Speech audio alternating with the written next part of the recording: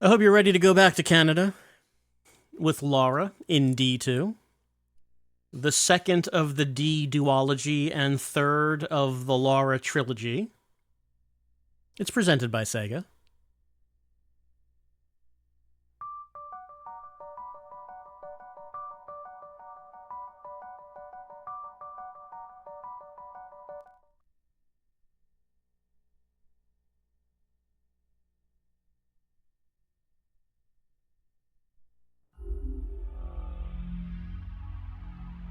All right, time for D2. It's been a long time since I played some D2. I haven't played it since the LP, but we remember Laura and her Canadian adventure, where it turns out she is the savior assigned by the Great Mother to save humanity from the Shadow, which is the force that killed the dinosaurs. Do you want to end up like the dinosaurs? Of course you don't. That's why Laura has to save us all with the power of love and a flower? Is how this goes. Why don't we watch the opening movie? So, this is a 4-disc game. I might want to turn, hold on. Might want to turn the game does seem a little quiet. Let's just turn that up a bit. All right, so it's a 4-disc game. The intro was on disc 4.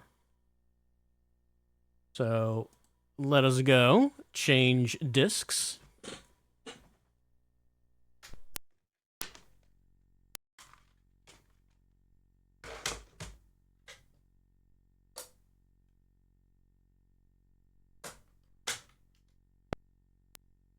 And I guess I probably shouldn't have turned the power off when I did that. But, you know, my brain doesn't work so well anymore. We just have to, you know, figure things out as we go. That's fine. We'll go to the title screen anyway, and then we'll play the intro.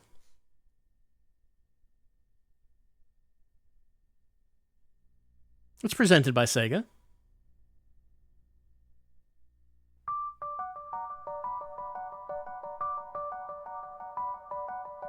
So, you know, sometimes it feels nice to go back and remember some good times with some older games from times long past.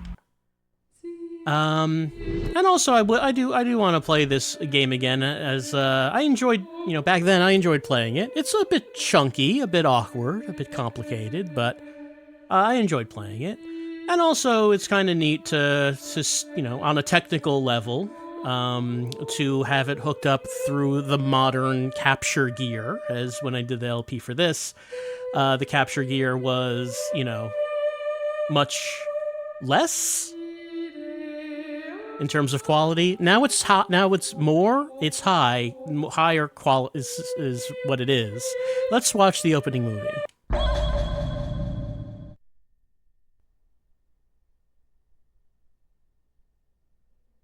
Warp presents.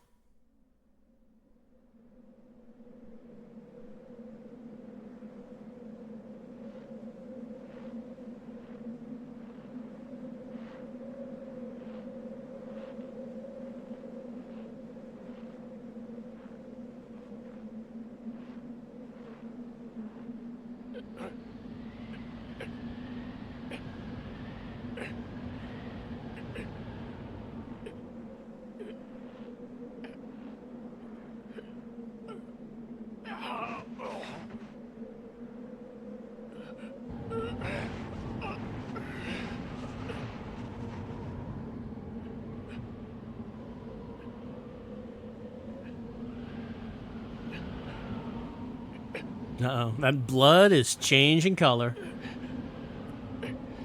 You don't want that.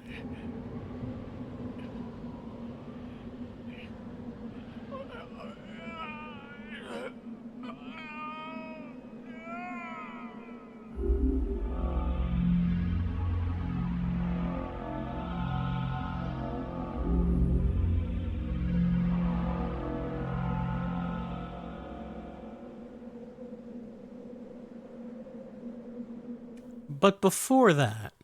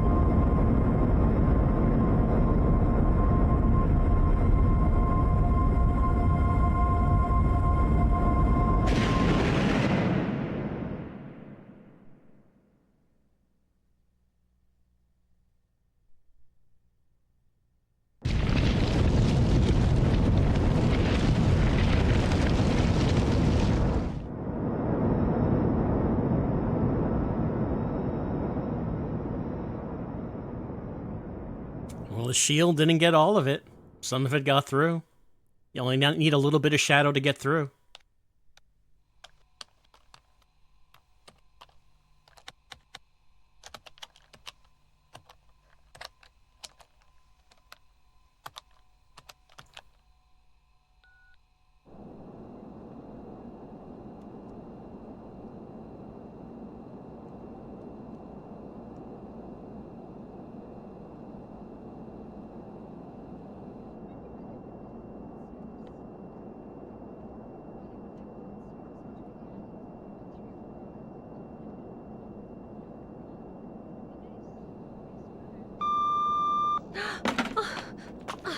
Oh, so clumsy. You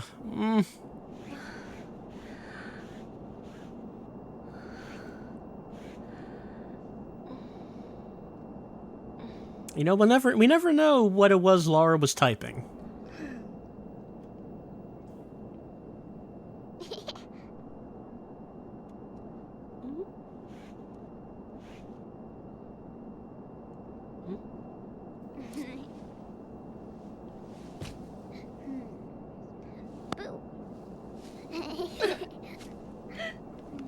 Excuse me, miss. You dropped this. Wow, it sure is a pretty compact.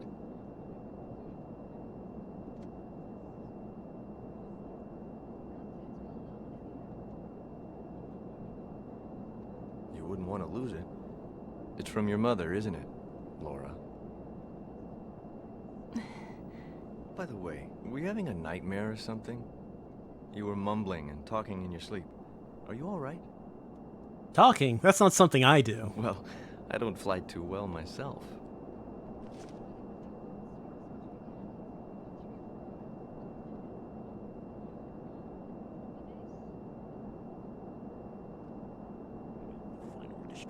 Shadow the final destroyer. Shadow the final destroyer. Shadow the final destroyer. Shadow the final destroyer. Shadow the final destroyer. Shadow the final destroyer. Shadow the final destroyer. For the sake of creation, all must be, from chaos unto order. Shadow the final destroyer. Shadow the final destroyer. Oh, here. Oh.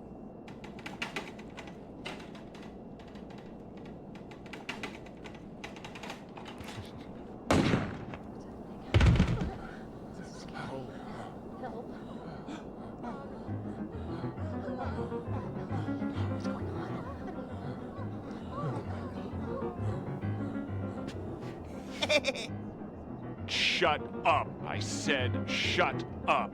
The final destroyer, the great shadow is coming. Pray and celebrate the coming of the final destroyer, our lord, the shadow. Yeah!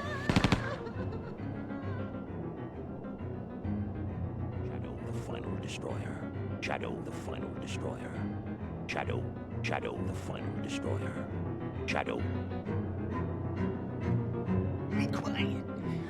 Be I quiet. like that they're not doing anything, they're just telling everyone to be quiet. Is this even a plane hijacking? Like, they don't make any demands, so they don't, like, try to get to the cockpit. The only thing they want is for people to be quiet.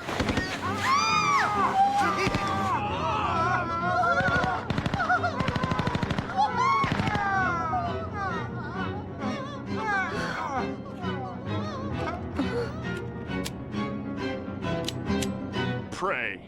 The final destroyer has come. The shadow has arisen. The final destroyer. The final destroyer. Shadow the final destroyer.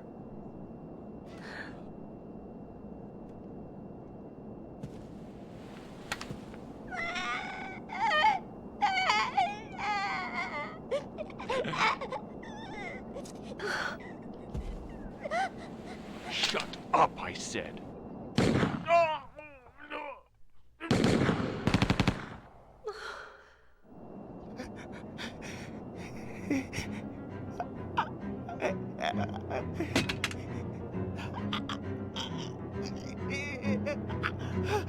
Shadow! He's freaking out. It's what happens when you take too much Linda.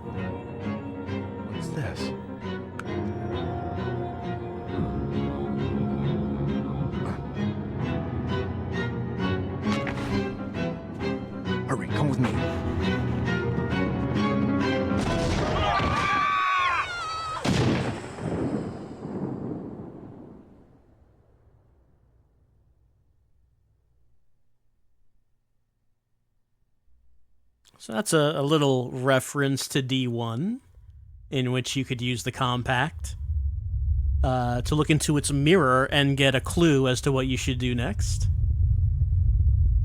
It showed him that a meteor was going to hit the plane. And that's the intro to D2.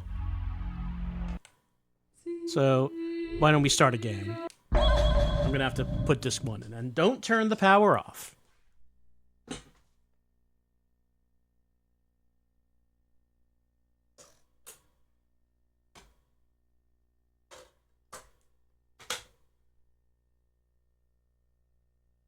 We can't use the compact for hints in D2. There was just like a little, little reference right there, but it's not really what the game's about. Game's more about shooting both monsters and meats and listening to people talk to us, like right now.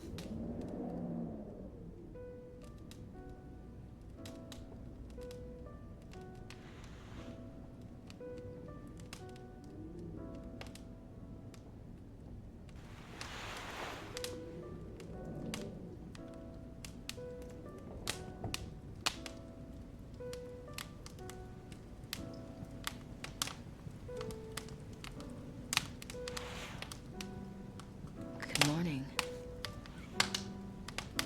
You finally came to. 10 days have passed since that terrible accident. But I only found you the day before yesterday. You were lying in the snow, and I brought you here.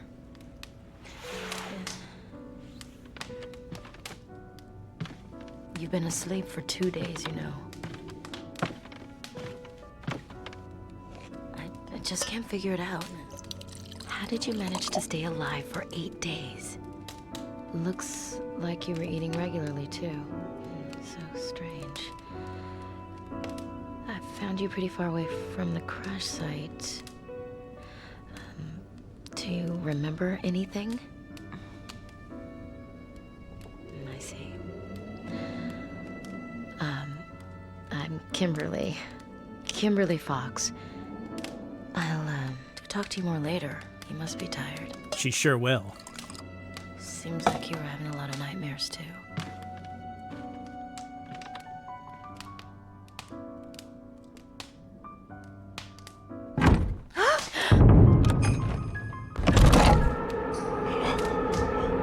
What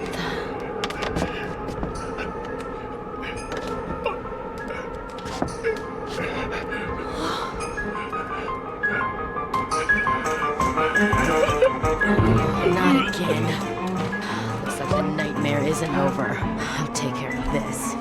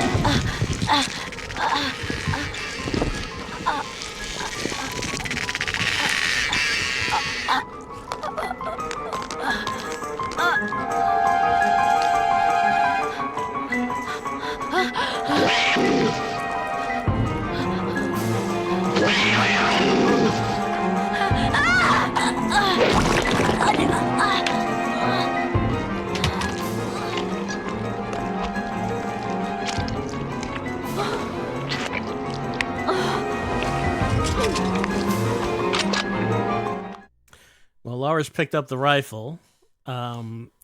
But even if we try, we would find that we cannot actually shoot.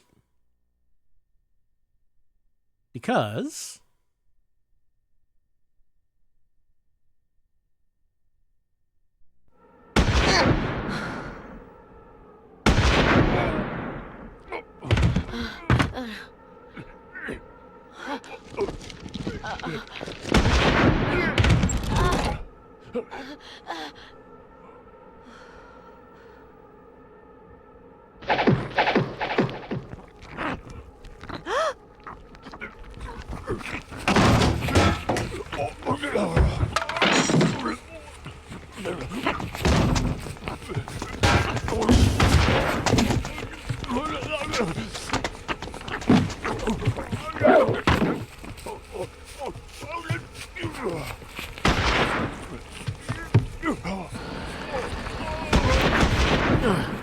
Damn it.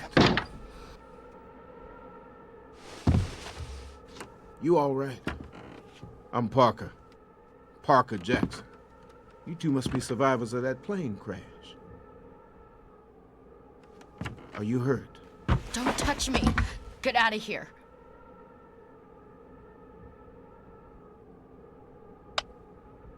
Just a minute. What do you think you're doing?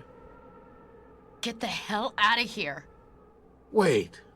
I haven't blossomed yet. Blossomed? Come on. Didn't it look like flowers were blooming from that monster? You both saw it, and there's more just like it out there. He's not the only one. What exactly was that thing? Who the hell knows? Some of them look like they might have been passengers from the crash. But the monsters got to them. And as you can see, they turn into... Monsters? Yeah, they blossom. They've turned into monsters too. Get out. Look, like I said, I'll shoot. I swear I'll shoot. look, unless we work together, we won't get out of here alive. I will shoot. All right, I'll go. Now. All right. I get it. But listen up and listen good. You may be armed, but there's only one way to tell whether someone's human or not. And that's by the color of their blood. Those things bleed green. But to see any blood, you've got no choice but to shoot. And you've got to do it fast because they'll be on you in a flash. We don't know much of anything yet. Should we shoot everything that looks like this creature? And what if it looks human and bleeds green? There may be monsters that bleed red for all we know. What are we supposed to do then? We don't know whether everything that looks like a monster always has green blood. Maybe some are still human inside. Maybe they can revert back to humans again. We don't have any answers. All I can say is, survive. Get out of this godforsaken place alive. Be careful, both of you. Watch your back.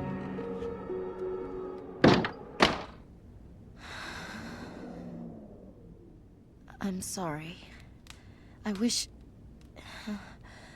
if I could...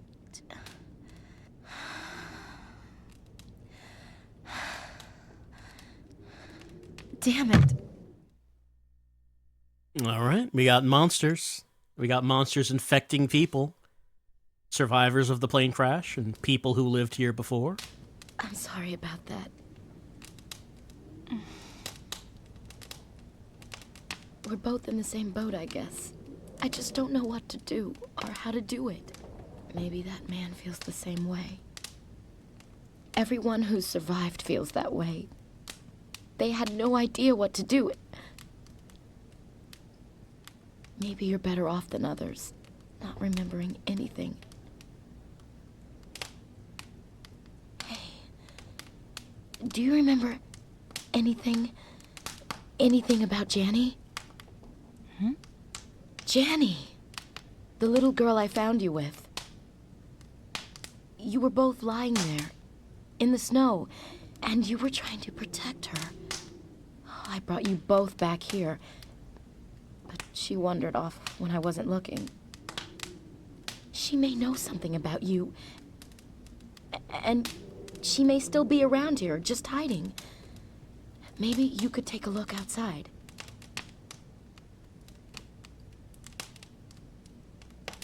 You won't be able to walk too far in the snow, and the area is surrounded by forest and a sheer drop, but I'll wait here. Be careful, okay? All right, so we had a small child with us, though Laura does not remember that, and she just went off somewhere. We got to go looking for her.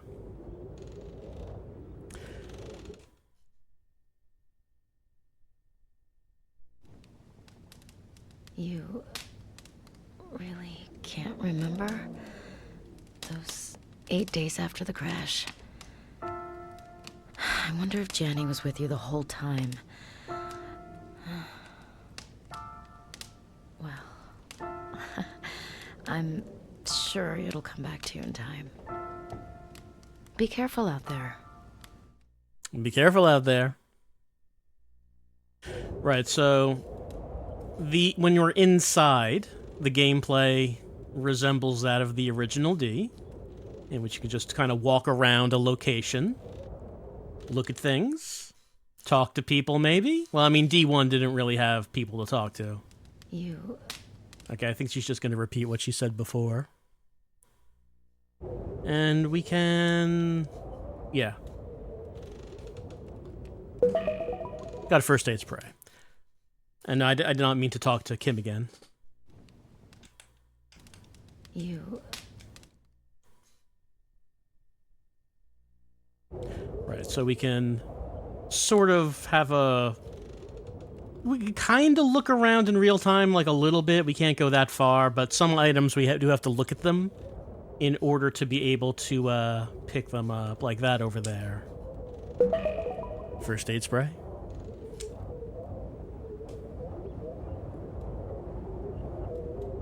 Don't think there's anything here. Right, so one of the things about Kenji Ino's games is that Laura is a digital actress. You remember the concept of the digital actress? In which movies have actors and actresses that play different roles. So why not video games? Why not have, like, it's not a real person. It's a fictional character, but it's like she is going to be in different games to play different fictional characters. Let's see. What position do I have to be to get that?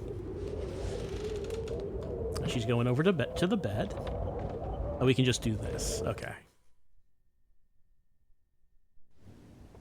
And so Laura was in 3 games, D, Enemy Zero, and D2, all playing characters named Laura, but with different last names, and the characters are not supposed to be the same character. But Kimberly and Parker, the guy who was in here, they're also digital actors, because they were in Enemy Zero. And in that, Kimberly and Parker were a couple. They were in Lerv. So I guess it's supposed to be like a surprising contrast here that Kim seems to hate Parker, considering they were a couple in the previous game. Now, we can try to go out the door without taking a gun, but I think Kim has something to say about that.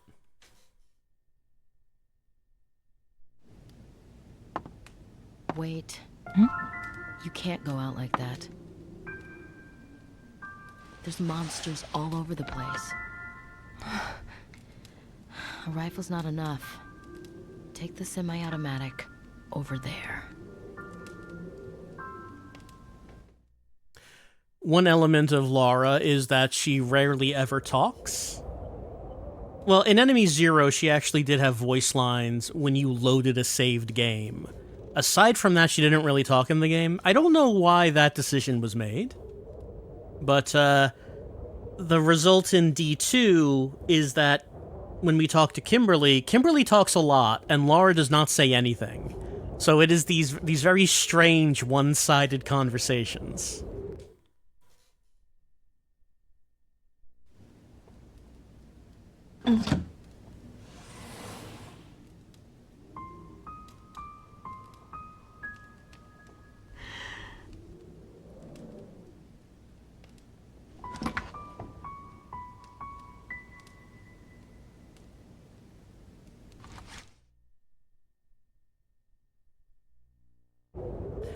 And we can look at our inventory, see what we got so far. Well, here's the map. We are here, the mountain hut. Up here is going to be the stone hut. Ruff's Lookout. Crash, this is where the airplane is. Mount Porton. Shannon Mountain. Tyrell Gold Mining Industry. So walking around is very slow. And the thing to really do in this game is figure out the most you can do in a small area before you move on further out. Our inventory. We got a camera, so we can take pictures and save them on the Dreamcast VMU.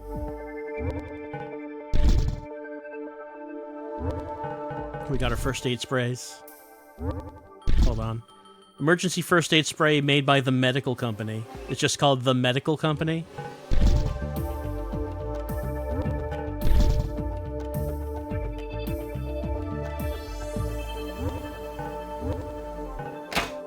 We have a weapon, the submachine gun. We also have a hunting rifle, but that does not count as a weapon since we don't use it in combat. We use it to hunt game. Archive.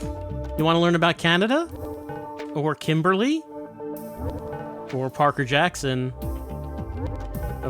8 days? Yes, Kim mentioned this a few times. Laura was out in the wilderness for 8 days. How did she survive for 8 days? Laura doesn't know. We can save a game.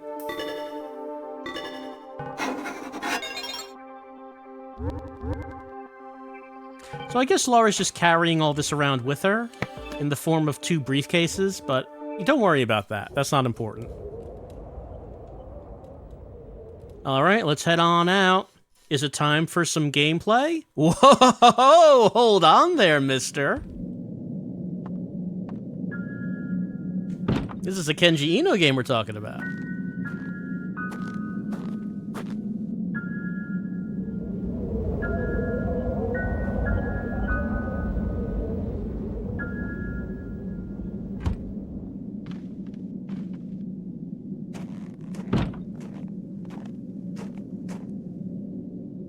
Have you ever fired a gun before?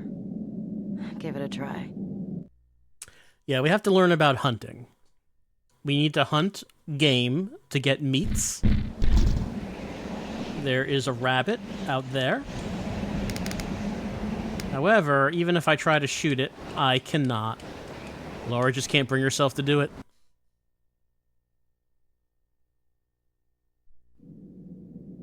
You think it's cruel? I did too at first. But you know, I spoke with this Norwegian hunter in a tavern, and he said even rabbits and mice have killer instinct, and that there's no such thing in this world as absolute prey or an absolute predator. He also said that it's an energy, kind of a focused awareness that binds life together. So I guess we better stay on our guard at all times to survive. To feed the flame of instinct with the fuel of life was the way he put it.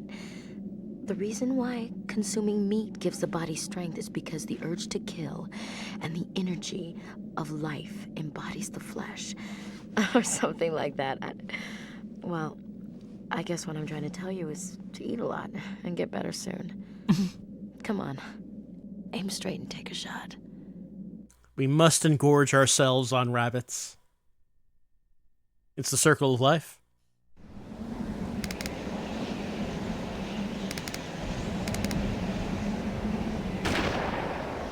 I got 2 meats.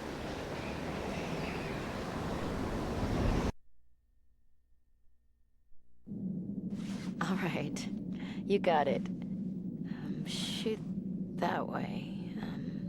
There's 2 more over there.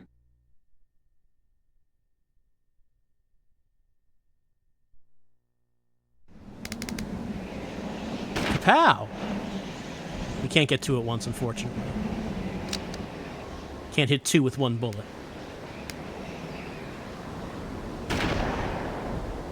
Getting so many meats. But how do we prepare these meats to eat them? Maybe Kimberly has an answer for us. Wow, you're way better than me. I think you've got what it takes to be a great hunter. You can put the game you caught in this portable cooker. It automatically cleans and cooks the meat. So you can eat whenever you're hungry.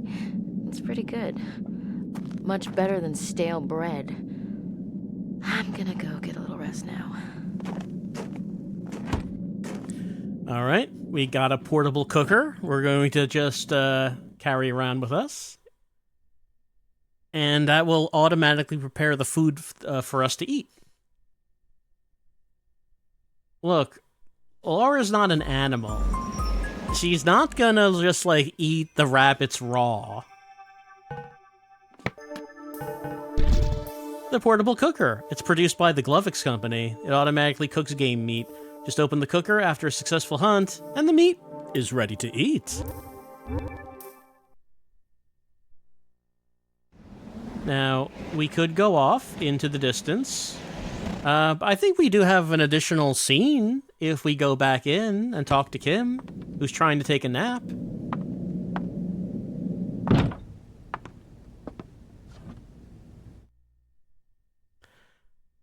So you could probably tell that the you might consider the pacing of D2 to be methodical. You could say deliberate.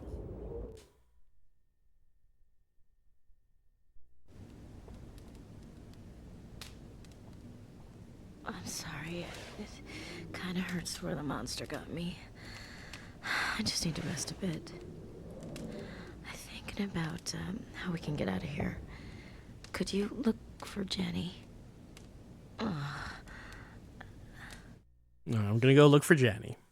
Also, yeah, we haven't really been talking about Kim's incident with the plant monster, which might be alarming considering we were just establishing that monsters can turn people into monsters. Look, let's not think about that right now. Let's just go look for Jenny.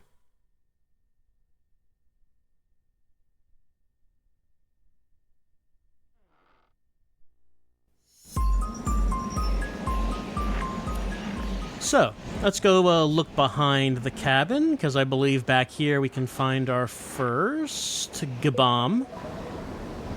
There we go. And we can trudge through the beautiful snow-covered lands. You might wonder, is there combat of some kind in this game? Yes, and it's random battles. Monsters just pop up out of the snow. Gotta shoot them. So our submachine gun has infinite ammo. It is also our weakest weapon. And when we beat an enemy, we get this music.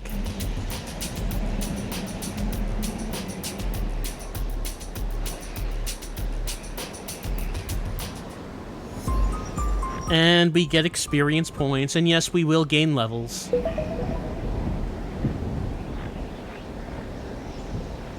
So, when we looked at the map before, the first thing that was closest to us was called the Stone Hut, and that'll be up ahead here.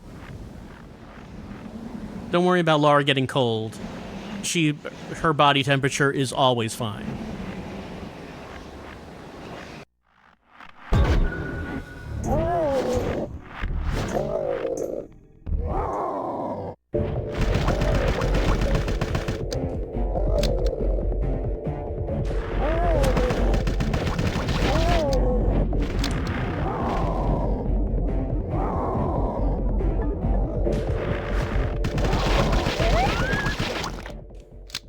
I mean, that guy is not able to hurt me unless he pops up next to me. So if it's far away, we don't have to worry. Alright, here's the stone hut. Anyone inside to help us out? I mean, you presume there are people living in these huts, but considering that it's been, what, 10 days since the crash and that there are monsters everywhere, things probably haven't gone too well for those people. But we'll just steal their first aid sprays, I suppose. Why not?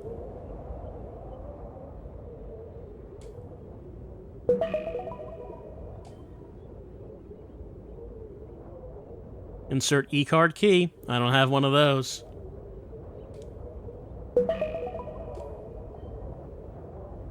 I think that says cherry pie up there. I'm sure Laura could go for some cherry pie. There's also this.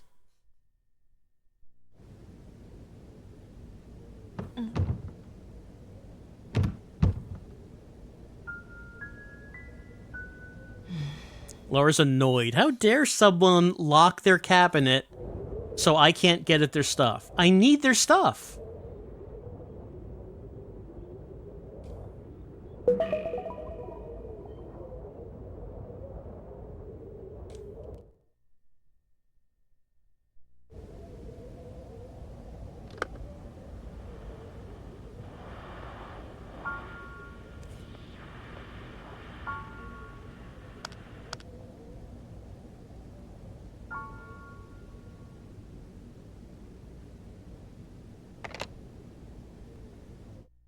The Vex brand satellite phone is not working right now.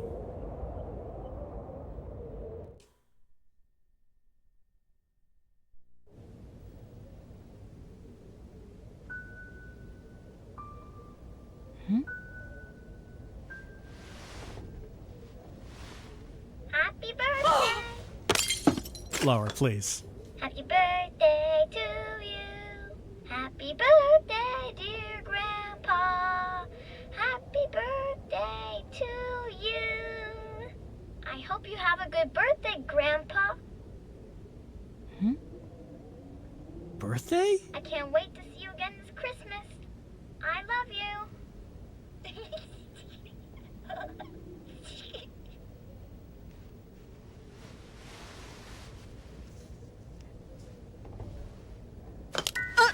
Oh, right. Glass is sharp.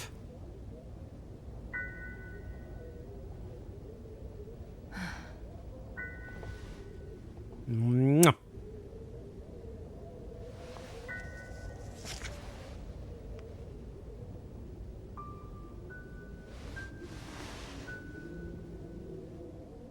All right. Well, the picture said Janny, so that's Janny and her grandpa. I guess that's why Janny was on the plane. And we could take a nap in Grandpa's bed. Why wouldn't we do that? Oh, it's been a day. I'll just get the... Okay.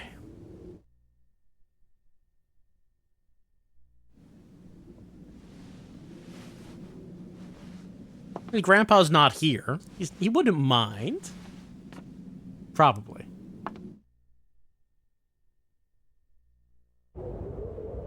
Alright, so we looked through the whole place. There's that insert E-card key safe, and there's a locked cabinet.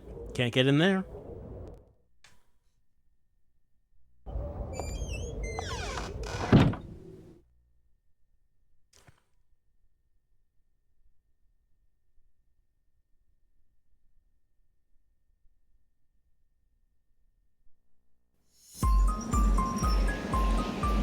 So this is a part where you could run into some trouble. Because we started from here, we went up to here. What would our next inclination be? Probably to keep going, right? Like go to the crash site, maybe? If you did, it would take a while to walk there, and once you get there, you would find there's nothing there for you. See, what you actually have to do is go back the way you came. Hold on, there's a rabbit.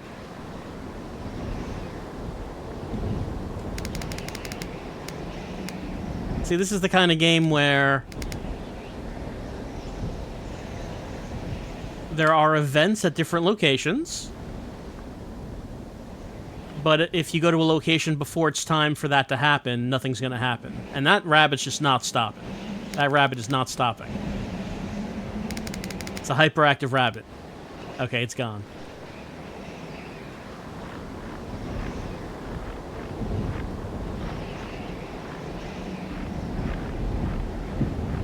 Environments look good. Like, this was graphically impressive at the time it came out.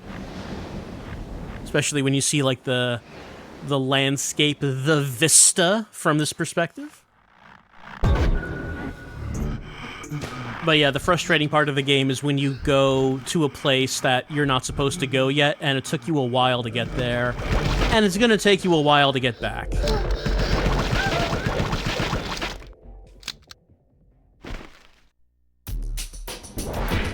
I leveled up. But I mean, the longer it takes you to get around, the more battles you'll be in, the more levels you get.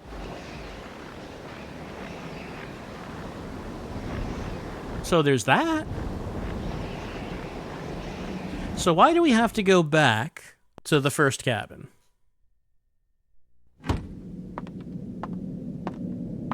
Because Kim should have something to tell us.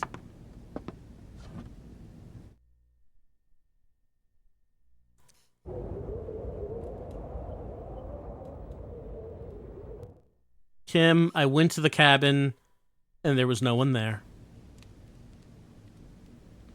Hi. I guess you didn't find Janny. Where could she be? There's nothing else around here except the stone hut. And I already looked there. There's the crash site, but I don't think you should go there. You'll only see things of the brutal aftermath. The snow must have given those poor people a proper burial by now.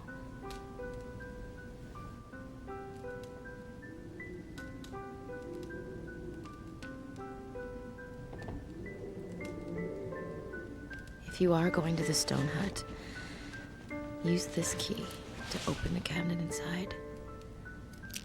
I locked it because I didn't want the monsters to get any of the weapons in there.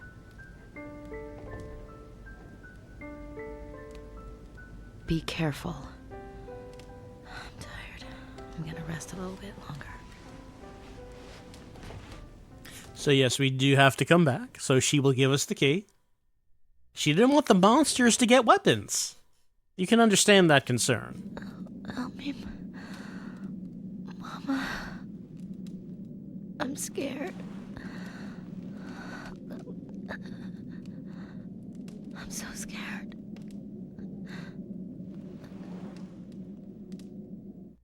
Oh, we're all scared.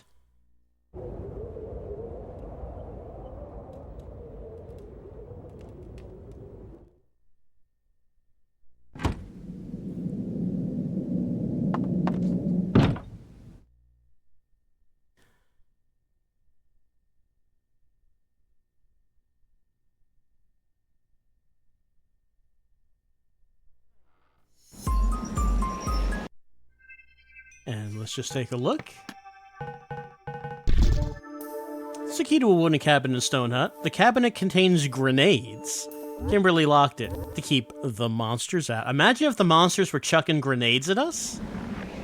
That'd be no good.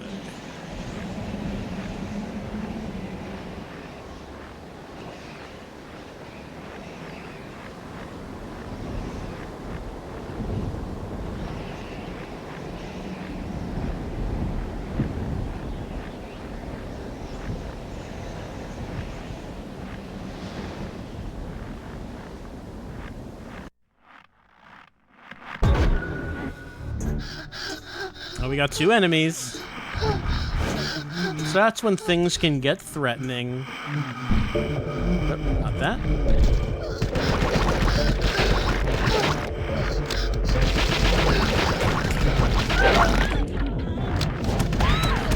You got me.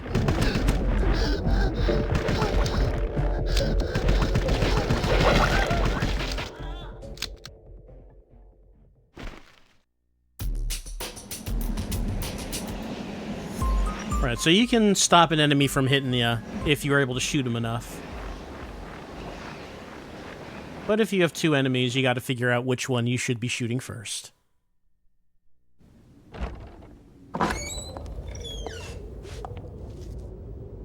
Ah, right, I was just here. Doesn't look any different.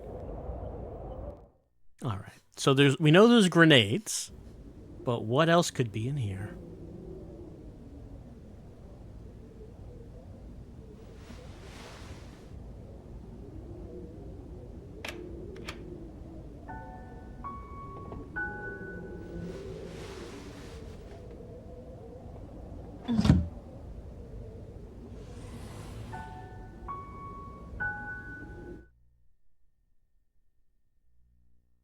And we have a grenade.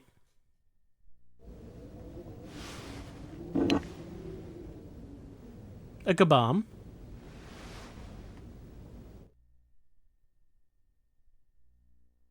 We have a magic stick.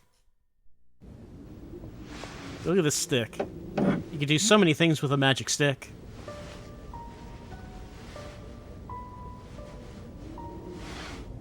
Laura says, I don't know. Guess I'll take it. And a cassette player.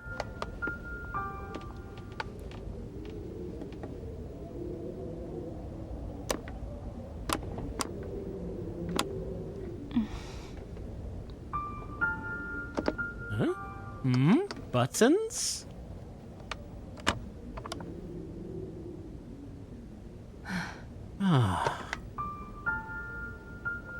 Put that away.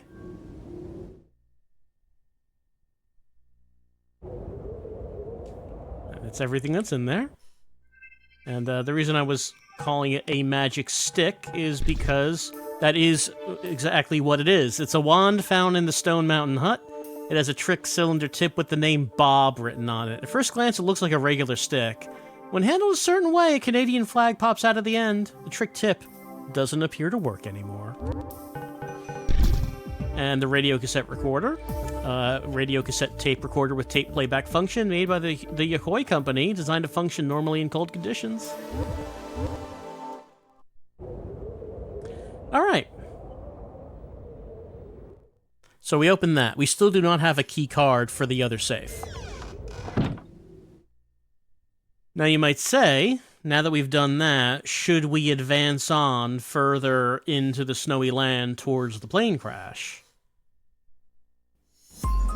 And the answer is no, of course not. What we're going to do is go back and talk to Kimberly.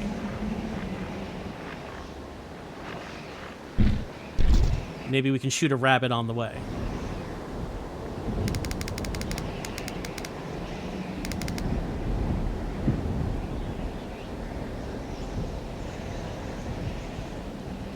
It's moving real fast. Like, if I shoot it, it's gonna run away. And if I shoot it and miss. But yep, okay, yeah.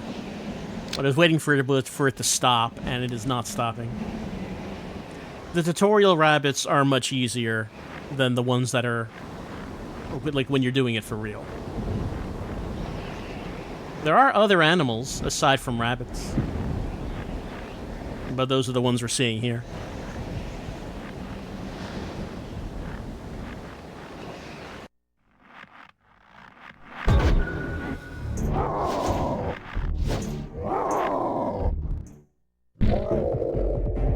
So I have a grenade and some machine gun.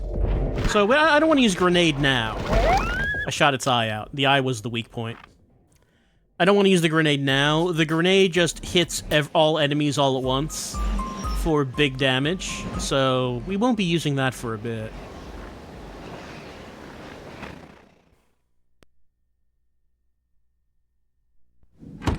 Guess what I have?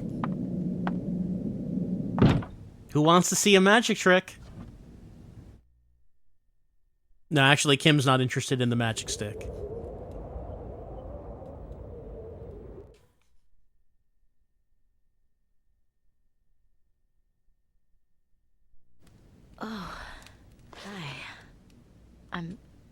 feel a little bit better. Well, looks like you've been to the stone hut. What's that? I brought this. Brought the radio back. It won't work, you know. I try to get the news through the radio, but we're too high up for that. A newsflash from the world of the living won't do as much good anyway. But, you know what? I got an idea. I think there's something here that we could both use. Wanna hear it? It's called... Counting the Roses. I actually wrote the lyrics, believe it or not. I'm a poet. Time to learn something about Kim. Someone who happened to read a poem of mine wrote and recorded this tune. I even got a letter once from someone who heard the song. Poetry to me, it's like creating my own microcosm. A sanctuary of comfort. It was probably, no, it must have been the end of another sad day when I wrote this poem. I saw this place. It was pure white, as far as the eye could see. And I was counting roses. There's yellow and red and lavender. Hundreds of roses, so beautiful. You could lose yourself in them, in this shiny white world.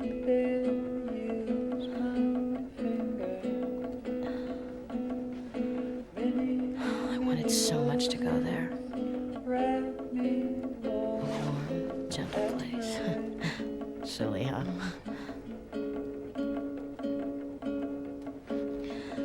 Well, there's one thing I could say for sure about my life. I had a second chance. I wouldn't want to be born as myself again. No way. Anything but that. I don't want to go through it again. Not my father's accidental death. Not my mother's suicide. None of it. At first, I tried escaping through drugs. Then I learned to create my own little world through poetry. It was a place where there was no memory of my parents' death. And I could just be happy, you know. I recently went through some of my poems and I realized something. Every one of my thousands of poems are so sad.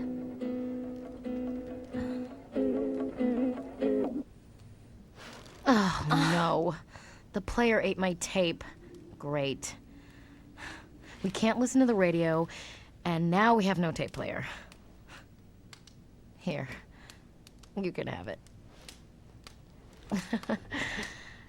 Consider it a gift.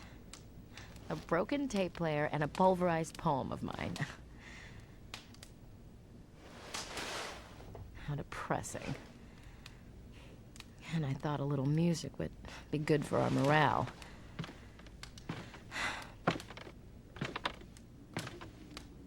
You know, there's something else I don't understand. It's been 10 days since the accident. So why hasn't any help arrived? Can you remember anything? I mean, anything at all from the last 8 days? You must have been with someone else. I couldn't make it out, but you were calling someone's name. I wonder what could have happened to Janny. If we could only find her, you know, she might know about this other person. I'm sure of it.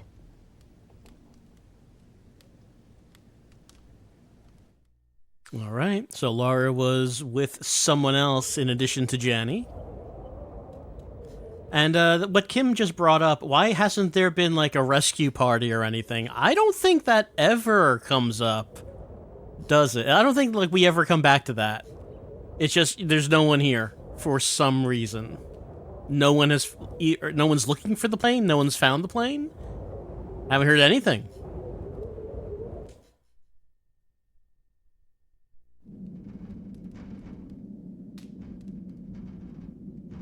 Don't worry about me. I can take care of myself. I just wonder how we're gonna get out of here.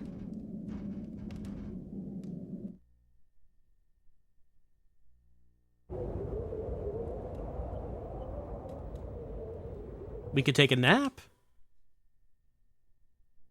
Like Kim's done taking a nap, maybe we can take a nap.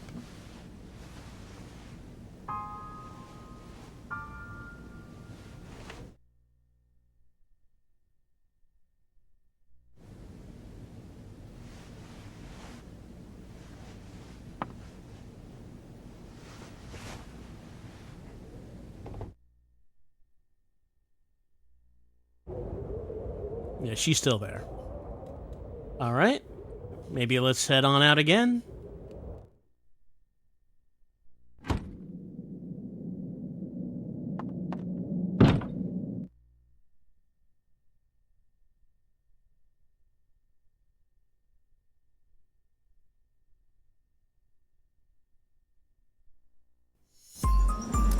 All right. So where do we go next? Oh, hold on. The game's about to answer that for me, I think.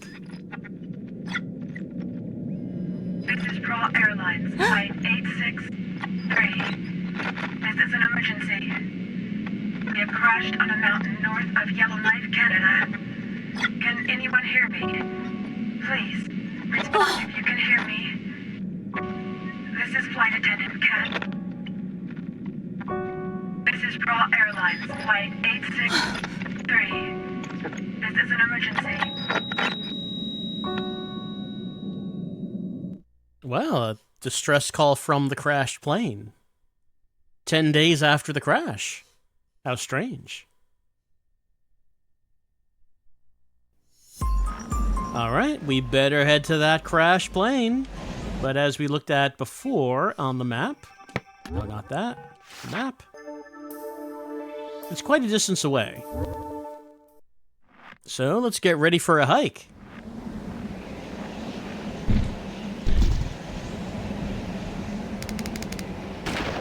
Nope, missed it.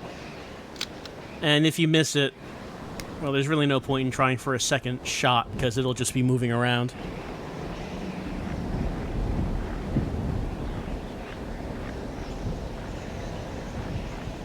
And this is the point where health items will probably need to be used because of the distance that we're going. Not just to the stone hut and back. And we do have multiple enemies.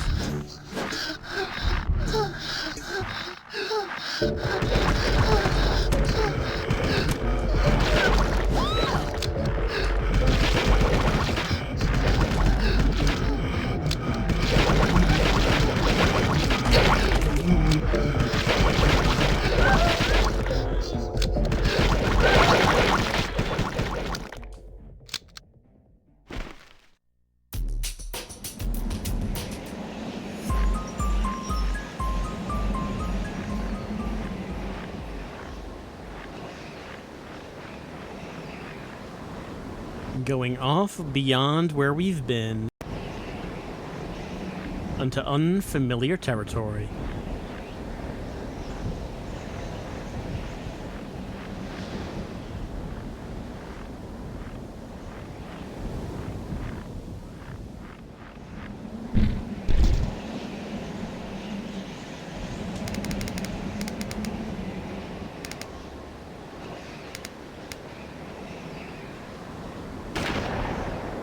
I got 2 meats.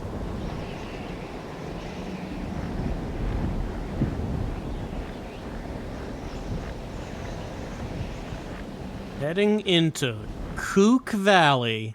That is what that says.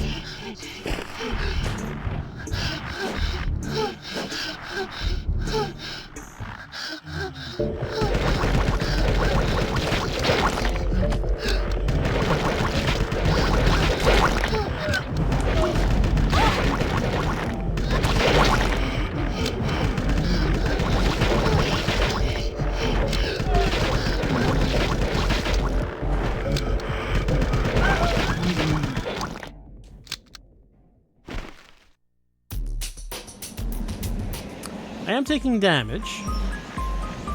If I level up, I do get my health back. So there is a reason to not use your health items immediately.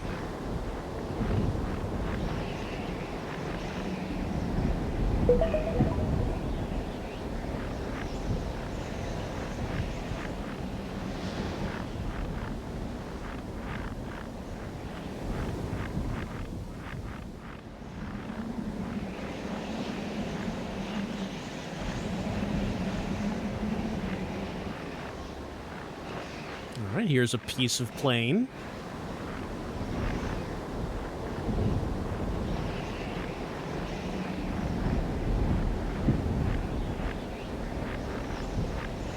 And the main part of the airplane over there.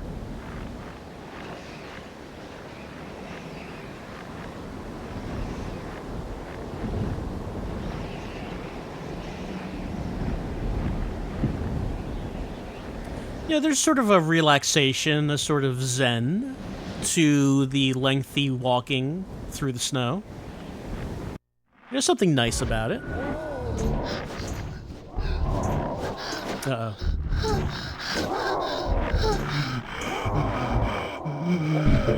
I probably should just use a meat.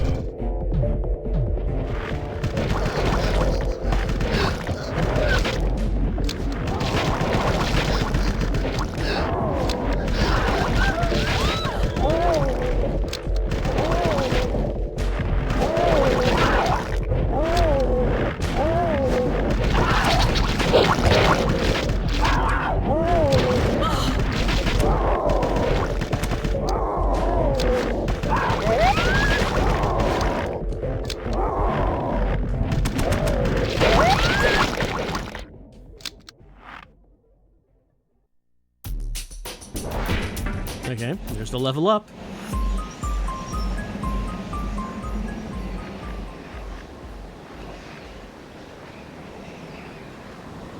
And, maybe we should save a game before we head inside the airplane.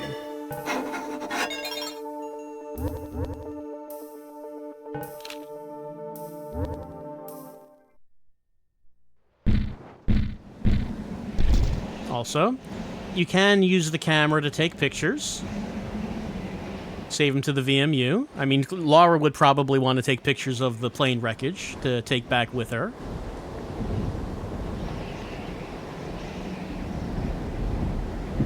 You know, as a record of what happened.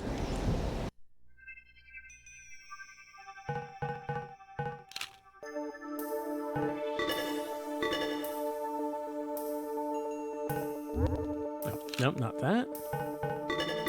There we go. Photo. The compression is not great.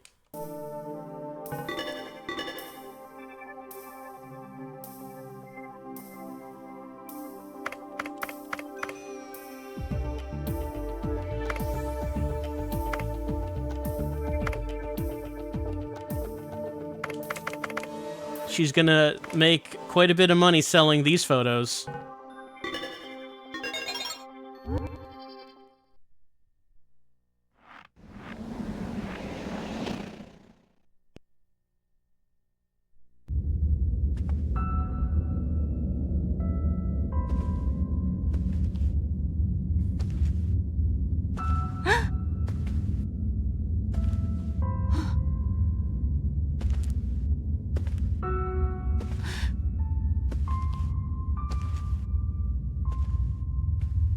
I mean, it's horrific, but in another way, it's a source of meats.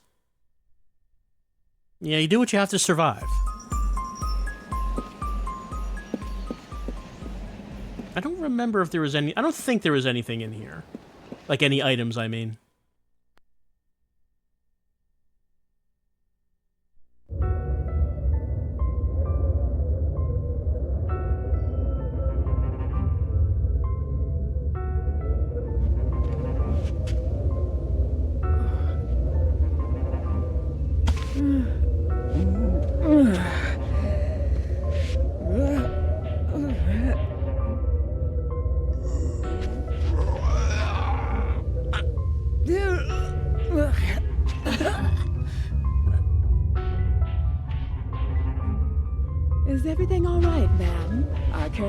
information is about Canada from a Prialis star cluster on red high-heel shoes.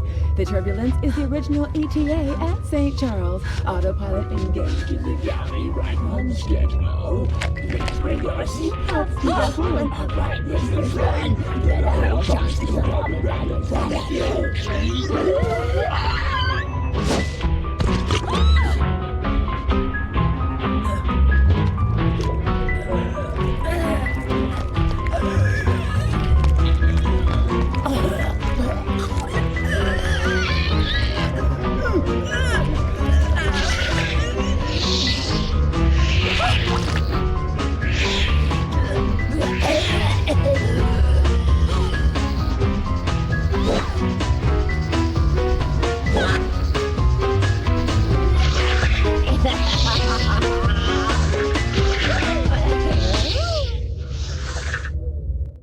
All right, gotta fight the stewardess.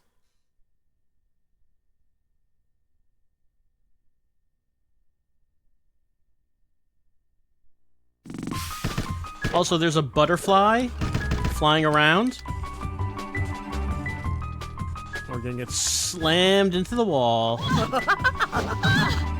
But we wanna shoot the butterfly.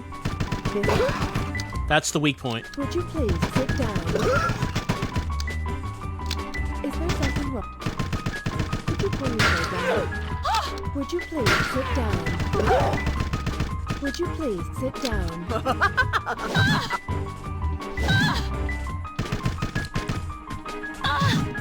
Ow. Window shade. Oh, there it is.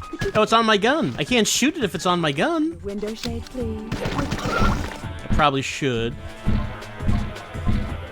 One moment, ma'am. Yeah, give me a meats. Just to be on the safe side.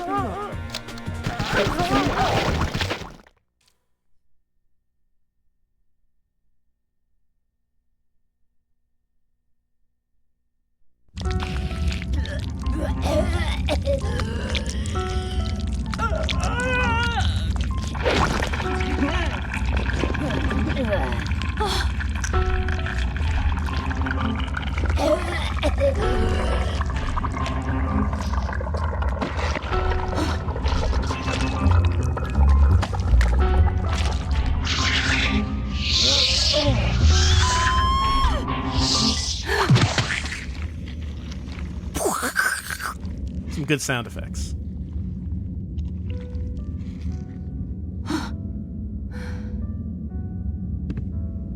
That was close. I was worried. You were gone for so long, and so, well, that's what happened. Yeah, that. She blossomed.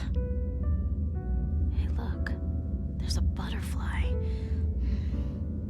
I wonder if that's a symbol of that stewardess's wish to fly. Hey, I do have some good news. Guess how I got here? I found a snowmobile. I bet we can make it out of here as long as we have that. I don't think the monsters can attack us while we're riding a snowmobile.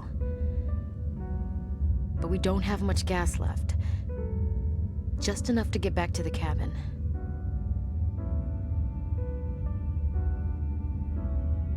Yeah, we'll need to find some gasoline somewhere before we can go anywhere else. Let's just go back for now.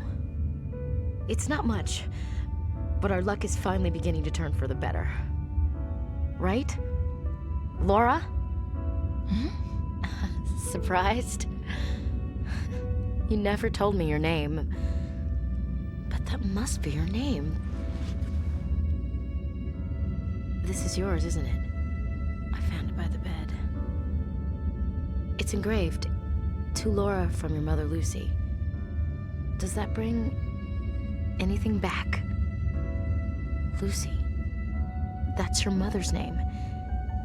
Does it ring any bells? Can you remember? Can you remember her? What's she like? What does she look like? I bet she was very kind to you. When I found you lying in the snow, you were holding it as if it were so precious. During those 2 days, you were unconscious. You held this close and kept calling out someone's name. A man's name. Laura? Laura? Laura, are you alright? Down I go. I do like Kim walks in to say, "Hey, video game player, that butterfly is symbolism. Did you notice the symbolism? Pay attention, there might be more." Laura. Laura. Are you all right? I'm glad you came too. Here you are. You don't want to lose it. It's a precious gift from your mother. Are you hurt? You don't seem to have any serious injuries. You should be on your feet in no time. Do you remember the plane crash? Our plane went down after being hit by a meteorite. The strange thing is, your compact started to glow just moments before impact. And I had a vision of a burning rock colliding with the jet. Without thinking, I grabbed your arm, and the next thing I knew, we were on this mountain. I managed to carry you down to this small cabin. You remember me, don't you? I'm David. David Brenner.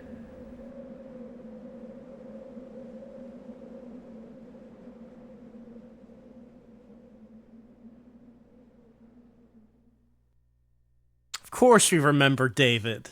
We remember old Dave. Laura.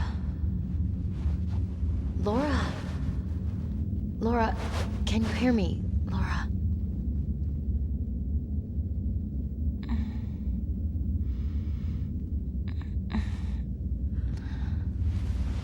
Oh, you scared me. I was afraid you would sleep for another 2 days straight. I was just getting used to having a friend. Don't leave me alone again, okay? Come on, let's go back to the cabin. Who knows? Maybe we'll find Janny fast asleep in bed. Kim loves having a friend that never talks. I mean, some people might like that.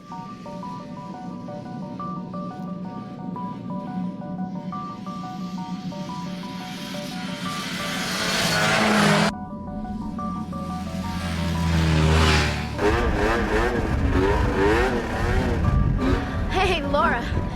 Can you hear me? If we ever get out of here, I'm gonna write a poem for you. Yeah, I think the theme will be light. It's what you brought into my life. I'm so glad I met you, Laura. Well, you ready for some speed? Hold on tight.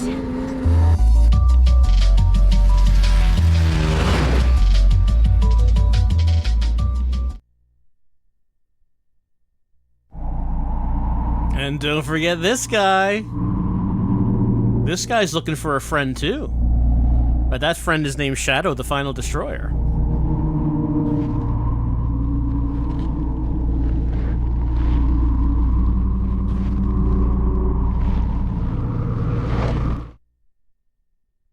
He survived. Meanwhile,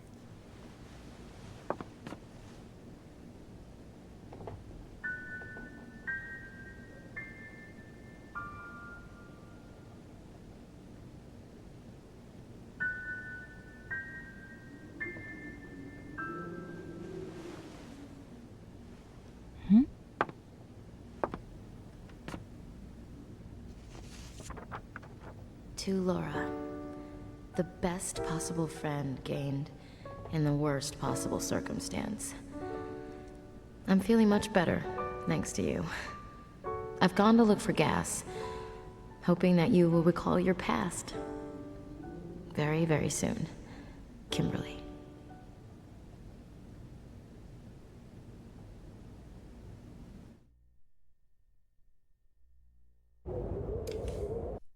why don't we save a game? We've fought the first boss. Night has fallen. We are the best possible friend in the worst possible circumstance. You know, even though I do a lot of streams where I talk over video games, in real life, I don't usually talk that much. My manner of speak is, let's say, very functional. So I have certainly been in the situation that Laura has been in, where there is a person who really likes talking and is very happy to just keep talking nonstop for seemingly hours with barely any response from me. So I do relate to the situation that Laura is in here. Some people really like talking, really like it. I'm not that person. But maybe we'll take a little break here and come back with Laura and Kim's adventures in Canada. All right. I don't think anything changes in here, right? Been a while. I don't think it does. All right. So, we're in the airplane. We're back in the cabin. Kim's gone off and left the snowmobile.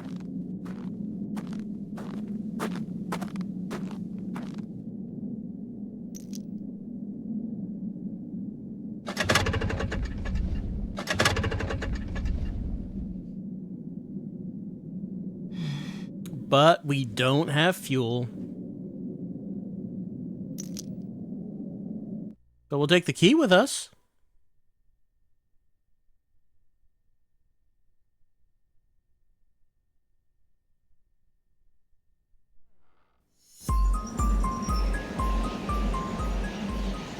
Can't do anything with that right now.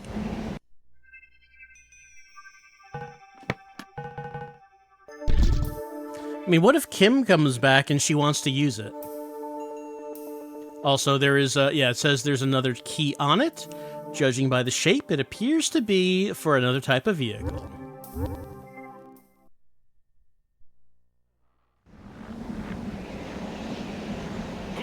Alright. So, after going to the airplane... Well, we didn't actually get anything from the airplane. Oh, but Kim did give us something. Oh, the compact is not here. It's not actually something we can bring up in the inventory.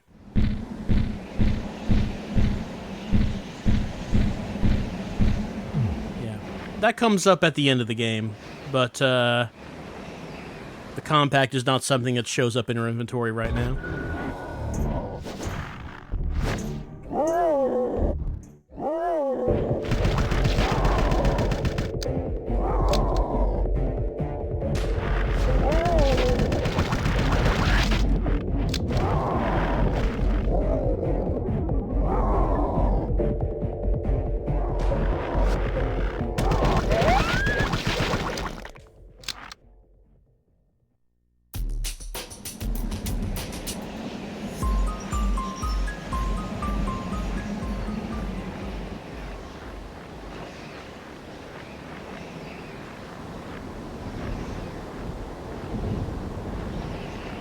Now, I'm trying to remember where we need to go to next.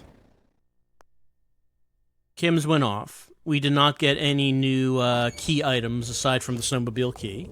But we don't have any gasoline for the snowmobile key. Was there anything different in here? We still can't open this.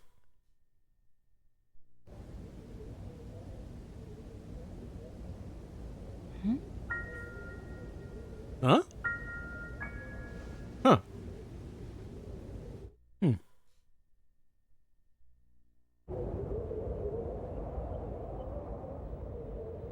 And I don't think this works still.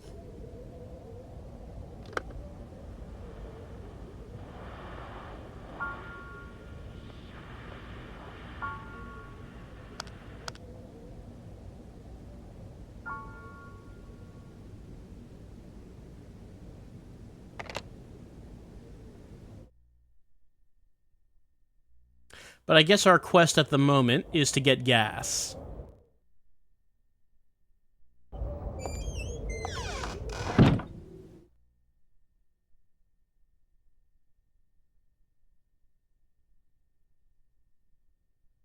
And we were at the airplane. There wasn't any fuel to be found there.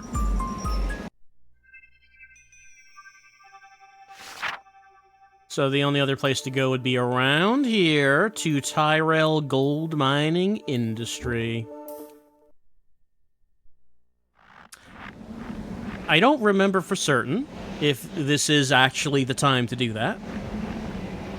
But hopefully it is, because it's going to take a while to get there. And if it's not time to go there yet, we are going to have to walk the way back.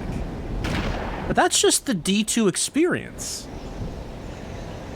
You wouldn't want me to rob you of the D2 experience, would you?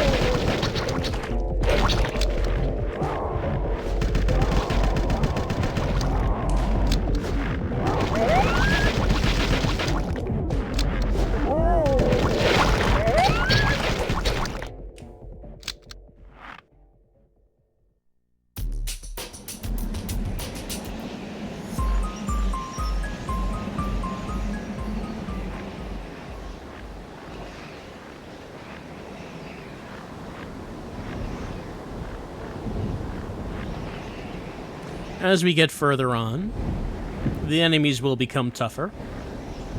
And we also will encounter different animals to hunt. We've only been encountering rabbits so far.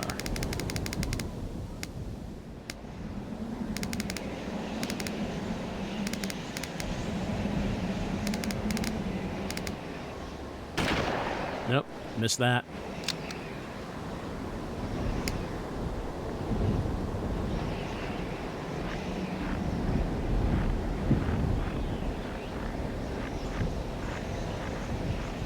Funny about just how there are these really large open areas to walk around in. When you look at D1, it's kind of the opposite of that. Oh, he's just right in front of me.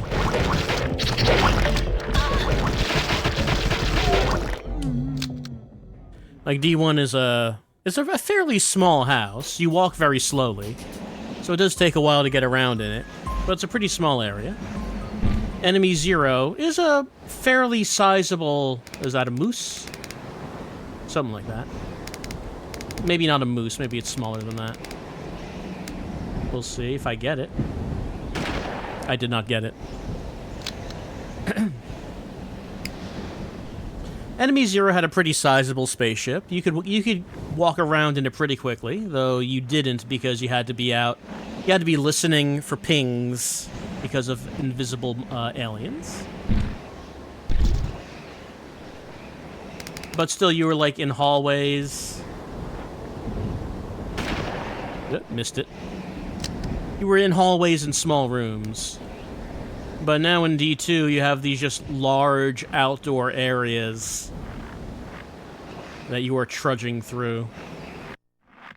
I mean, I know it's more technically possible to do that on the Dreamcast, I guess.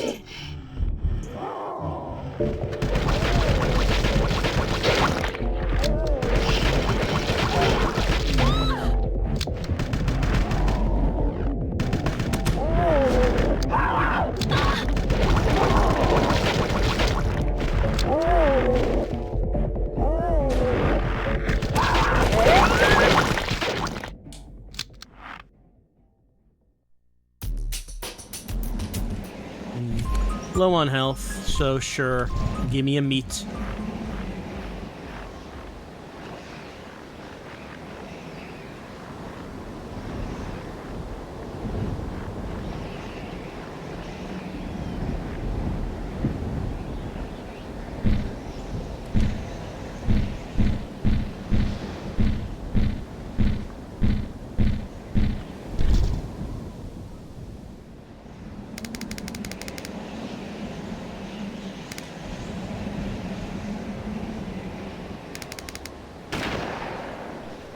How do they know I'm looking at them? They clearly know.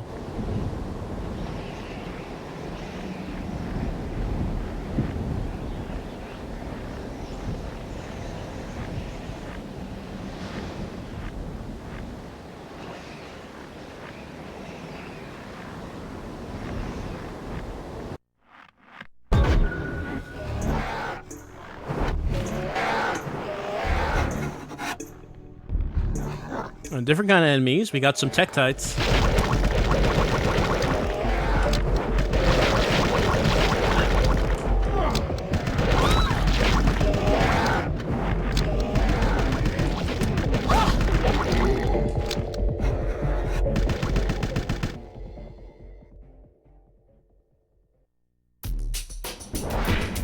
Alright, there's a level up.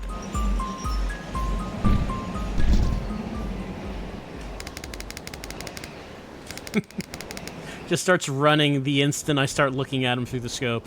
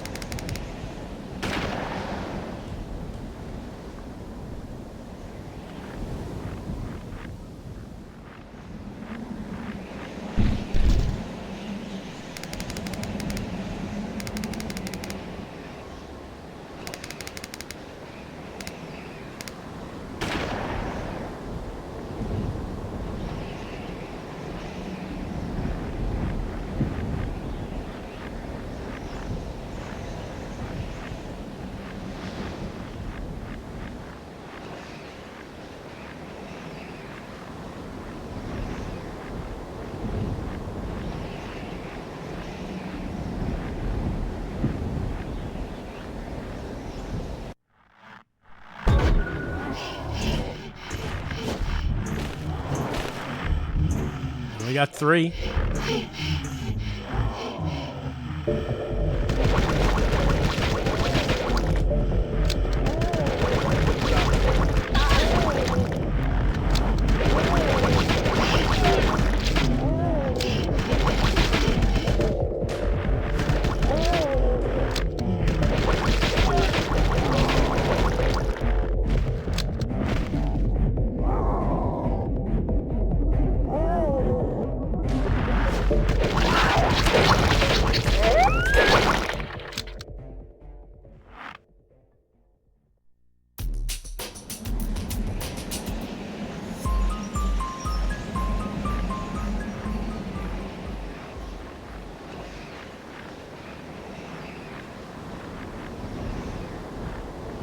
When this game was coming out, I was pretty excited for it, because I had played the original D, and I liked it.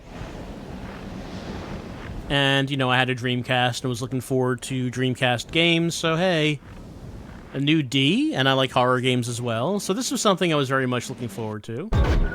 I was a little confused by it, you might imagine. I mean, I liked it.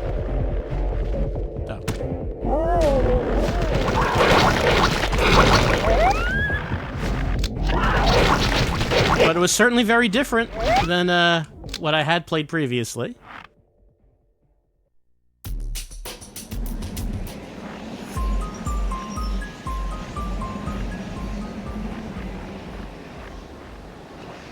Alright, here we are at the mining company. Oh, right, we have... That's correct. So, the snowmobile key we got, right? It said there's another key on it for a different vehicle. Right. So if we came here before that, we would not be able to get into the truck. Right. That's what stops you. If you walked all the way here previously, you would not have that key, and that's what would stop you from advancing here.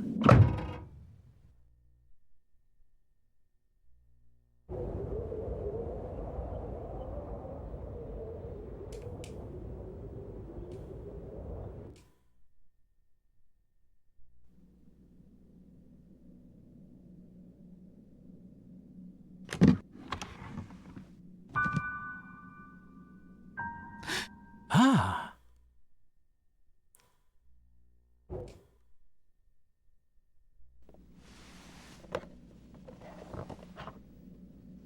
We've been finding quite a few shotgun shells, but we do not yet have a shotgun.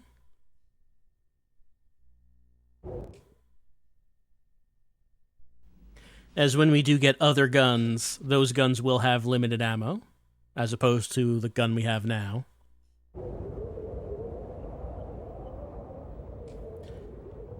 Oh, over there.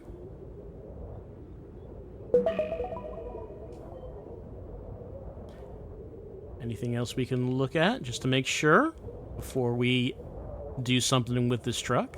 Okay, I guess not.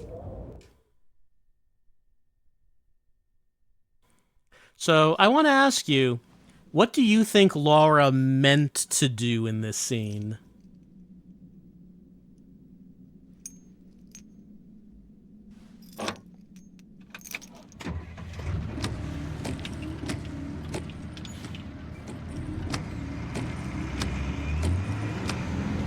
Oh, it goes forward? But wait, no forward.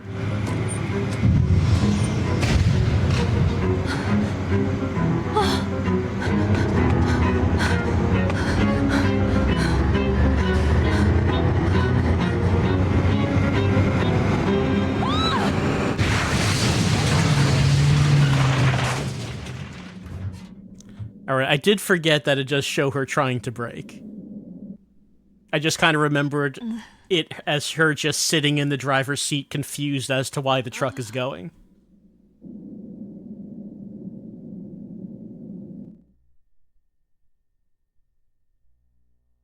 Alright, we got in.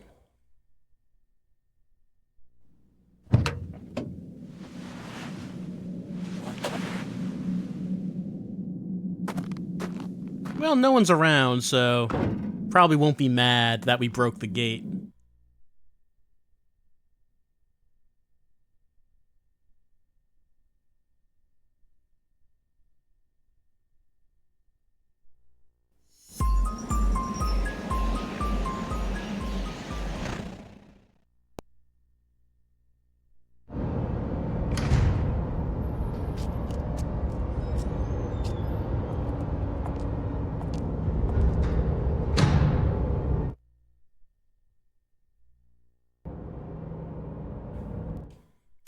Some more shells.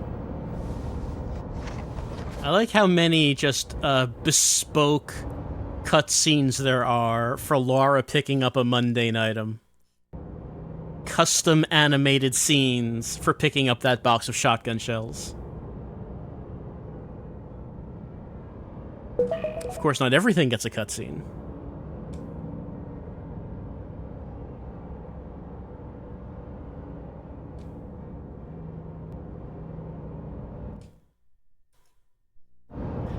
Well, I don't think we found a key code at any time.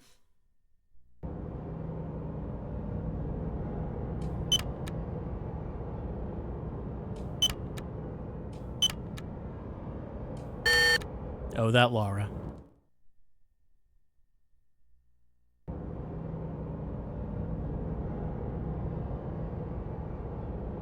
Let's see. I don't think there's anywhere else we can go in here if we don't have that code.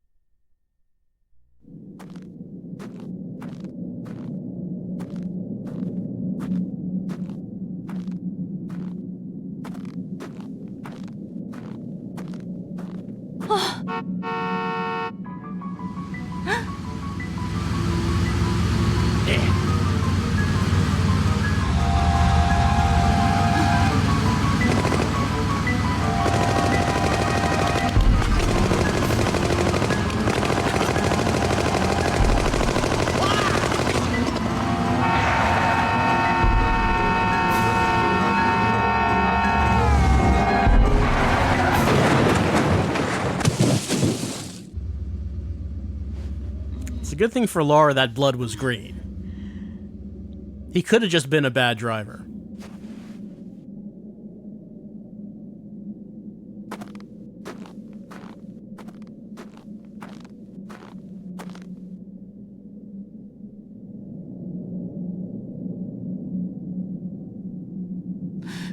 Well, I killed a man, but hey! Key card.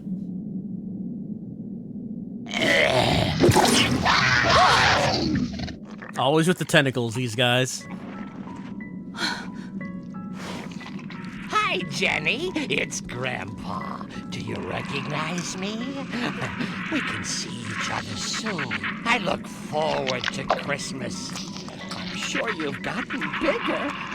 I'll bet you get to see the grand aurora in the sky when you come. I'll get a cherry pie for your birthday, since you love cherry pie so much to eat under the aurora sky.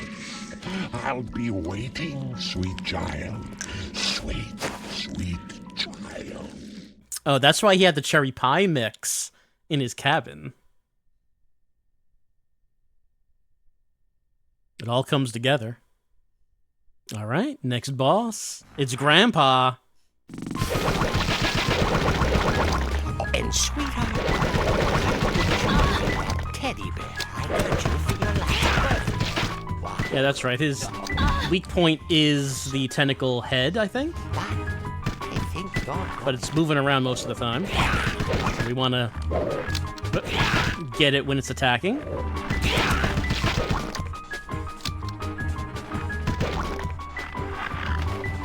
There goes a bird.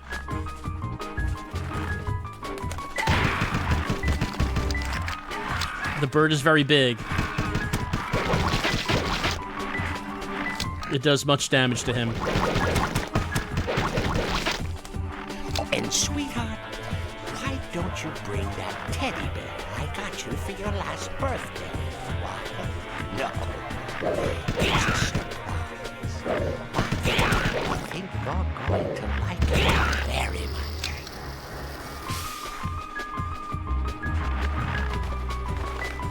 There goes the bird again. Oh, look out! Ho-ho! Hi, Jenny.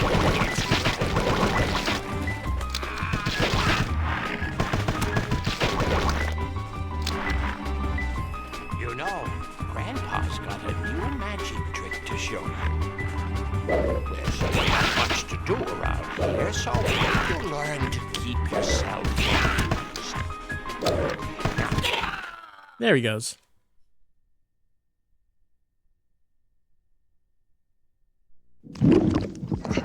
Jenny!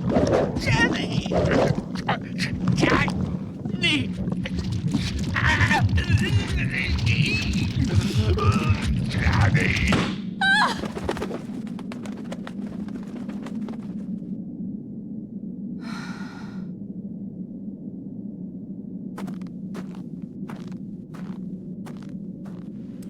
He likes magic tricks, you understand. That's the symbolism.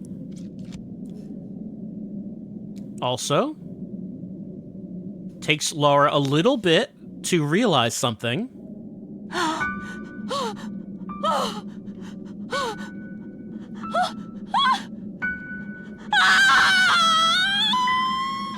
Wait, that was Janny's grandpa.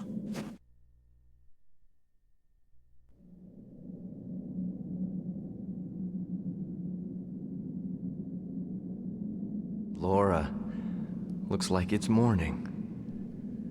As far as I can tell, it's still snowing. Oh! Ow! No, I'm all right. Oh! It just hurts a little. Looks like I took a beating. I probably won't be able to walk anytime soon. How are you doing? Good, good. Your color's coming back. I'm sure you're gonna be just fine. The snow's so beautiful. You know, I actually grew up in these parts. When I lived here, snow was nothing but a dreary pain. But now it seems... Oh, this flower? This is a Canadian flower. I'm gonna keep it as a good luck charm. My mother used to press flowers, I remember. I wish I could bring you luck and protect you. But how can I? Why?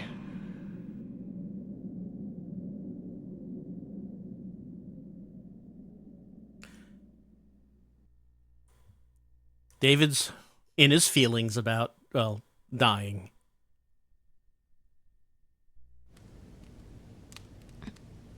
Laura? Laura!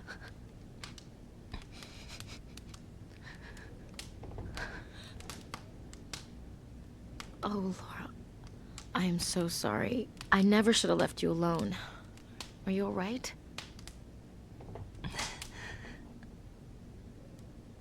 I remembered there was a trailer in front of what looked like a mining facility. That's where I went.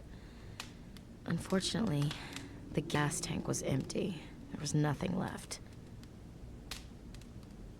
Laura, there was nothing else you could have done. Please, please don't blame yourself.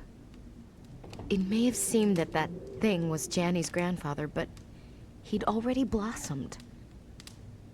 Laura, there's no use thinking about it now. We should concentrate on finding Janny and getting out of here. Look, it'll be completely dark soon. I'm going out again to look for gasoline. You should rest a little.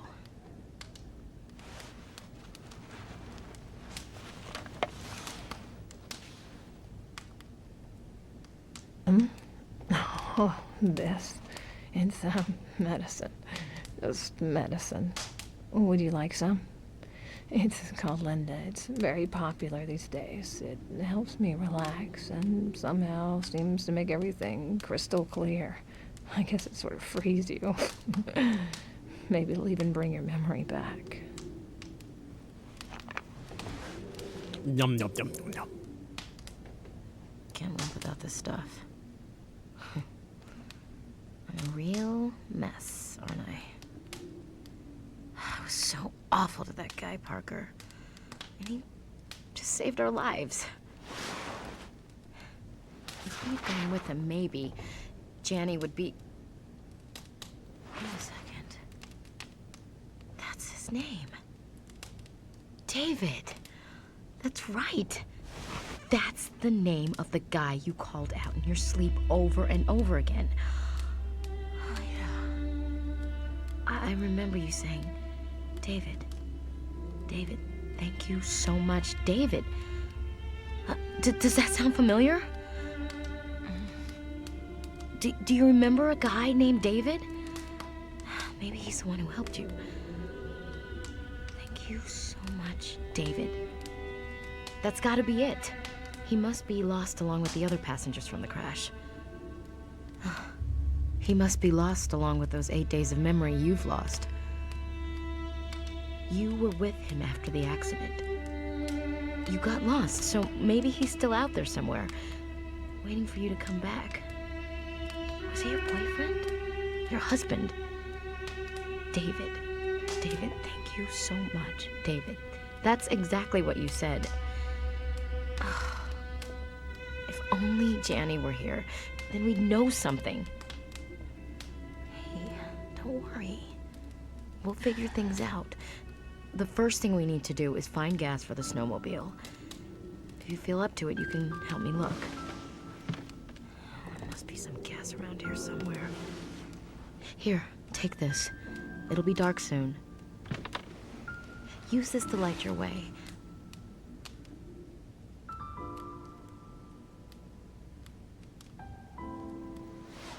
I'll go on ahead.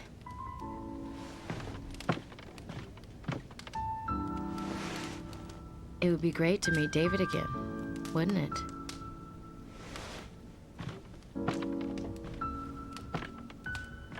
I mean, David's okay, I guess. I do like the idea from that dialogue. It does sound like Kim saw the grandpa fight. Didn't mention anything about the end of it when Grandpa popped like a balloon and a bunch of doves flew out of him. I think she might mention that part.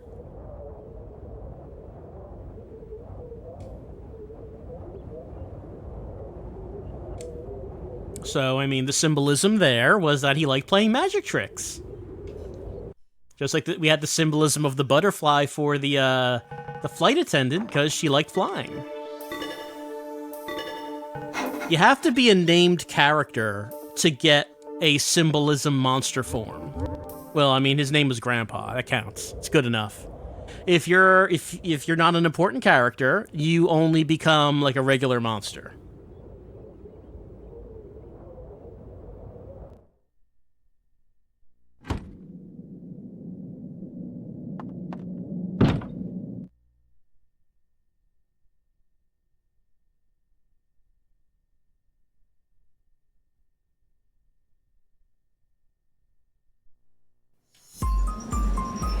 Now, as far as where we're going, we did get something from Grandpa. We got his E-card, the card key used to open an electronic safe box made by the Trust Company. There's a picture of Janny and her grandfather on the back of the portable card holder holding the card.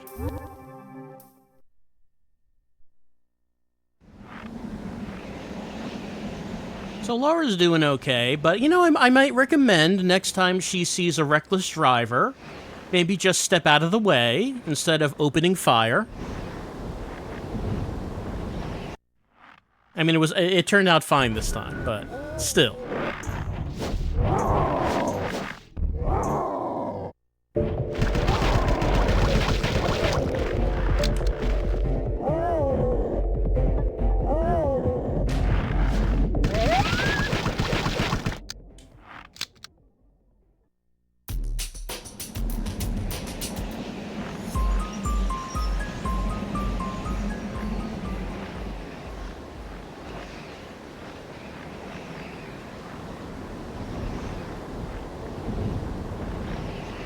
I do like the idea how every time Laura passes out, Kimberly's just gotta, like, pick up Laura over her shoulders and carry her all the way back here.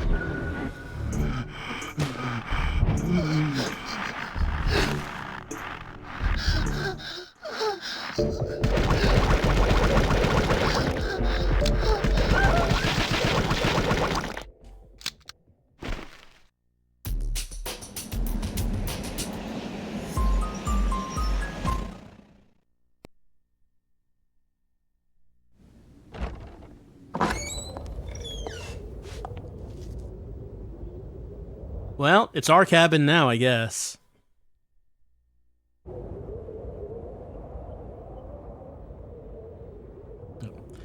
Gotta aim in this direction. Here we go.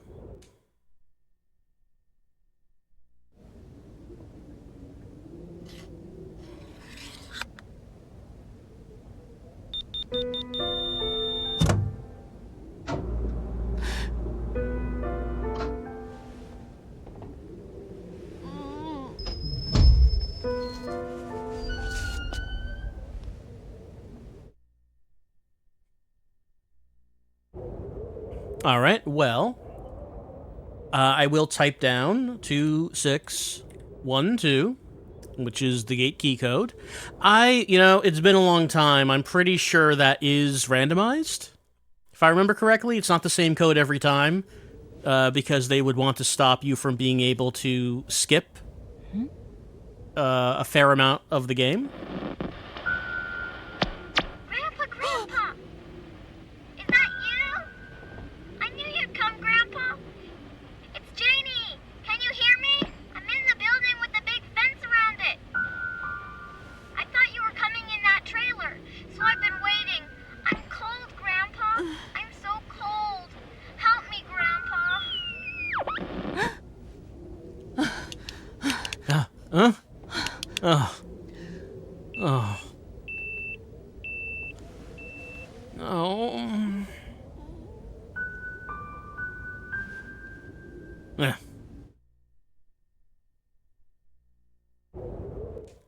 All right, well, Janny's alive anyway, but she's cold, Grandpa. She's so cold.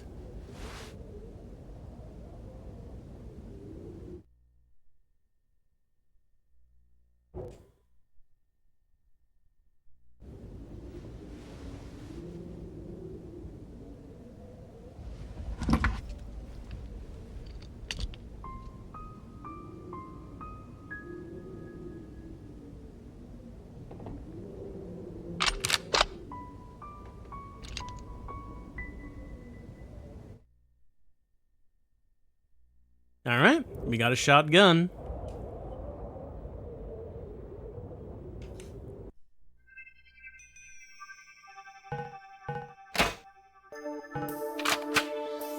Can inflict comparatively heavy damage depending on the ammunition used, and shot distance is limited ammunition. Oh, and I guess if you... Well, let me see something here.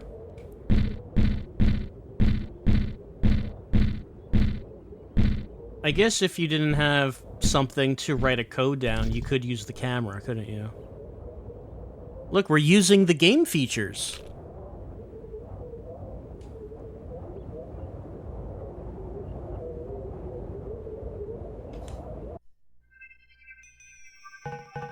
Gotta use those features.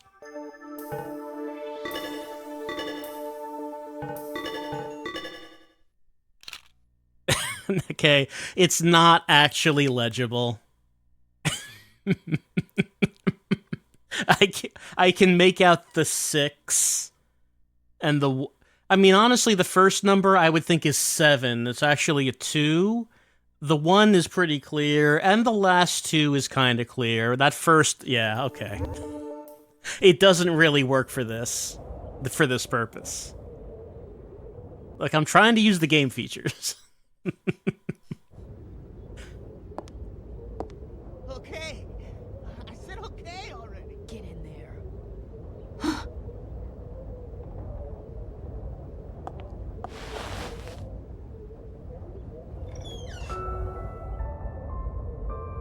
Time to talk, you bastard. What's in here? What the hell are you hiding in here? I don't know nothing. I swear. For Christ's sake, put the shotgun down. I swear I don't know anything. Larry and I are not terrorists. He started it. Talking nonsense about how he was going to resurrect the Shadow. How the hell was I supposed to know what he was talking about? Shadow? Larry's on some bad stuff. He's been hanging out with this weird sorcerer, going on and on about how they're going to build a perfect world. This creep's got us on the same stuff, this Linda crap. And it's like, you're gone. You see weird stuff like a huge seed stuck inside ice that shines. You know what I'm saying? When I saw it, I just knew it was the Shadow. No one told me. I just felt it. So I really don't know anything. All my buddies got killed in that crash. And Larry's turned into one of those damn monsters. I don't know if that means he's dead or alive, man. He even tried to eat me, you know that? What am I supposed to do now? Come on. You gotta help me. I don't know anything. Nothing at all. All this happened because of Larry and Linda. You really don't know anything? Yes. I swear. Hey, you and me, we can get out of here together, huh? You're one tough broad. I like that. I've always had a thing for strong women, too.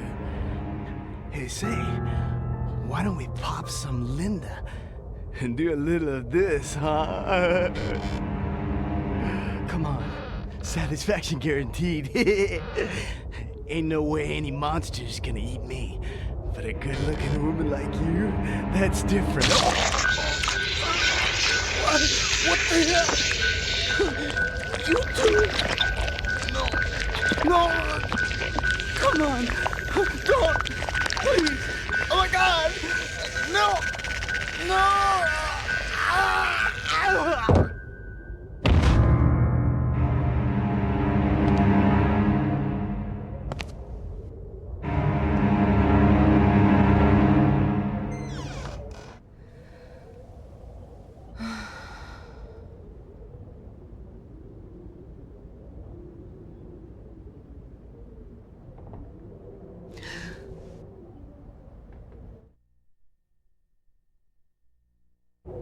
Well, who was that? Well, this is, well, we now know. This is one of the guys that was on the that was hijacking the plane. The other guy was the plant tentacle man from the beginning. And we saw the wizard, the sorcerer, going through the snow earlier, who he is not planted, monstered. He's just walking through the snow. And who could have been, and also his blood is red, so he was not a monster at all. But who could possibly have killed him? It's hard to say. We didn't see the person's face. All we know is that this guy said that he and his friend had been using a Linda. Oh, did I press to go back into the place? I guess I did. But Linda, that's the drug that Kim uses.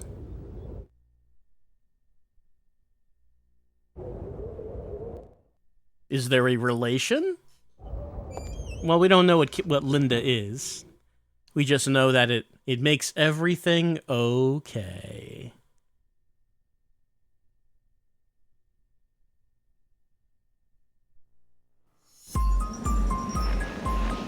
But we do have a destination.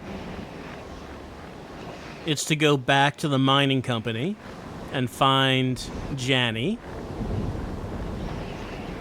So we are making that trek for a second time, as we do not have gas for the snowmobile.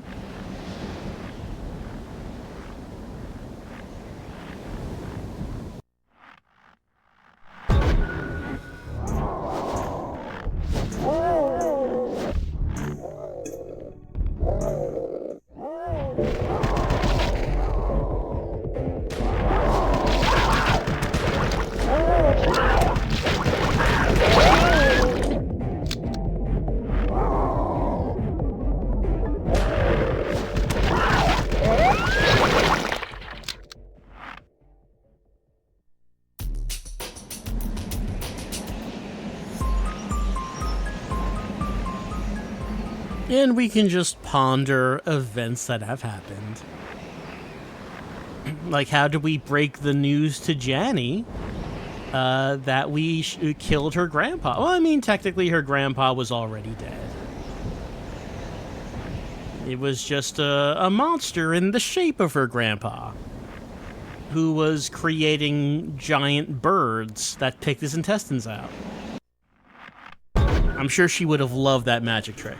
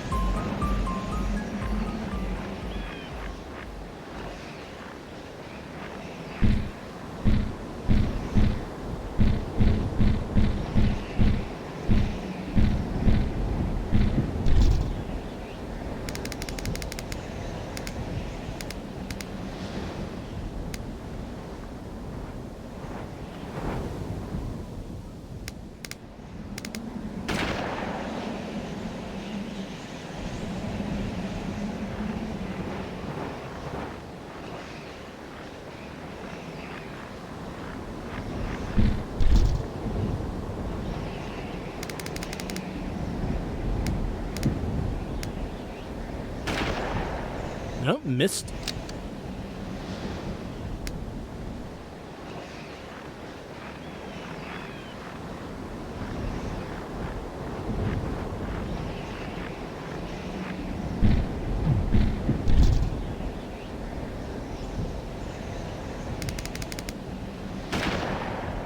I got a grouse.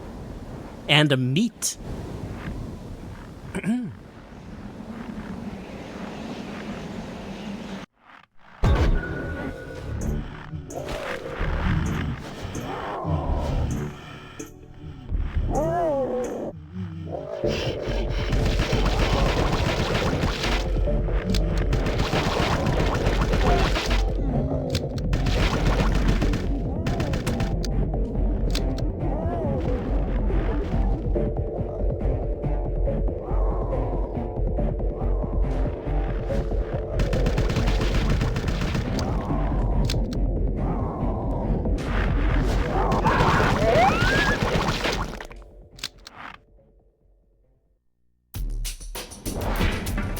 level up. By the way, how much ammo do we have for the shotgun?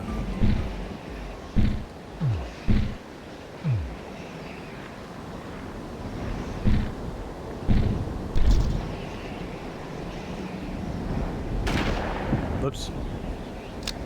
Should have zoomed in first. Wrong button.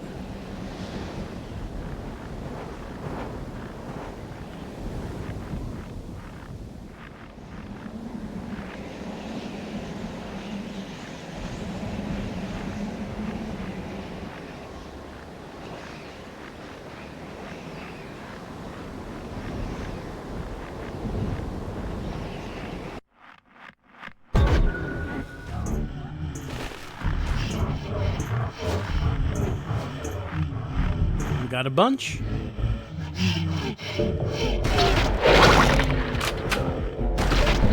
All right, so only one shot took him out to the one shot to the eyeball.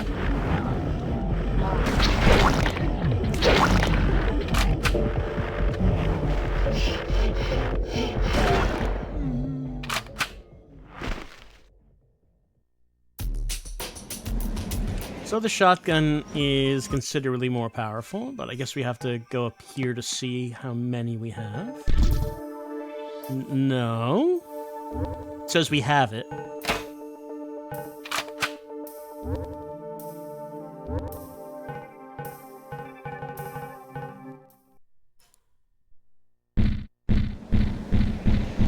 Let's see something. Okay, there it is. It's in the inventory. It's 19 shells. 3 bombs. Probably should just go with the machine gun for right now, since we don't really need to use the shotgun's ammo on these enemies quite yet.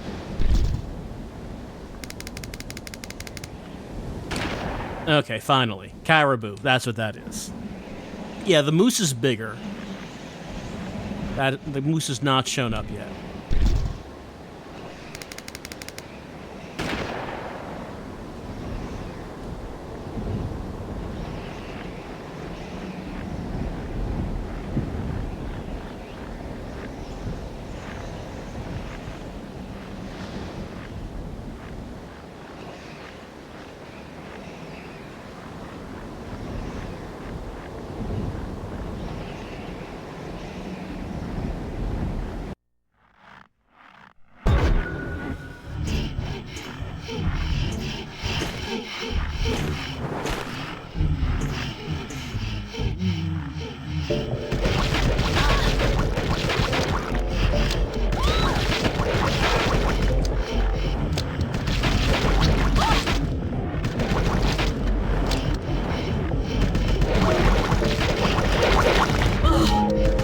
Using the shotgun probably would have been better for this fight, considering how many are attacking me at once.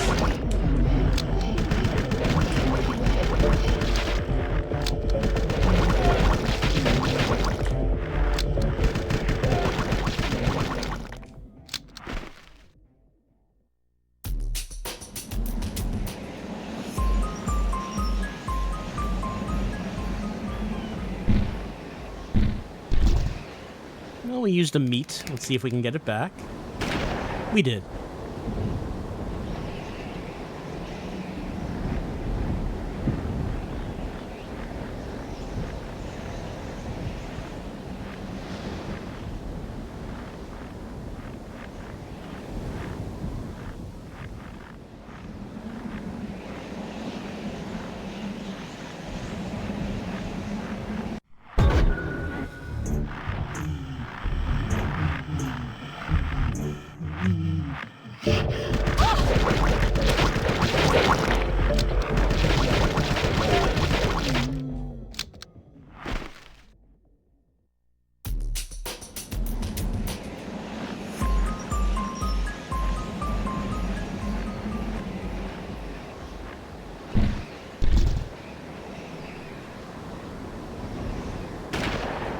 Nope. Shouldn't have pressed that before zooming in.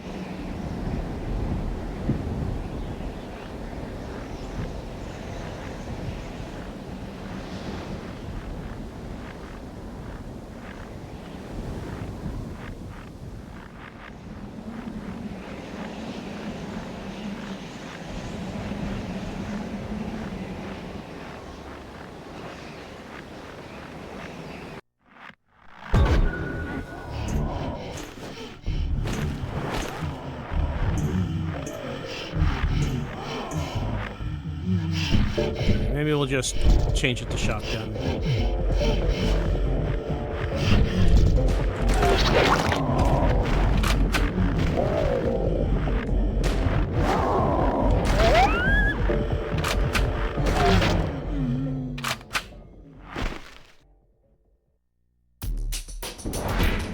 And we leveled up. So I do not need to use a meat.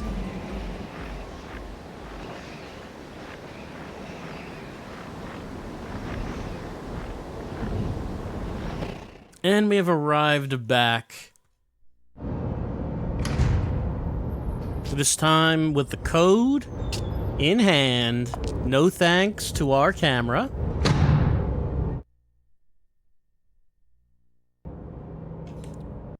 Probably should give it a save now that we're here.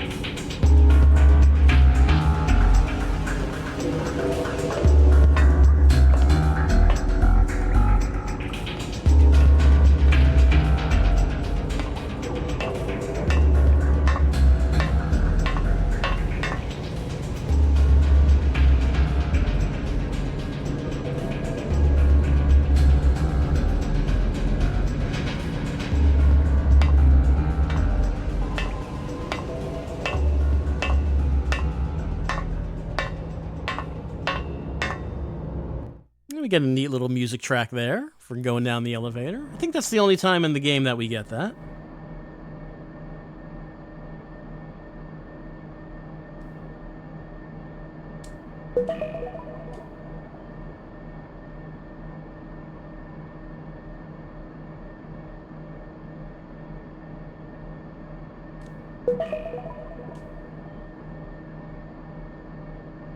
Just looking around, making sure there's nothing else.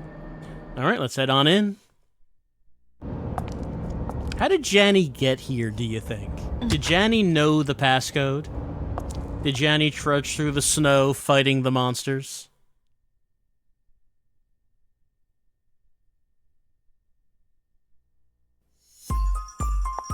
That's right, we have a first real-time, first-person segment.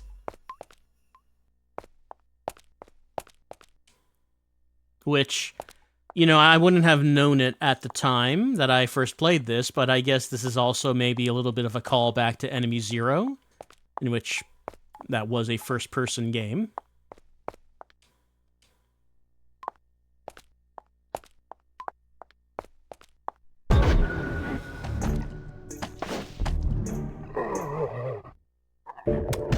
Alright, fighting the miners.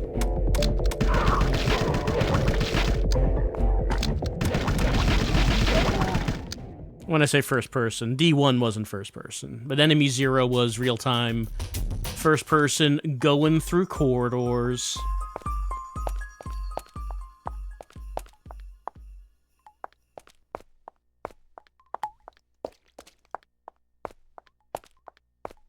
Of course, the combat is the same as we've been seeing. Still, it's just random battles.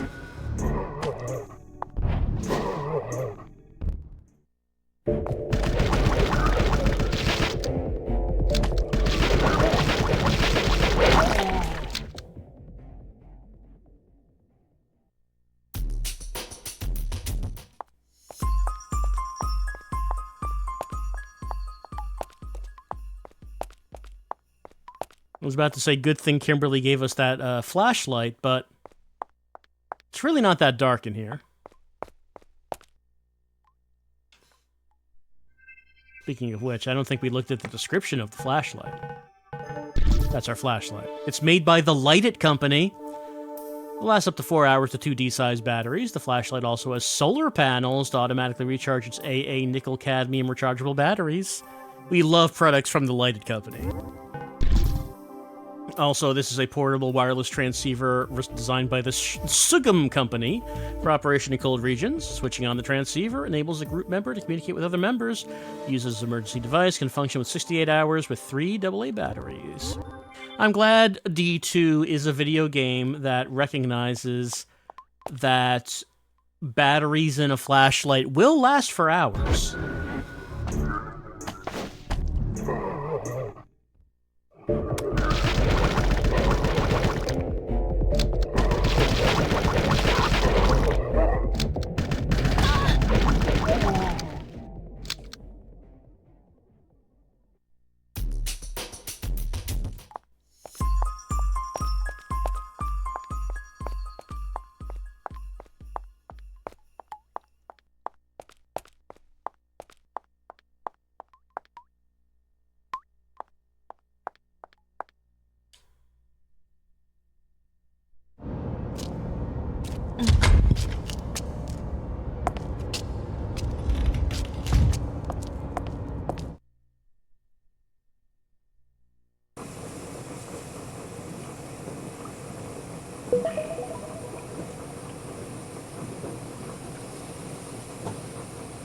Notice, don't be caught, maybe?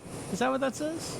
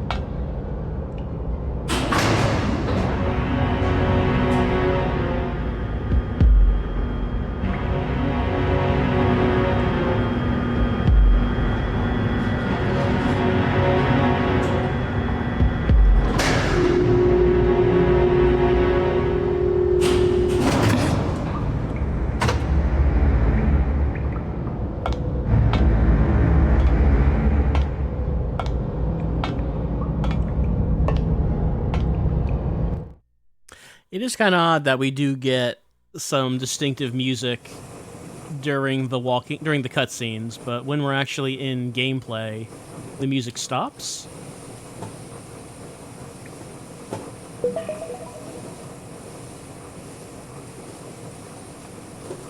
It was like that in Enemy Zero, but the reason it was like that in Enemy Zero is because you had to listen for pings.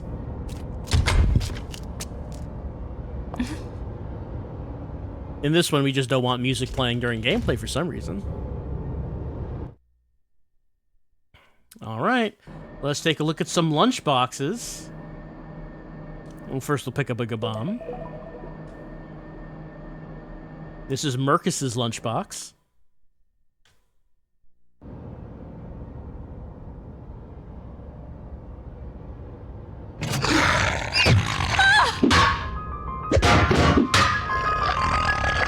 Mercus does not like you messing with his lunchbox.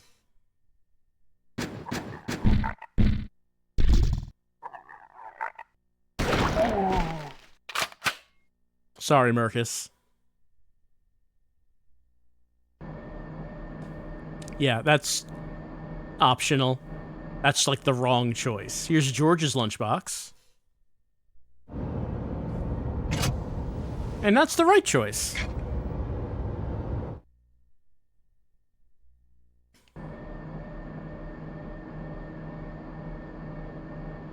But then there's also Roni's lunchbox.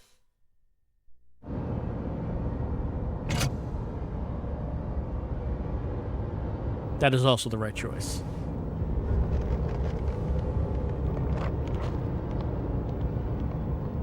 And what's that in the background? Oh. Rattling? Maybe there's something in there. But what's more important is the gas.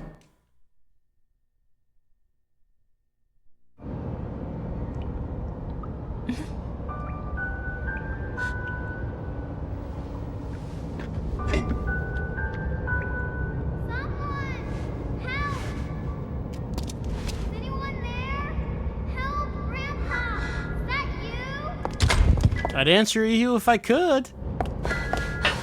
I mean, she can. She chooses not to. Help!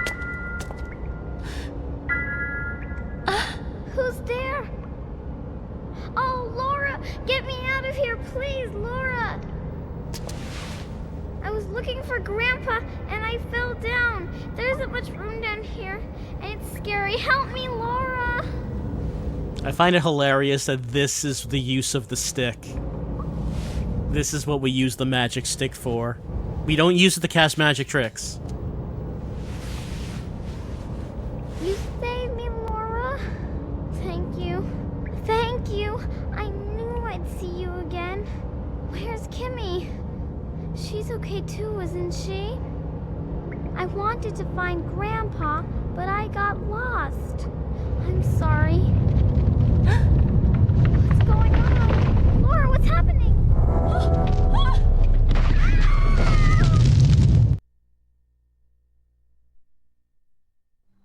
Well, we're gonna go meet Grandpa. Laura, Laura, awake, Laura Parton, in the name of the Great Mother. I have found your soul at long last, and through it I can speak to you. You must fight, Laura. You must fight for all mankind. For all life that I have created. I am the Great Mother, creator of all things.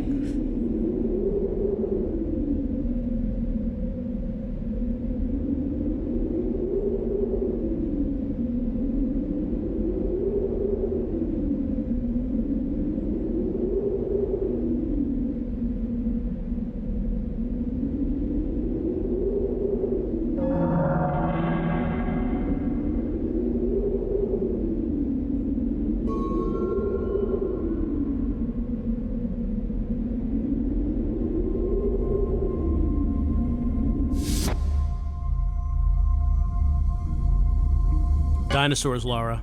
Dinosaurs.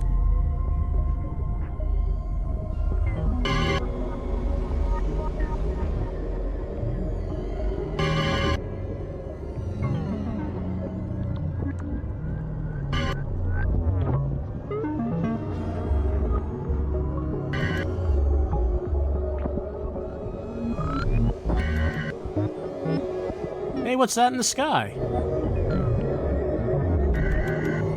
Probably nothing.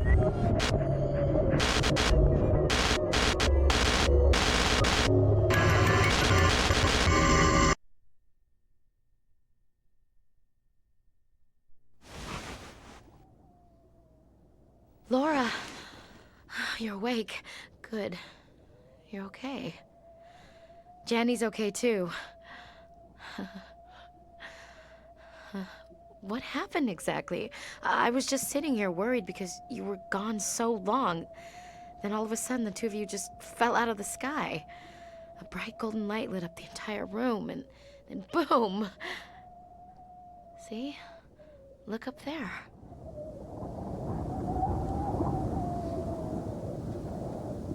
What are you, anyway? A witch, maybe? A good one, I hope. Maybe you have teleporting abilities or something. Well, that's one more thing we can't figure out. At least we have Janny back and the gas you found. So we could take the snowmobile and get out of here. I ran across a small valley while you were out, and I think we can make it if we push the snowmobile to the limit... Scared? Don't worry, I'll drive. Come on, are you ready? Seems like there's more monsters around now, and it's getting colder. Especially in here.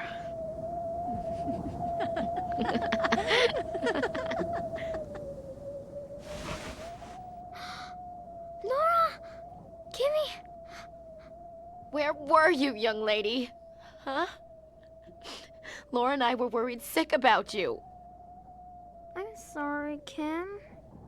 I knew Grandpa's house was nearby, so I tried to go find him, but I couldn't. Where's my grandpa? I want to go see him. I want to see my grandpa. Do you know where he is?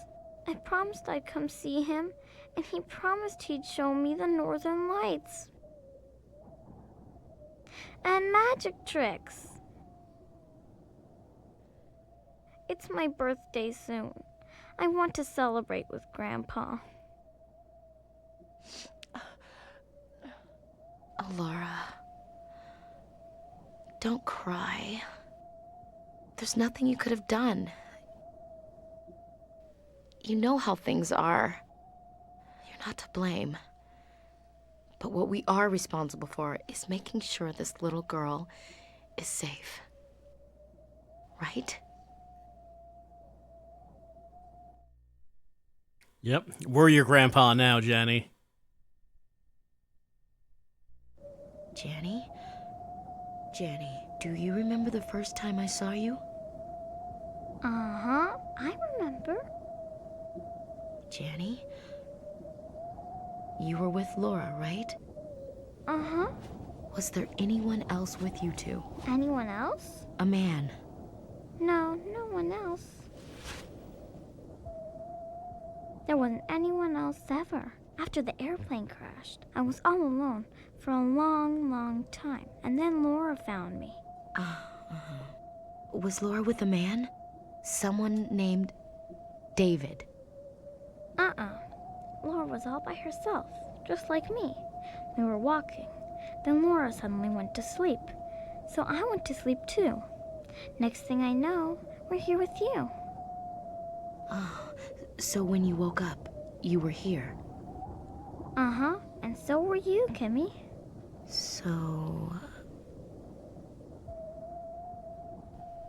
where are your mom and dad? My dad went away a long time ago, so I went on the airplane with my mom. But she fell asleep. Fell asleep? The airplane crashed in the snow, and I got really cold. My mommy held my hands like she always does. My mommy's hands are so warm. But her hands kept getting colder and colder. I told her that her hands were cold, but she said it was because of the snow, and that everything would be okay. Then she kept getting colder and colder. So I tried to warm up her hands like she always did, but it didn't work. She said it would be okay, and we just held hands. And Mommy went to sleep. Oh, Jenny. I'm sorry, Kimmy. That's why I didn't want to go to bed. I was scared of going to sleep. So I tried to find Grandpa instead. I'm sorry. I'm sorry. It's okay, Jenny. You don't have to be scared anymore. Will I fall asleep and go away too? Not you, Jenny. You're going to be perfectly all right. Because you've got Laura and me. It isn't going to be easy. But remember this, Jenny. Huh?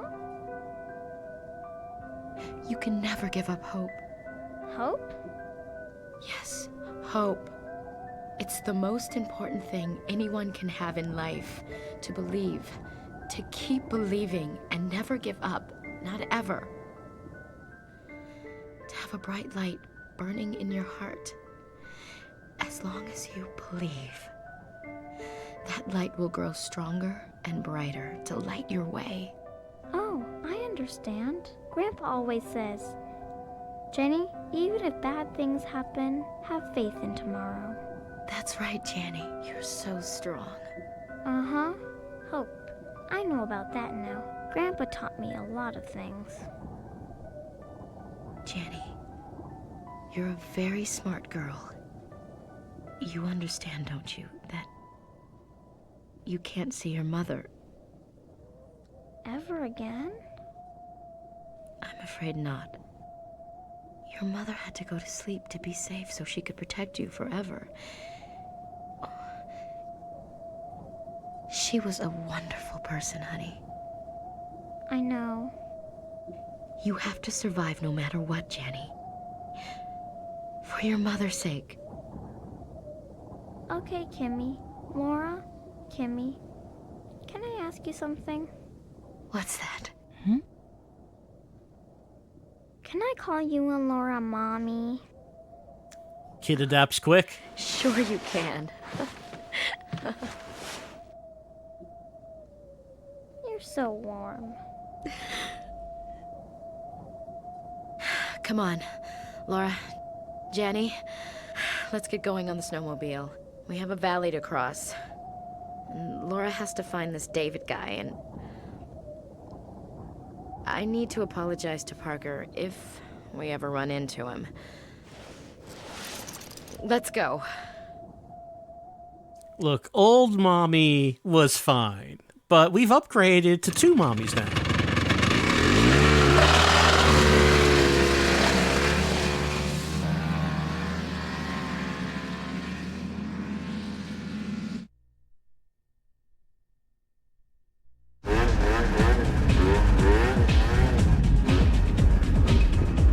All right, here we go. Everybody hold on tight.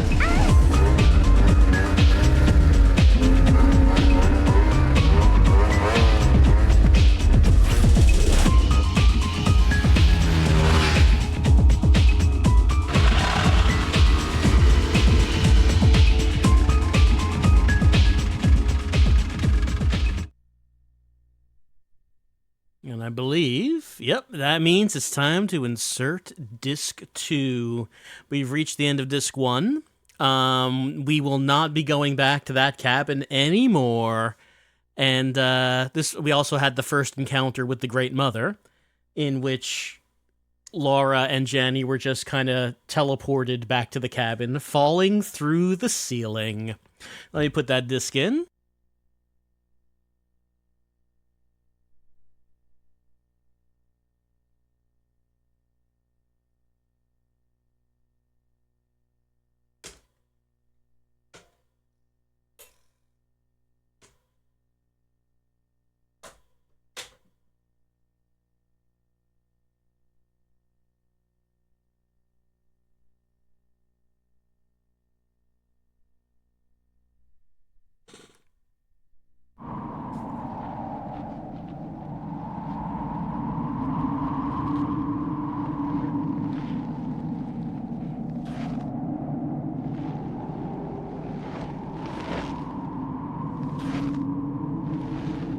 He looks like he's having a great time.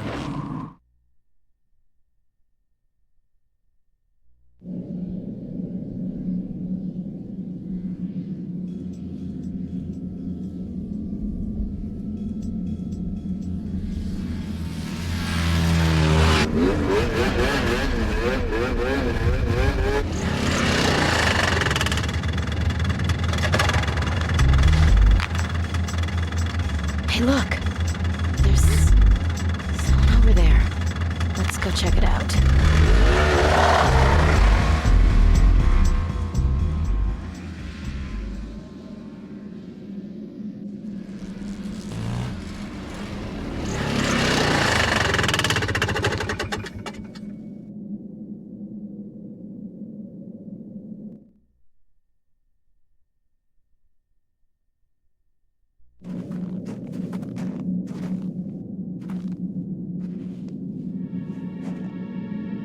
I have a bad feeling about this.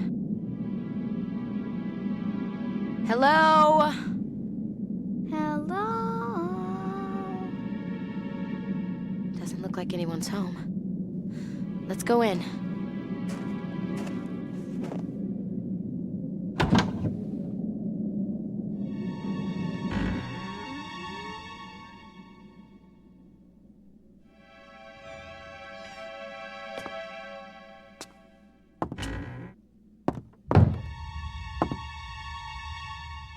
It's really dark in here.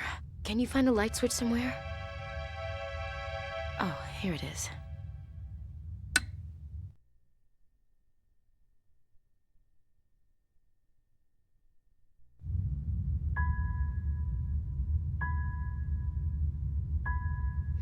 I guess there's no one here. I wonder if it's all right just to take some things. Laura. Could you search this room and see if there's anything useful? I thought I saw another light ahead. A yellow one. I'm gonna go check it out. And Janny, you come with me. Okay. All right. We'll be back as soon as we finish checking it out. You're not scared to be alone, are you?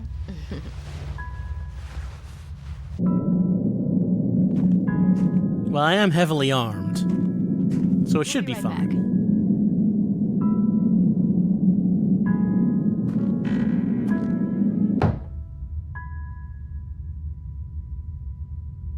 I am heavily armed and have the protection of the Creator God, so I think I'm okay.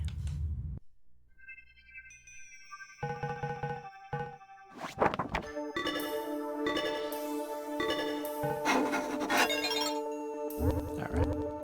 Let's give it a save, and maybe this is a good place to take a little break. We're on disc 2, we're in a brand new area. No map is available, but we are in the forest hut as we are left alone to explore the place, look around, and see if we can find anything useful. As Laura, Kim, and now Jenny continue their survival adventure in Canada. All right, let's explore a hotel.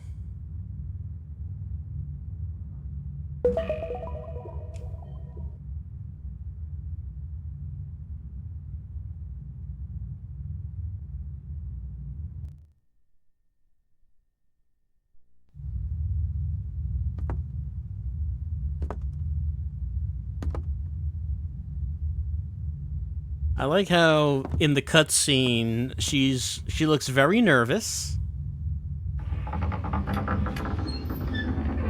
when really she's got a submachine gun, a shotgun, and grenades on her.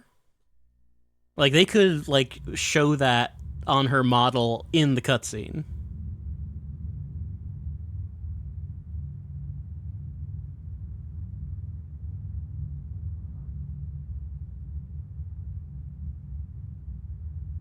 Well, we could take a nap if we want.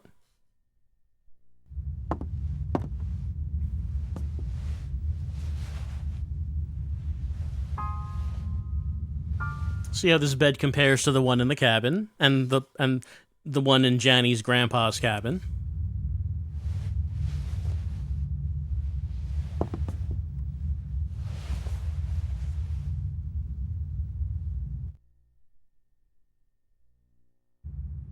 It's okay.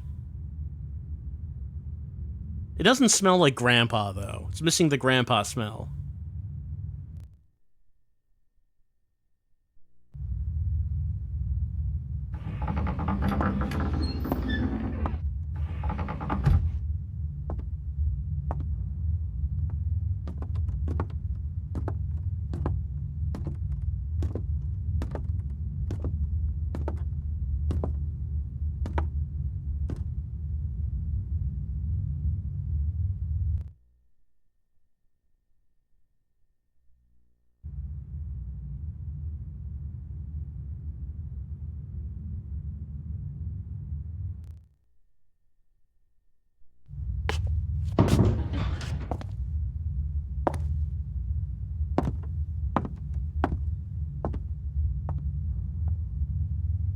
An unusual lengthy hallway with nothing in it.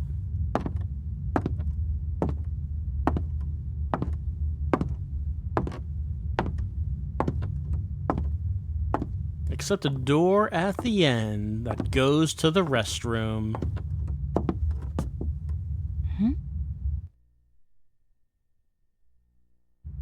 Sure.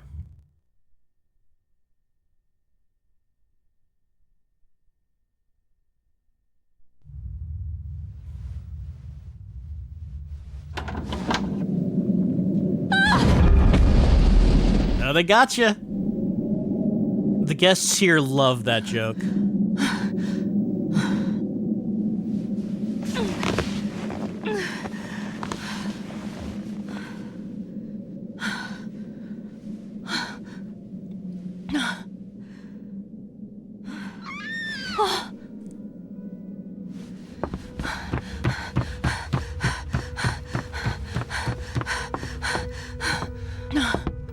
Please, don't. Oh, please don't. What do you mean by that? You say amusing things.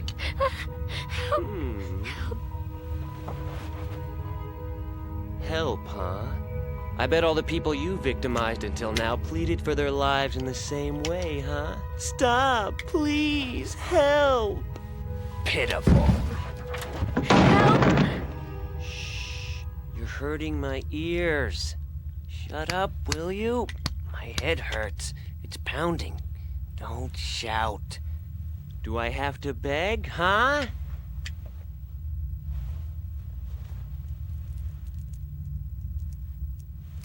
Num num num num num. Ah, it's Linda. You want to take some? This stuff's different from the usual stuff they sell. It's more potent and really works. You don't need any, because you're gonna die soon anyway. Or are even monsters scared of death? I guess it doesn't really matter, huh? It doesn't matter what happens to you because you're not human anyway. Are you? You're not human. You're wrong. You say such crazy things. What's not true? I saw you with my own 2 eyes. What wasn't true about how you mutated into that thing? How you attacked my father. How you ate him! Ate him! You're wrong. Liar! You're disgusting. Go on, why don't you show yourself? Go ahead and blossom into your sick, disgusting, real self. Right now. Come on. Huh? Oh, Butterfingers. Who's there? Oh, who do we have here? Do come and join us. Isn't that nice? We have company. Do you blossom into a pretty flower, too? Come on, show me. I want to see. Oh, let's conduct an experiment, shall we? Yes, an experiment. You know, a test on both of you. Time for an experiment.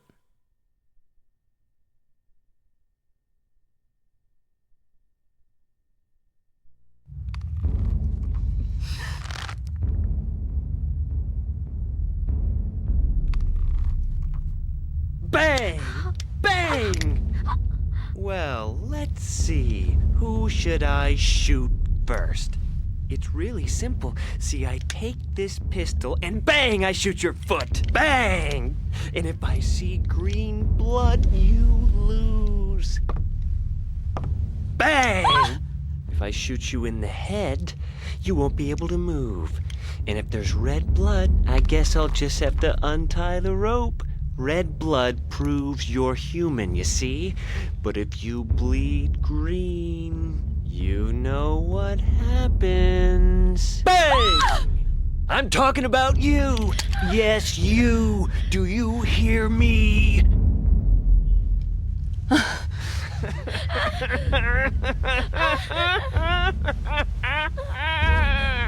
How could you do that to my father!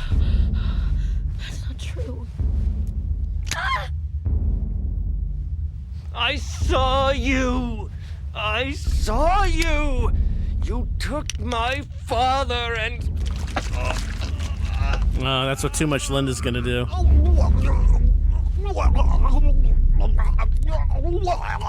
Oh, I need more Linda.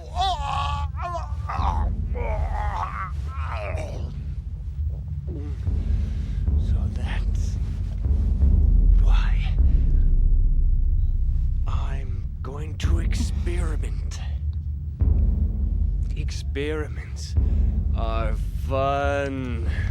I want to see you turn into a monster. That's exactly what we're gonna do. Look, look, I'm going to shoot you now. Bang!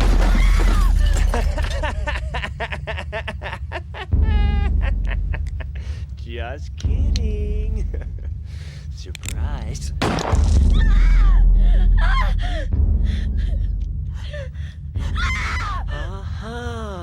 I knew I was right. Now I'll show you. This is for what you did to my father. Huh?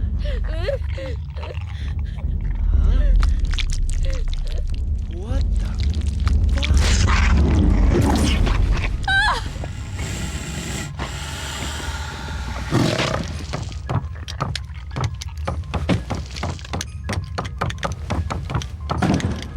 I didn't consider the tentacle. Tentacle will always get you.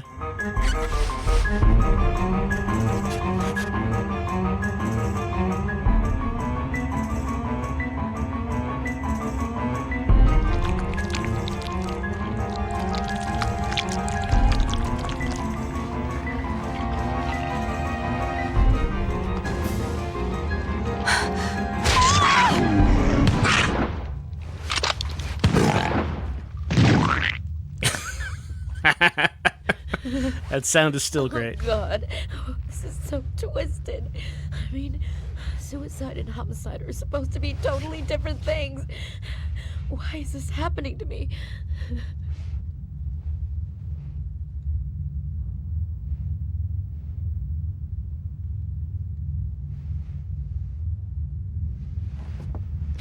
I'm sorry. Did she hurt you? No! Don't come near. You shouldn't see this. All right. It's real fucked up in here, Jenny. No more. I don't know what's what anymore. I'm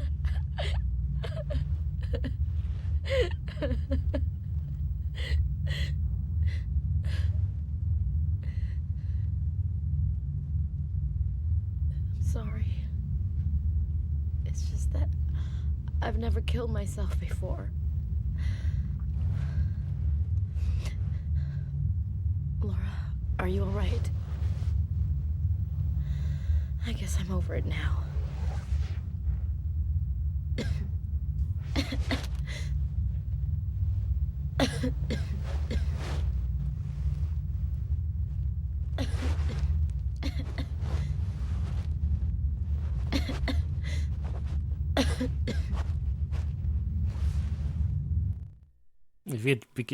If you can untie me, it'd be appreciated.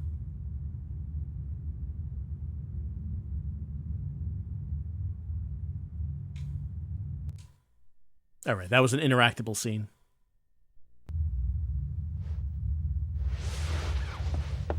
I'm sorry.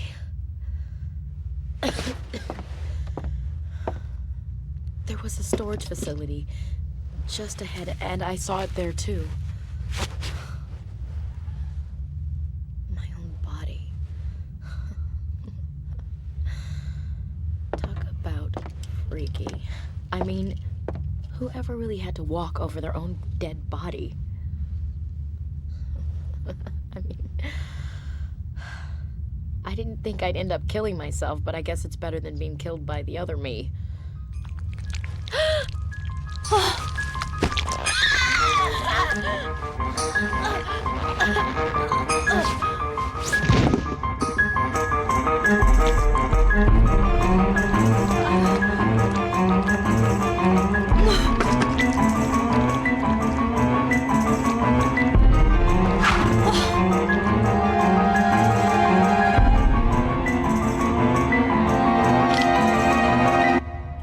fake Kim's not going down that easy.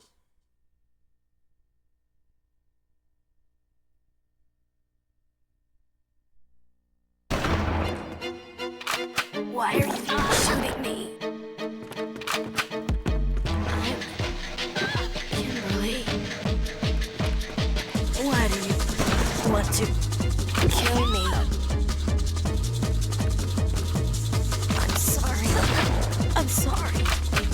Are you hurting me? Why do you want to kill me? I'm sorry. I'm sorry. Are you hurt anywhere? Why are you shooting me?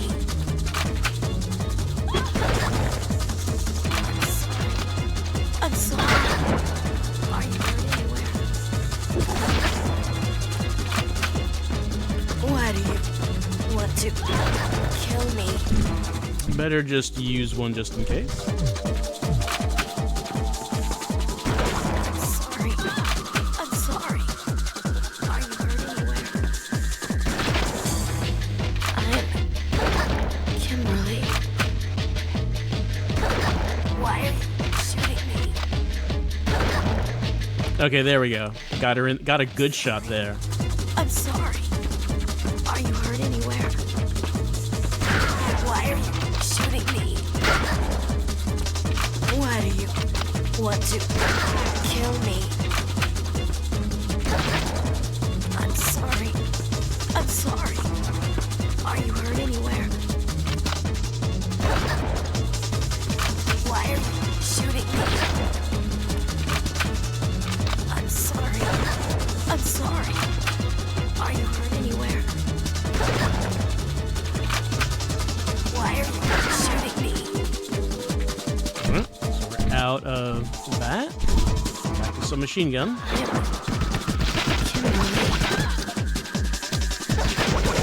Why do you want to kill me?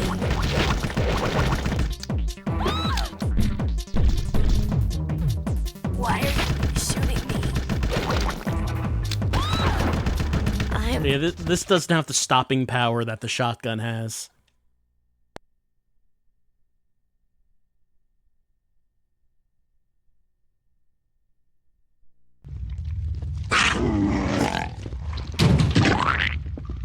Give it a second time. Thanks, Laura.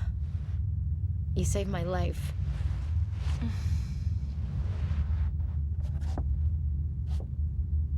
I guess she's a clone, huh? Certainly looks just like me.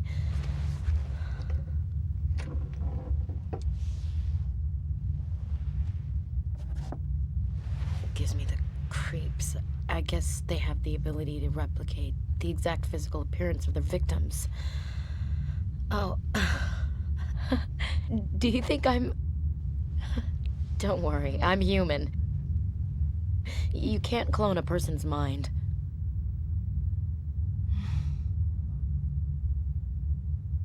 I suppose they grow at an accelerated rate from a DNA sample. A brainless Xerox copy. I guess if they're capable of a real conversation, they're probably not a clone. But they do learn pretty fast. Did you notice how that one could talk a bit? It was mostly mimicking, but in the end, maybe you can only go by the color of blood. It just seems so sinister. Hey, Laura, you do believe me, don't you?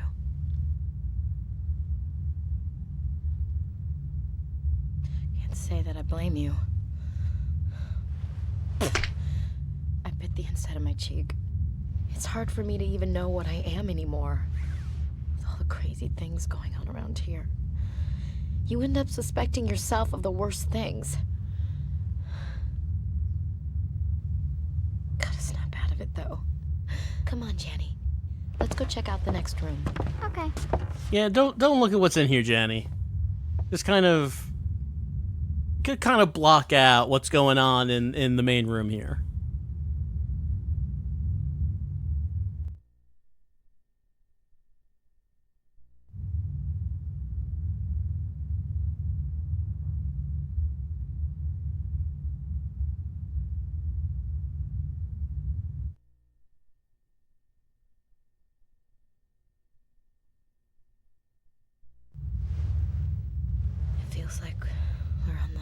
far edge of the earth.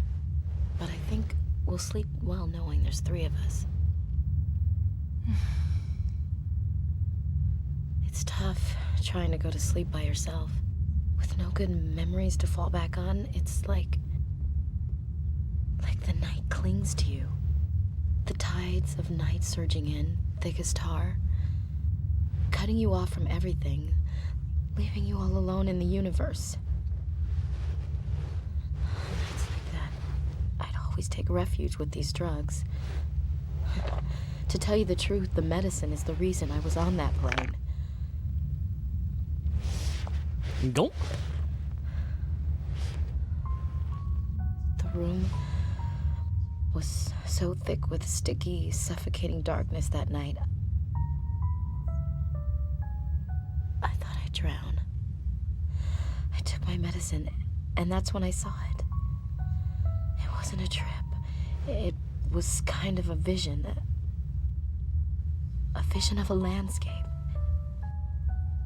And after that, I could see it almost every day whenever I took a dose. I knew I was being called there.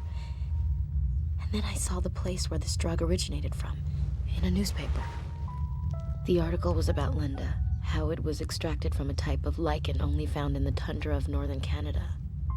It mentioned that Linda triggered psychosis and aggression in some people, and that several violent murders in the past few years were committed by perpetrators who had taken Linda.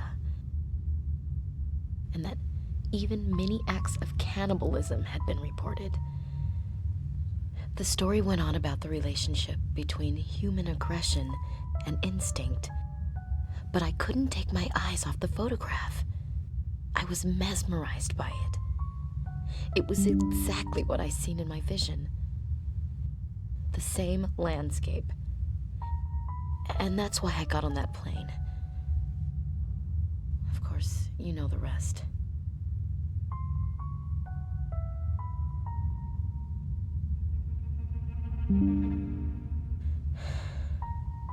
Laura, do you remember anything yet?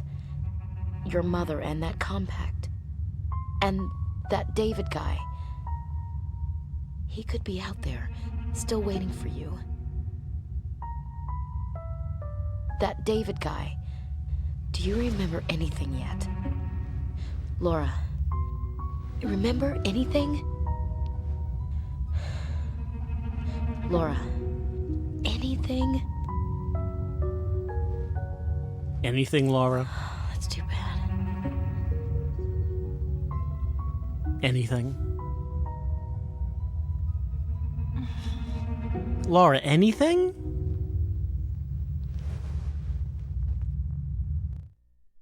Laura. Anything? All right, we're learning a little bit about Linda. Linda comes from, well, this area. And, you know, it causes some cases of psychosis and aggression in some people. Not Kim, obviously. Just, you know, a few people. And there have been some reported cases of cannibalism. Not a big deal, really. And also people who take Linda seem to see visions of northern Canada. Perfectly, it's nothing strange about any of this. Stop saying it's strange.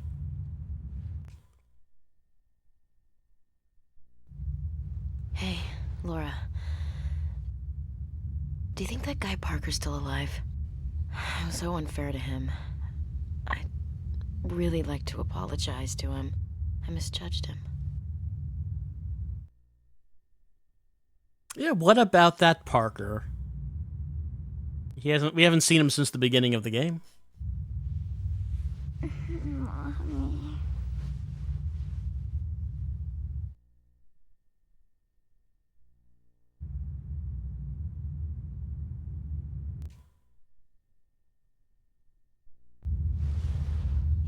You want to go get some sleep?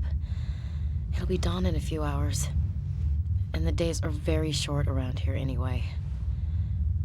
I hope tomorrow's a good day. Today wore me out.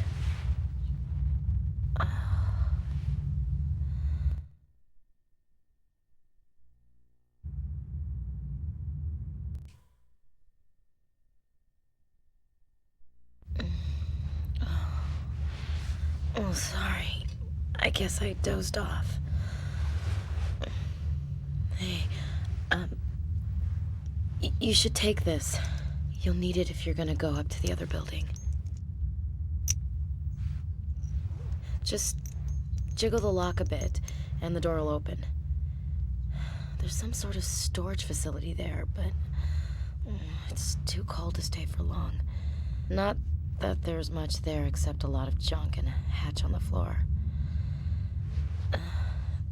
The hatch seems to lead down to a cellar,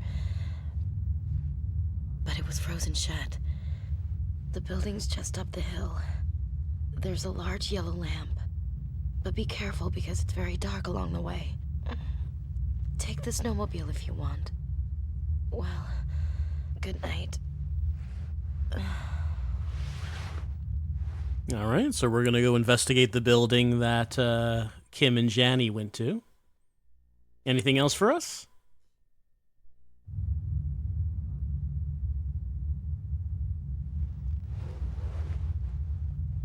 No, she's asleep now.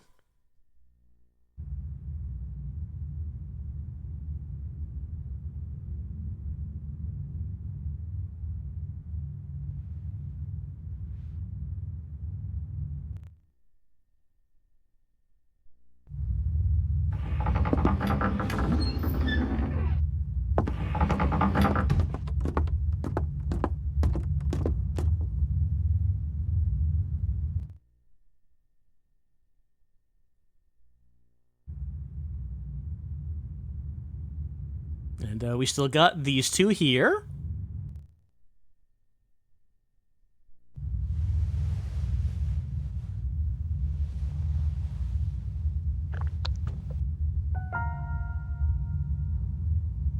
I like how the clone duplicated Kimberly's makeup. Really can't imitate everything. We cannot get a zoom in on the headless man over there.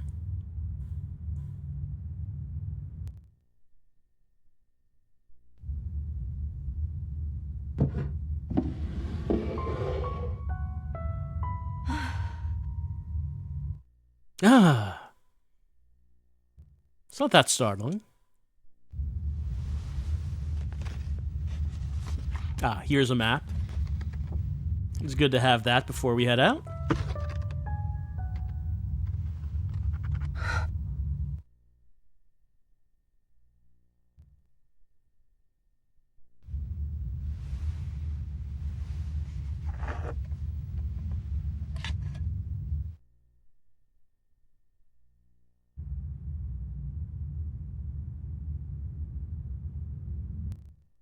Check out the upstairs.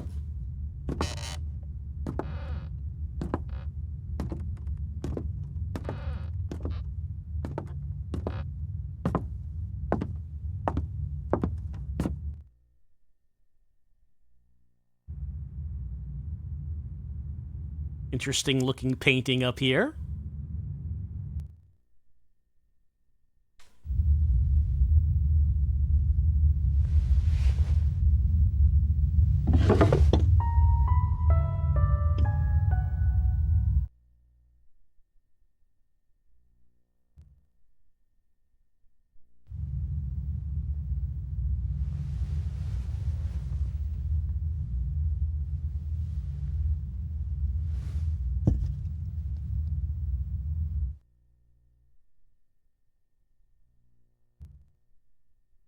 Up here in the Canadian wilderness, it's not that surprising that there would be shotgun ammo and grenades in a random desk, drawer in a hotel. You never know when you're going to need that. You know, to handle the local wildlife.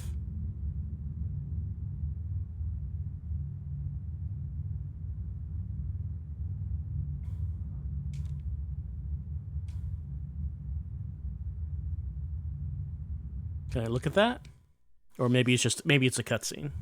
Yeah, it's a cutscene.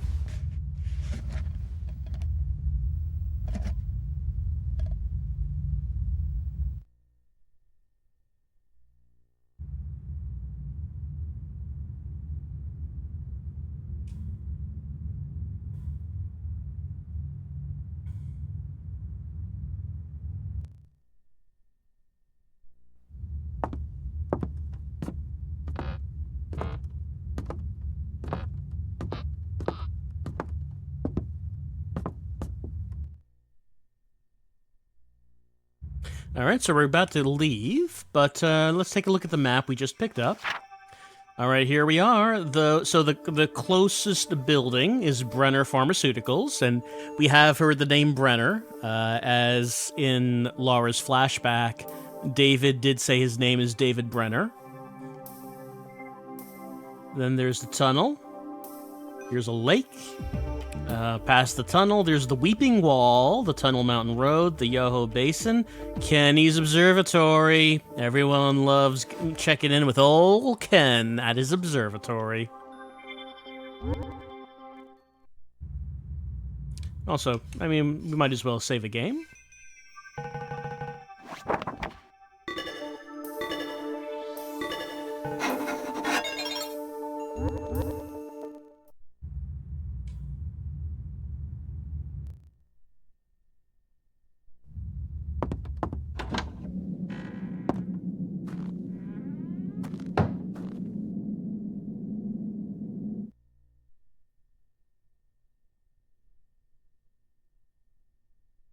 All right, so we got places to explore, but this time we can use the snowmobile. However, enemies can attack us while we are on the snowmobile. That's... Oh, no, that button gets us off. We want to get on. Let's see. Okay, yeah, R trigger to go.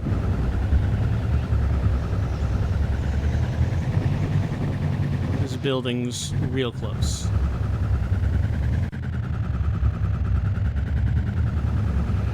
I did hear the Dreamcast loading up a battle, but I guess we can't have a battle right here. Let's head on in. No, I blocked the door. So let's get on this and unblock the door.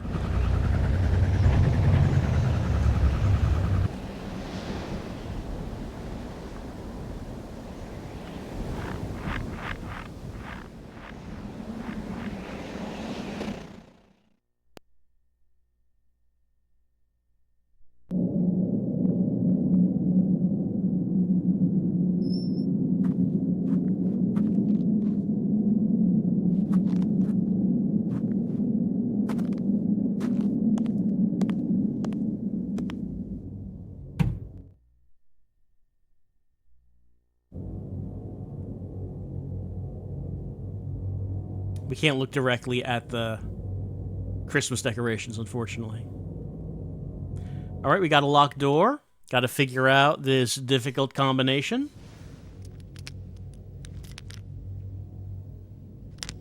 First, we got to put the key in. Key.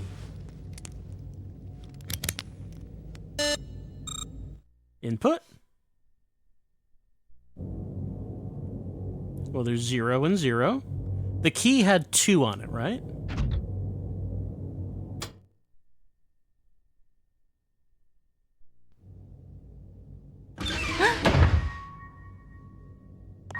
I mean, I guess having the key would be the security.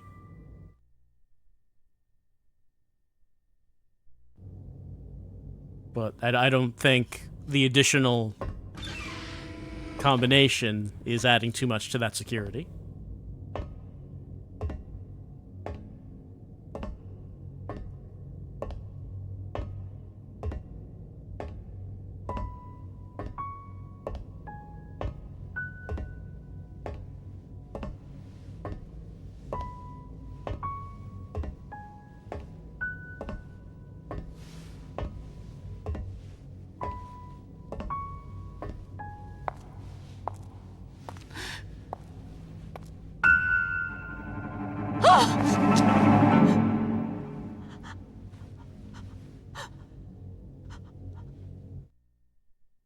All right, so that wasn't just the one Kim clone. There was another here.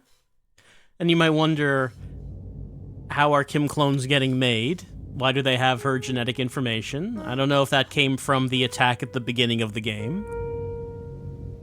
Do the plant monsters just collectively have the genetic information of anyone that they come into contact with? Who knows how that works? Well, we just know that they are able to make Kims. Many Kims. Just as many Kims as they want to make.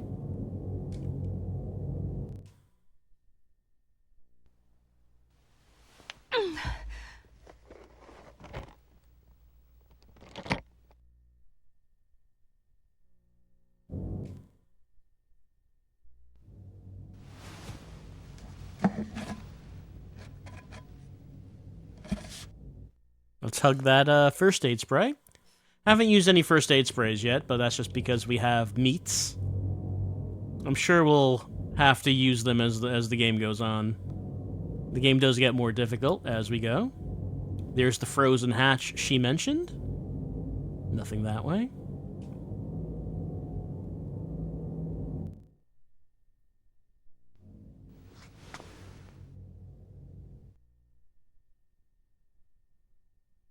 All right, 7.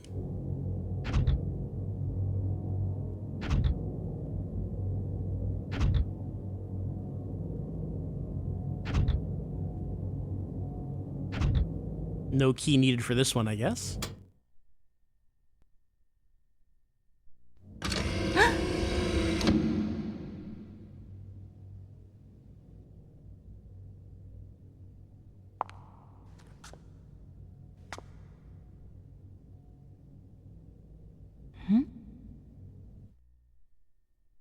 So this is kind of an odd thing.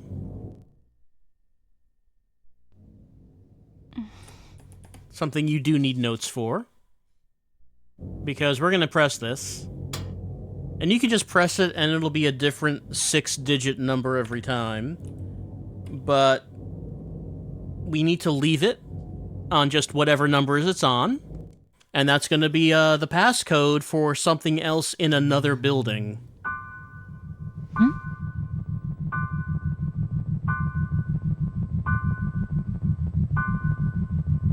479707. Like, it's not hard. It's just that you don't know that when you do it. So you don't know you're going to need this later. So let's use the features. Look, this is a pretty big number. Surely this is going to be legible.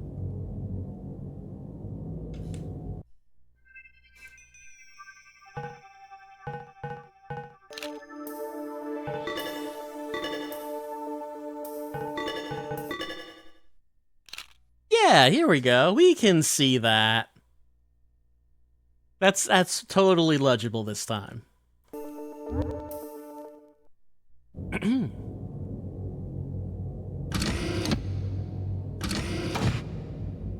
And we can try to open this, but it's not going to happen.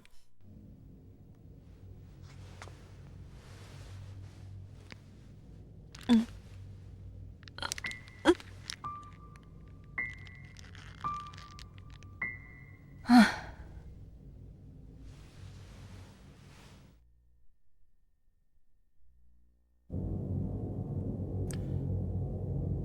believe that's all we can do here for the time being.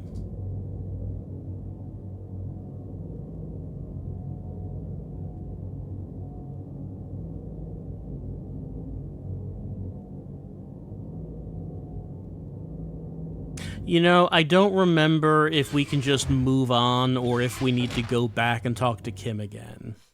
But considering how the progression of the game usually is, I should probably go back and try and see if we need to talk to Kim again.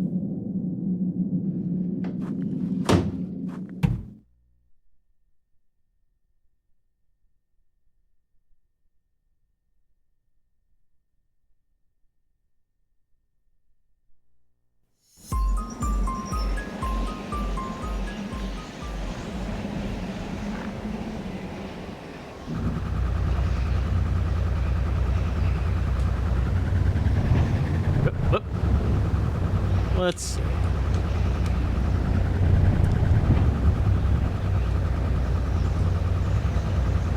Okay, there we go. So it is R trigger to go forward, but it's not L trigger to back up. It's the Y button to back up.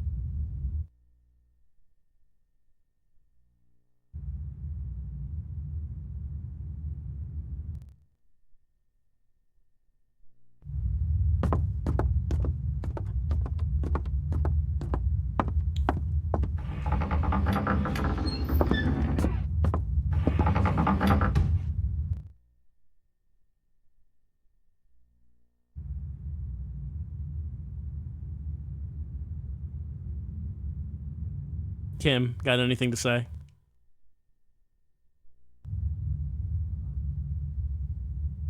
No, it looks like she's asleep.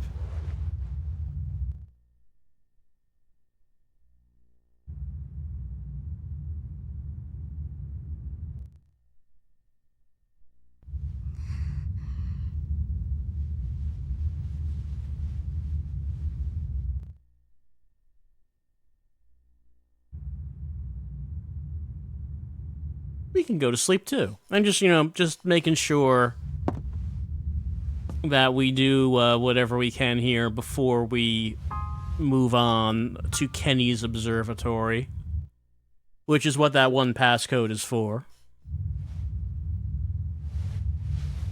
I mean, we have the passcode, so, we would be able to get inside. I'm pretty sure we can just go there.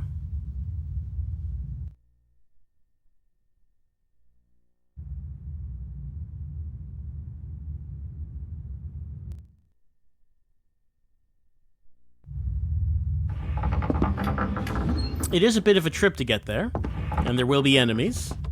But once we get there, we can maybe learn something more about the confusing origins of Linda.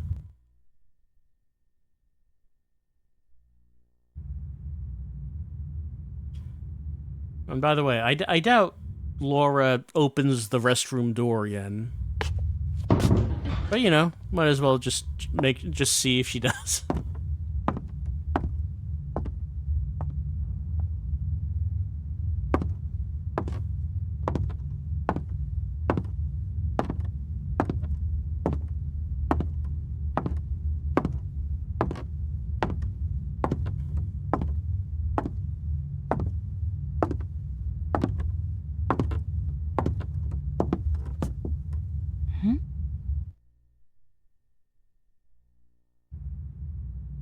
No, she's not doing it. Nothing next to the door. And just making sure. She's not falling for that twice.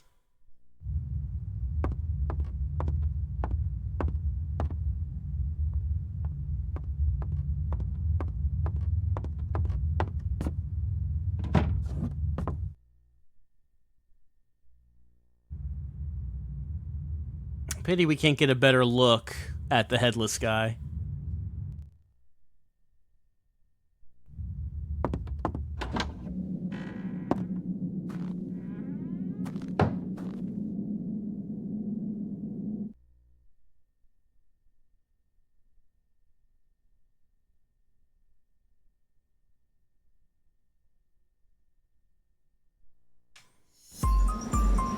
Alright, so as I said, I think that we just head on to Kenny's observatory, but it's quite a trek, and there will be enemies.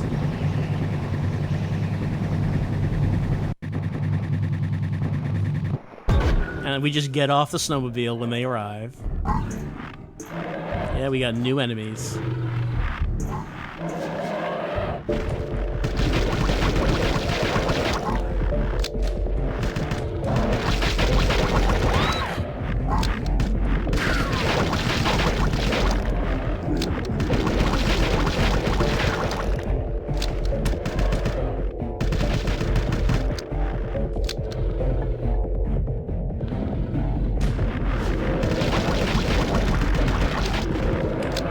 So this is a stronger version of the enemy that we had in the first area.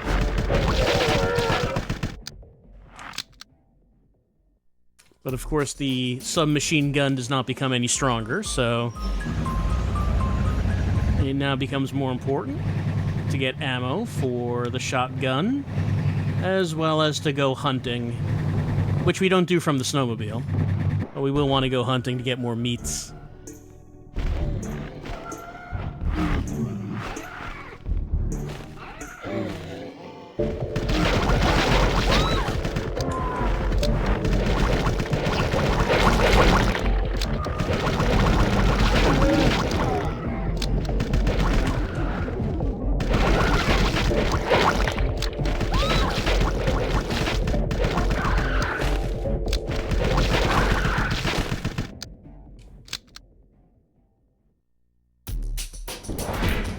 leveled up, get our health back. And the birds, when they throw their energy ball at us, it produces kind of a weird visual effect. Everything gets real fuzzy.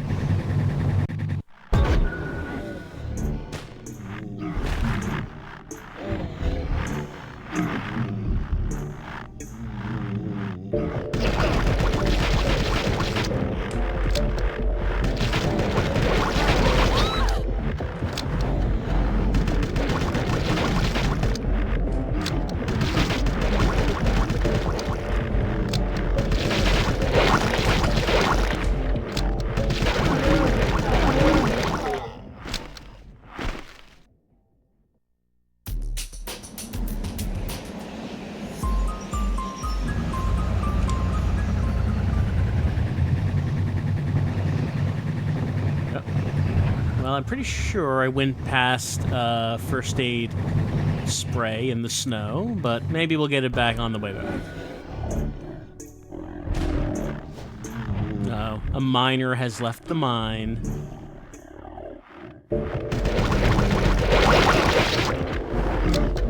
And he's coming up pretty quick.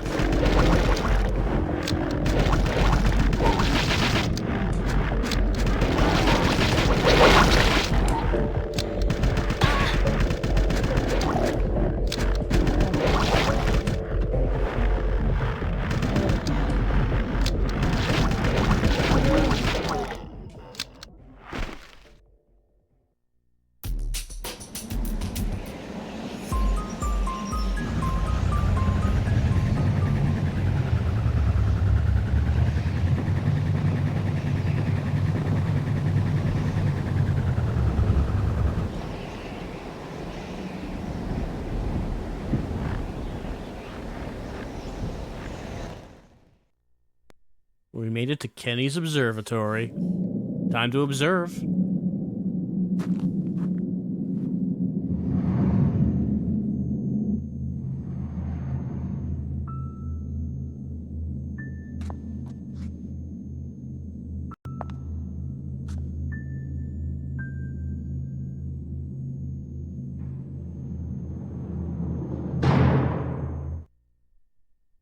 Well, I did observe a first aid kit as we were coming in.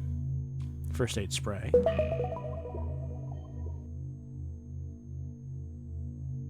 And here, we need a passcode.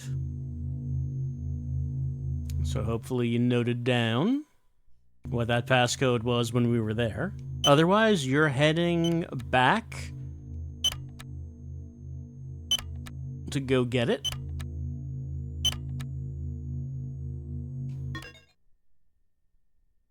I don't feel like that's an especially secure method.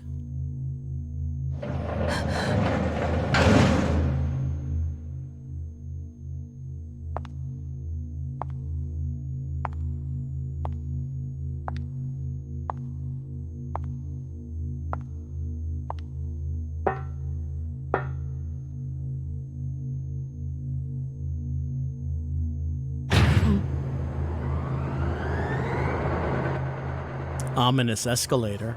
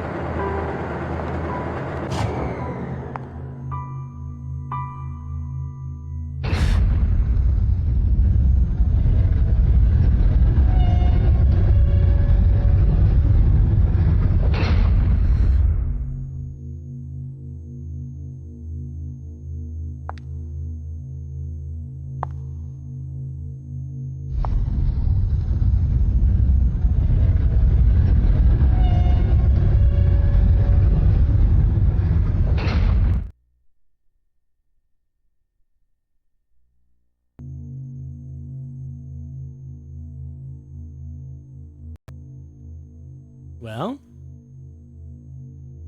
I guess here's the telescope. But where's Ken?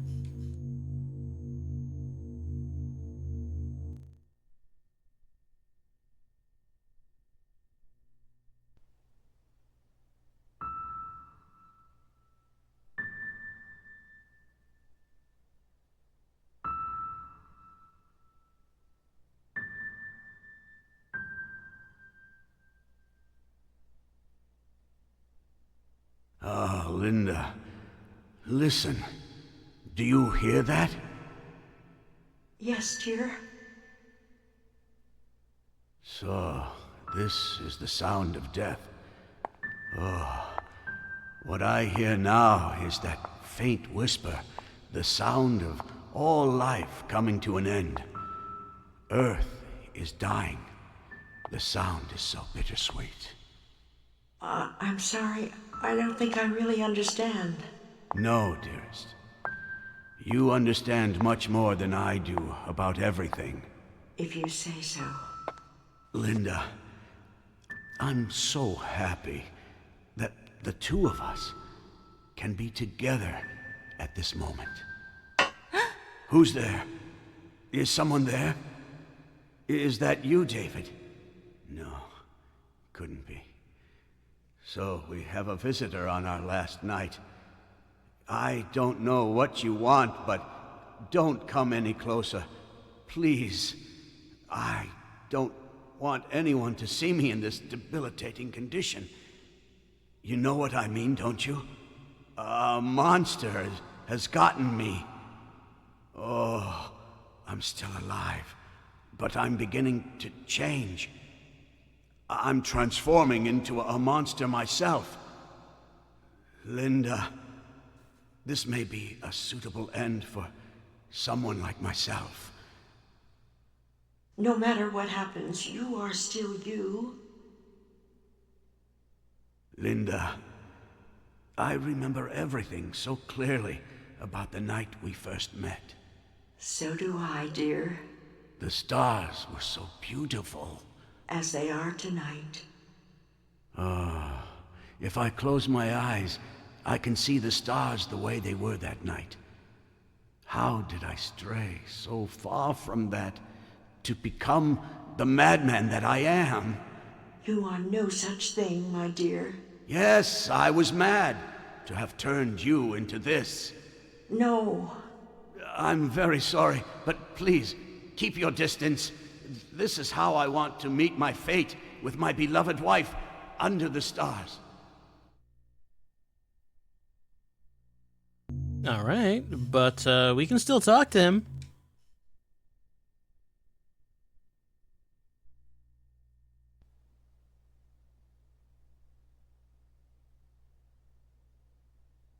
You probably heard, but many people in the outside world call me a mad scientist.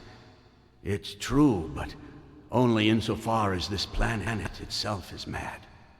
I was consumed, obsessed with a desire to see the moment of death for this cruel, savage world. I was nothing more than another doomsday monger, and didn't even know it. In the 10 years since both our sons grew up and left home, I've known nothing else. My obsession cost me every cent of the profits earned from refining an indigenous lichen. Then, finally, my hard work and devotion produced tangible results. It was 2 years ago, while studying eclipses and old sundials, that I realized the truth about Stonehenge. Yeah. By mapping the light and shadow patterns of Stonehenge, then computing them against the position of the stars, I came to the conclusion that Stonehenge had been used to predict solar eclipses. And as I made further progress, I finally discovered that Stonehenge was actually created to predict a specific day, the final day of all days. The end of everything. This discovery shook me to the very core. For 30 years, I had waited for the apocalypse, and with that knowledge within my grasp, my mind recoiled in horror. Earth was about to die, along with everything in it. Was this what my heart truly desired? I christened the day the Great Eclipse and tried to pinpoint the exact time of its occurrence. By then, I had changed my mind. I wanted to save this world and needed to know when the end would come and how it would occur. Unfortunately, it took more than 1.5 years for the computer to calculate the answer. It was only 3 days ago that I learned that the Great Eclipse would fall on December 25th in the year 2000, on Christmas Day. But who would listen to the ravings of a madman? I sent for my older son, a special agent with the FBI, but apparently he could not make it in time. Who would have guessed such a thing? A shower of meteorites touching off a pandemic of mutations. People turning into plant-like monstrosities. We are being consumed. The entire planet is being cannibalized. The great unknown has always been with us throughout our time on this planet, let alone in the far reaches of space. This day was deduced and recorded in stone around the dawn of history. But we of the modern age choose to remain ignorant. For all our great learning, all we can hope to understand is how much we do not know. By limiting our concerns to those of humanity alone, we have lost sight of the stars. We have no memory of our beginnings and will perish unaware in the end. All we could do was briefly glimpse into the chasm of time. I have a favor to ask of you, stranger. Would you please commit us and everything here to flames and ashes? Destroy all traces of my work. There is nothing more I can do, absolutely nothing. What good will a warning be to a new civilization that is sure to evolve in tens of millions of years? What little humanity I had left was taken by those creatures. At least allow me the dignity to choose my own end. Please, break the glass by your side and get the flamethrower. You must put an end to all you see here. I like how after that lengthy monologue, it ends with, Owen, could you get the flamethrower, please?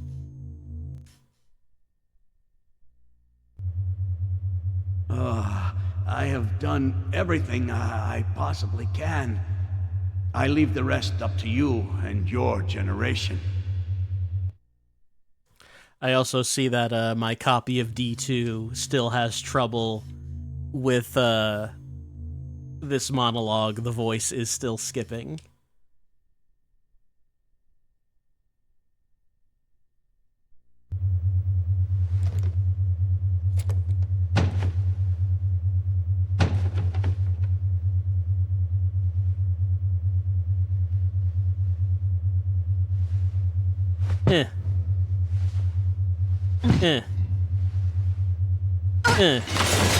It's not a good idea to use your bare hand for that. You know what you could use for that?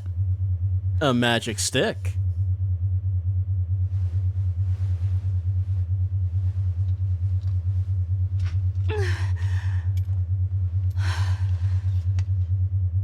Now, before you get excited, we do not get that as a weapon.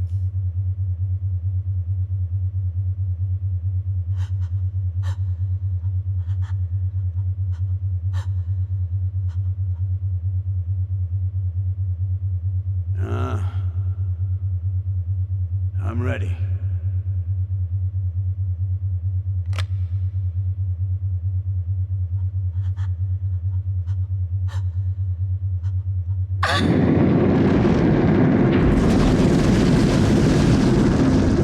Thank you.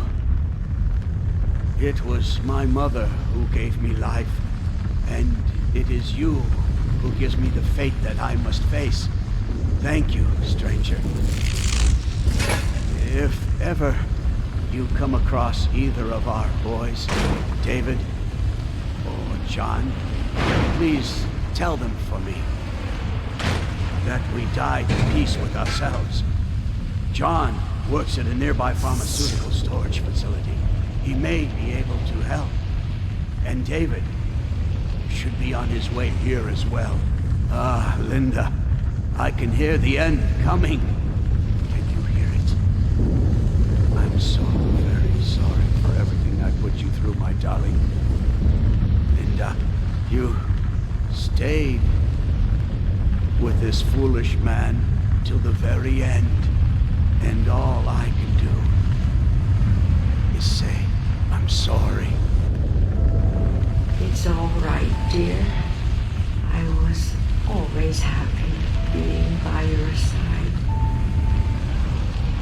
We met at night when the stars were the most beautiful. And since that time, we shared the same starry skies.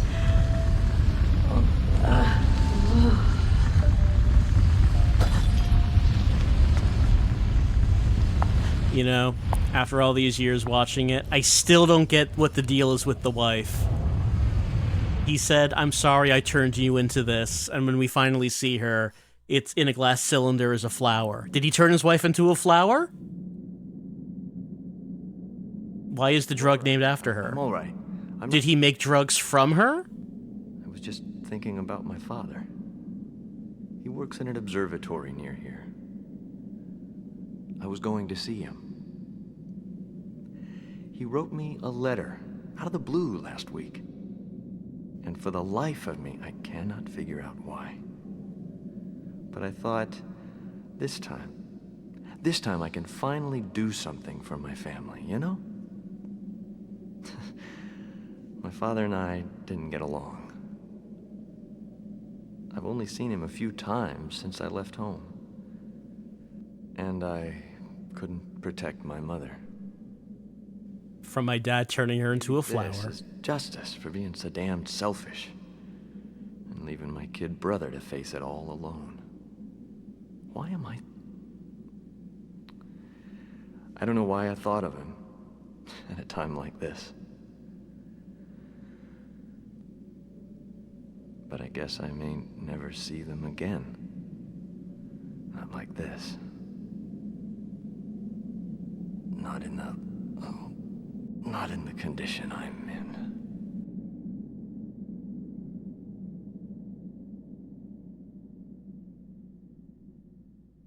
So talking a lot seems to run in their family.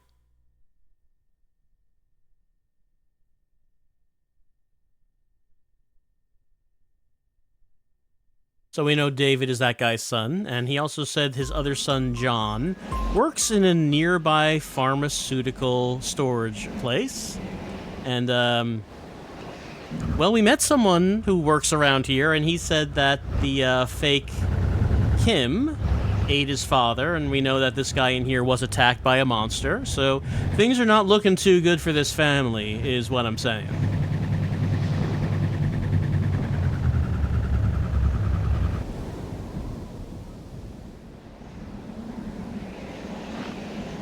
Get a Gabam.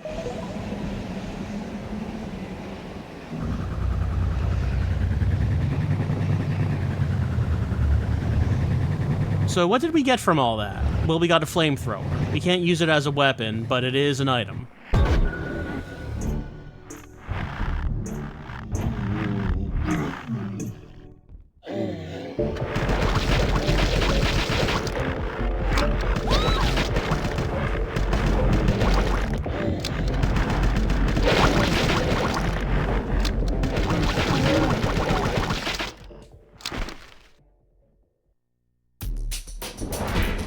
Level up.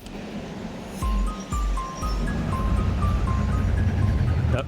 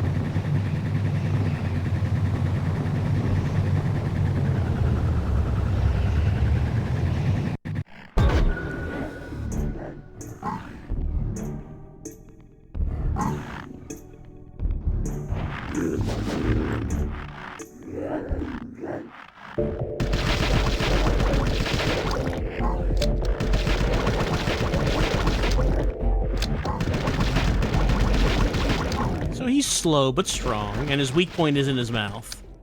Fortunately, he did not actually attack.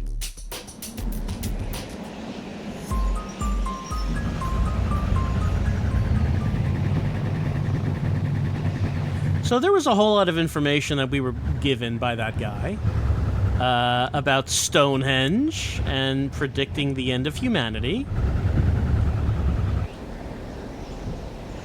And he tried to tell people, but no one believed him. Who would believe a mad scientist who turned his wife into a flower and maybe used her to make a popular pharmaceutical? Possibly. So he knows that the end is coming, and we know that the shadow is bringing the end. I've never really been sure about if there is a connection between the shadow and Linda. Like, you think there would have to be, because the people who are taking Linda are seeing visions of this place, which is where the shadow crash lands. I don't know what the connection is supposed to be there. But what I do know is that we are at a location with a frozen hatch. This frozen hatch. And we have a flamethrower.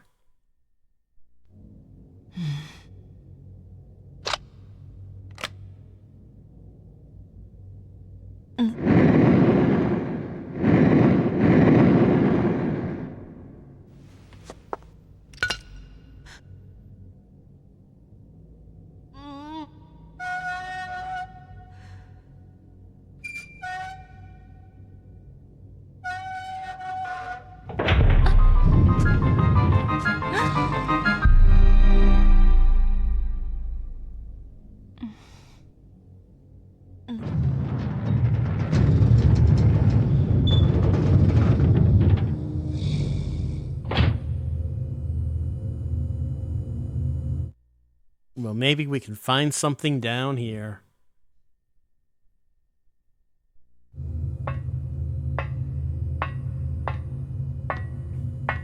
Man, she's gonna have quite a story to tell. I mean, I'm about to say tell Kim when she gets back about flamethrowering a guy, but it's not like Laura would actually say anything.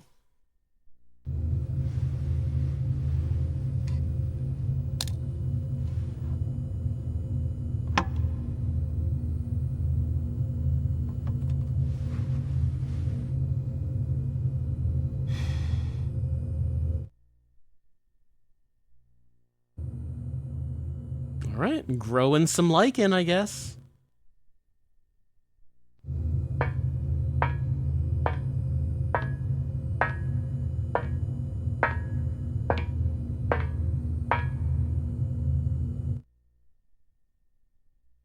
We have a whiteboard. Don't forget the shotgun shells.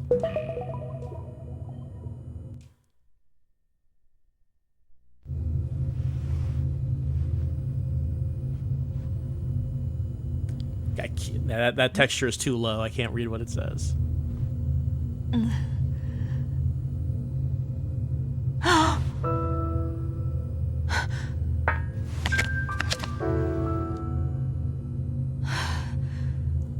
Why, that's David. It's the D-Man.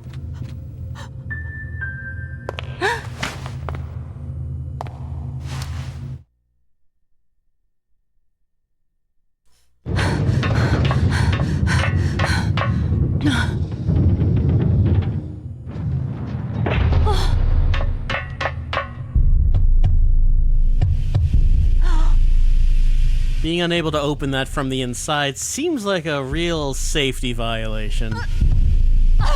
OSHA's gonna hear about this.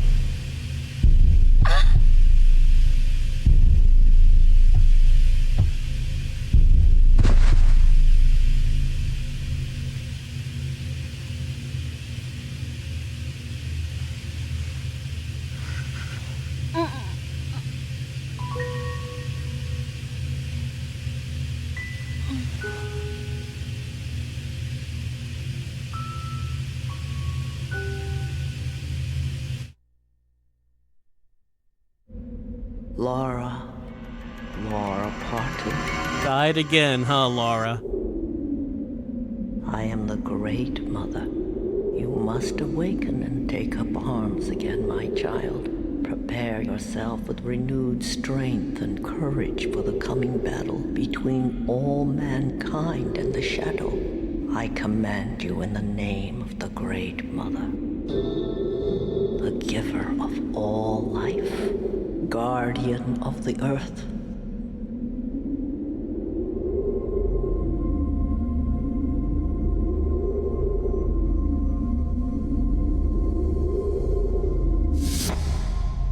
Time to learn some history.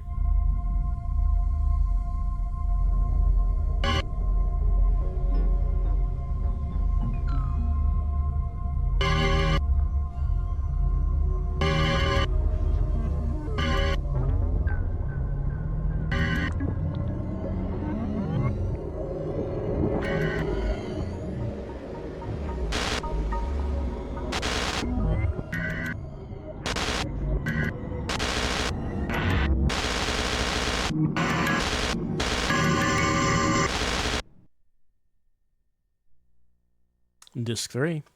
Kind of forgot Disc 2 was this short. Disc 1 considerably longer. Hold on. Let me get that Disc 3 in there.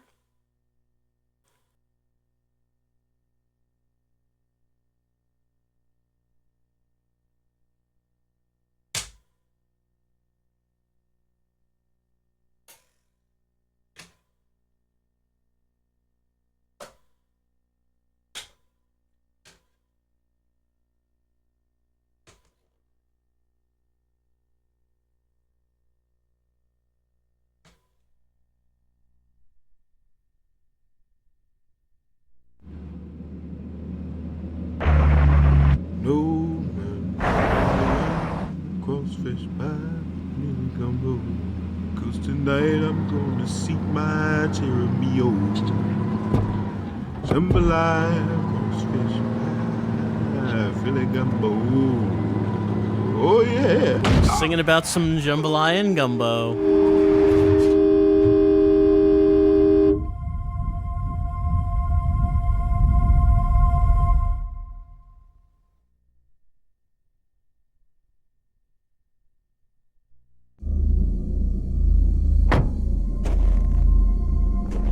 What the hell?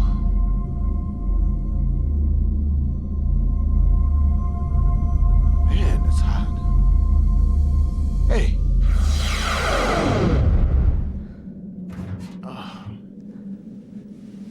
Hey, you all right?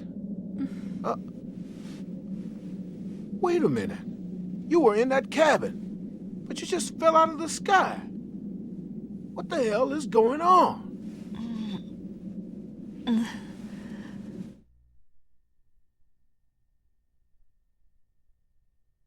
Well, Parker has returned to the game.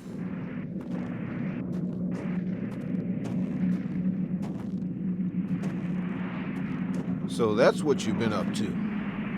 I love how that starts with that. Well, anyway, I'm glad. Like Laura was actually telling him something. I'm kind of worried, to tell you the truth.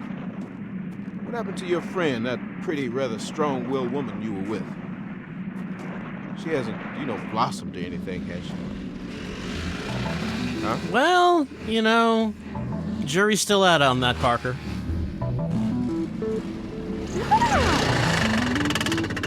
Hi. Laura, I'm so relieved I found you. I knew it was you. I saw a yellow glow out there, and Janny thought it might be you. So we followed it here, and, well, here you are. And... Hey, wait a second. I was just helping her, for crying out loud. Really? Yeah, really. I had this dream, Laura. You were talking to this lady. She seemed like a really nice lady. Isn't that strange? So Janny woke me up and we went outside. We saw this yellow light. We also found a large house over there. There's smoke coming from the chimney, so maybe there's someone inside. We'll go on ahead. Hold on, Janny. Come on. Hey, wait a minute. You lay a finger in her, and you'll have to deal with me. Look, I'm not a...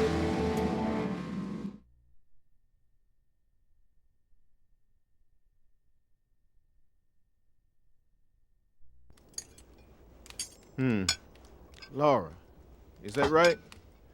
What was that like just now? Don't tell me you made some kind of alien contact. Or was it something more along the lines of the divine?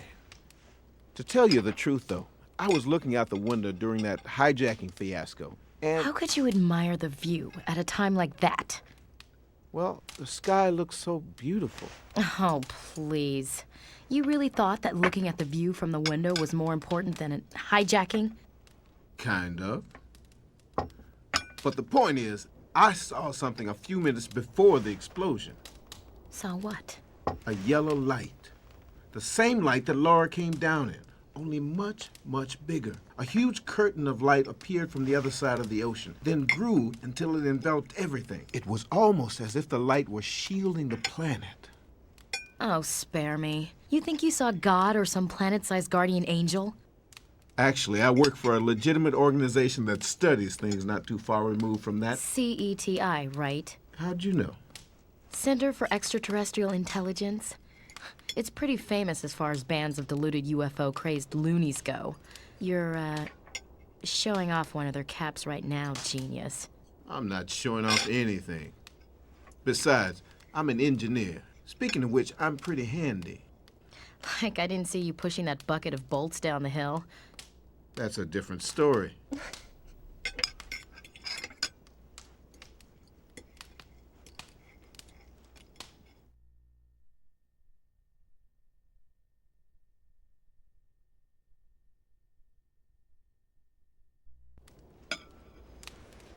My team is currently studying the underlying causes of why the dinosaurs became extinct 65 million years ago. What? Maybe you think a flying saucer caused this, too. No, we're talking meteors here. Meteors? 2 major fragments from a meteor impacted on this planet. One hit the Yucatan Peninsula, the other struck northern Canada. You know what? I also think that a meteor caused our plane crash. So you're saying that an asteroid took care of the dinosaurs, and now they're after us? In a sense, yes. I can't help thinking that these events are the will of the cosmos. A warning, even a punishment, directed at the dominant species on this planet.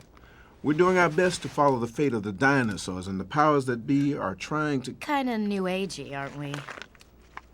Here, try the chemical equivalent. Drugs? I don't recommend it. I wouldn't take anything you did recommend. Anyway, I'm more concerned about how we're gonna get out of here than in your thesis. Like I said, those meteors from 65 million years ago have everything to do with what we're seeing now. Oh, Laura, you're done eating. Sorry, we've been talking nonsense. Oh, by the way, there's some weird guy upstairs, but he won't open the door. Every time I knock, he just shouts that he's practicing, and he keeps playing the piano. Oh, oops. I guess I should stop gabbing like someone and finish my food. Janny's asleep in the next room.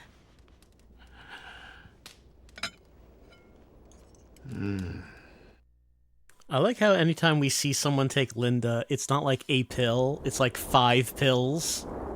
With no water. Dry swallow. 5 pills at once. Gotta get as much Linda in me as possible as fast as possible. By the way. I don't think we can get a good view on what those bags say. I don't think I can get on that side of the table.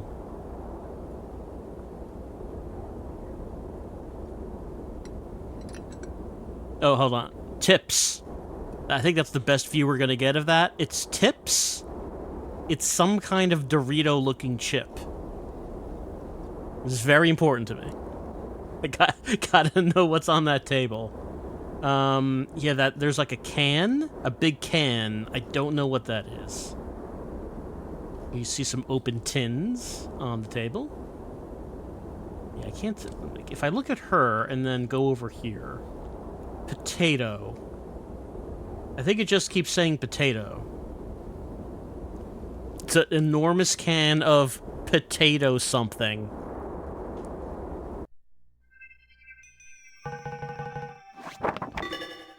Now that we're on a new disc, let's give it a save. And why don't we take a break? As now we are on disc 3 out of 4. Parker has re-entered the game, which means it's time for Kim to get real snippy. And we will be examining the house with the weird guy upstairs. And I don't think we have a map of the area. No map. So we'll get that at some point and see where else we can visit as we continue on. Let's take a break. Let's have a look around. Talk to some peoples. Let's go out for a while after we rest. Maybe we'll find out something. I'd really like to get off this mountain. And you have to find that guy David, too. We have to find David. I'm sure he's doing fine. No reason to think otherwise. Let's go out for a while after we rest. Maybe we'll find out something. I'd really like to get off this mountain. And you have to find that guy David, too.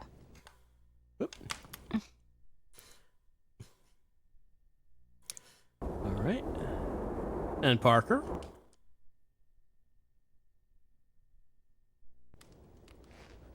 Look, isn't there anything else you can tell me?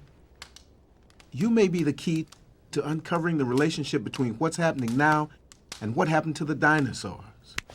Hey, what'd you do that for? She can't remember anything.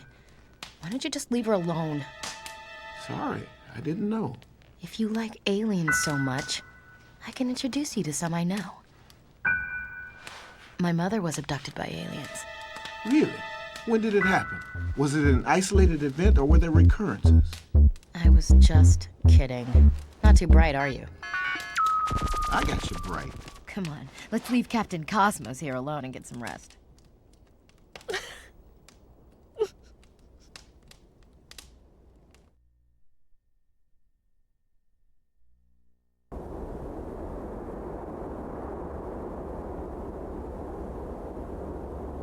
And of course, your random grenade that you keep on the dresser.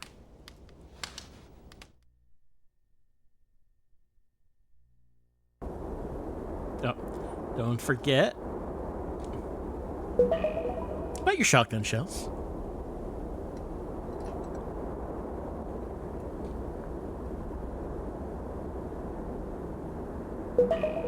Now, why don't we check in on the weird guy outside?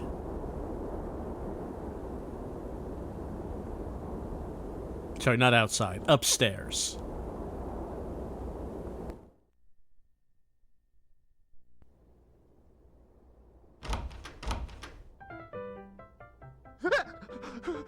Who's there? Who's there? Mother? Is it you? Guess not. Go away! I don't know who you are or what you want, but I have to play this song right! Practice, practice, practice, practice, practice. Do you understand? Now leave me alone! Yeah, he doesn't want us to come in. He has to practice.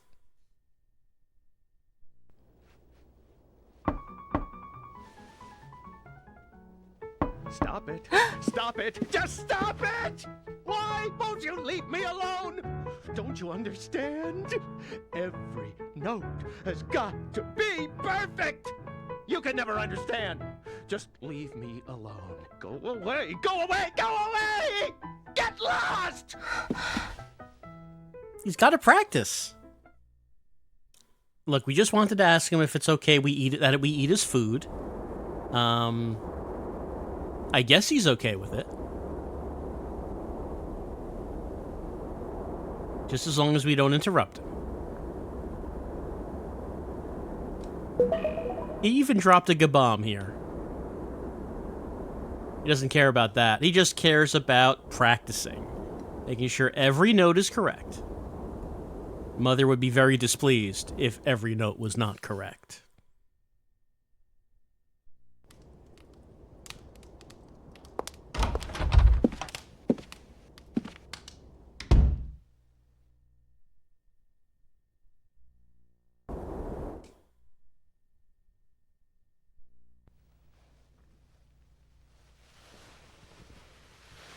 Mommy.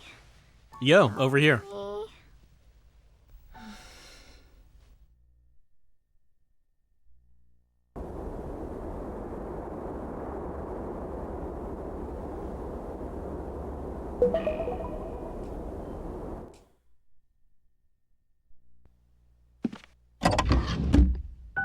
Ah, here's a map.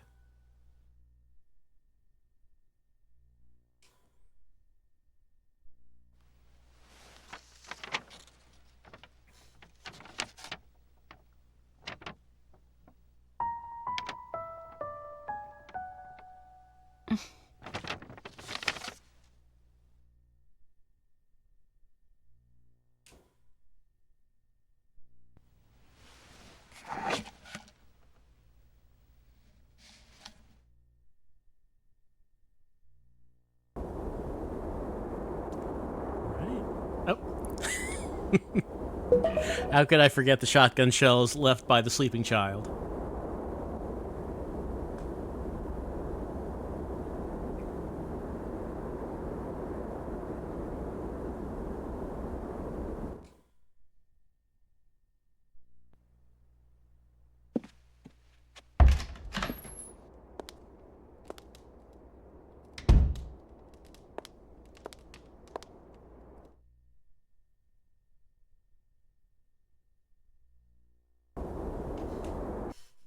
All right, let's have a look at that map we just picked up.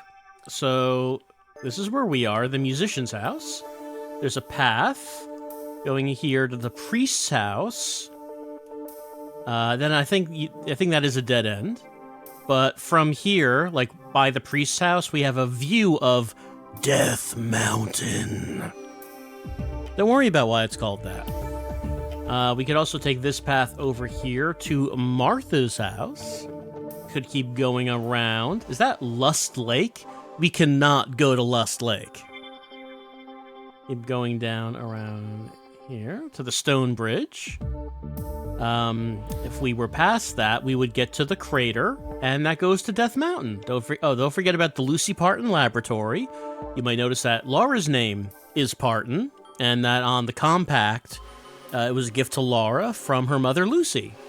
But we don't have to think about that right now, because that's a little later. Here's a Devil's Gap Canyon, and then Death Mountain. So, let's see. I forget if we need to go to Priest's house or Martha's house first. It's one of those.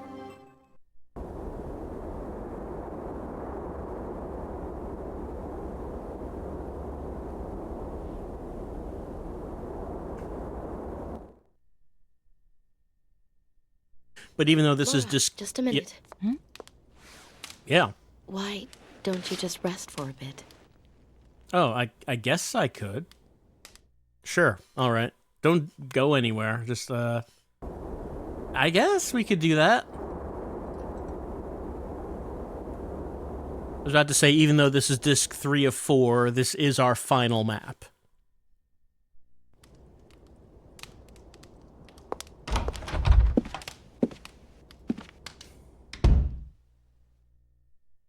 All right, I guess let's have a nap. Kimberly insists.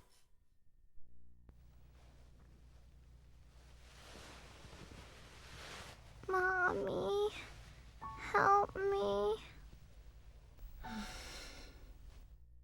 Well, this is the only bed I can see. So you're gonna have to move aside, kid.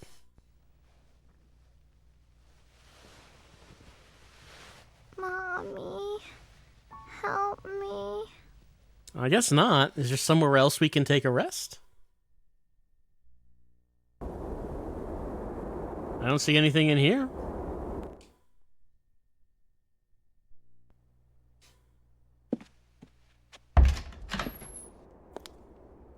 And upstairs, the door is locked.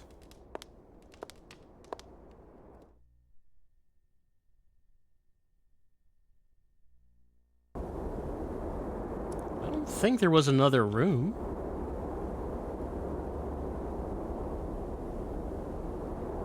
So we can look at Parker. We can look at Kim. That door. That door.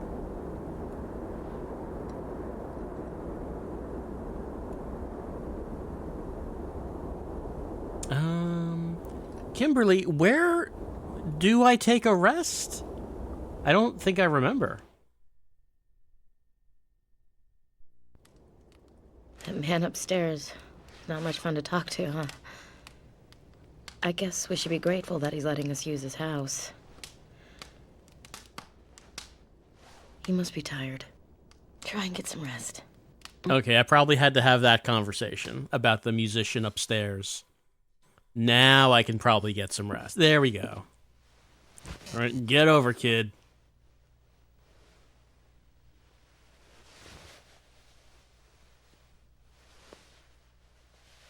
Thank you, Mommy.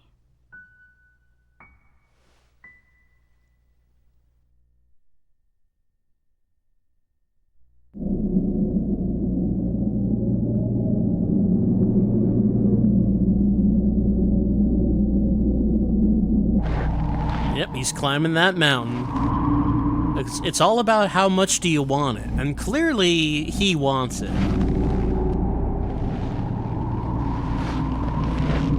He's probably wishing that plane could have crashed a little bit closer to Death Mountain.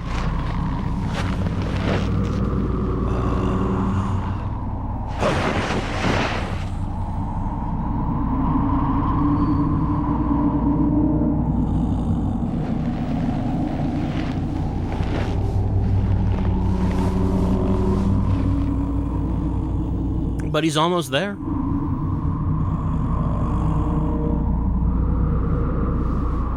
God of destruction, allow me to reach you and be in your presence. Grant your great powers unto me.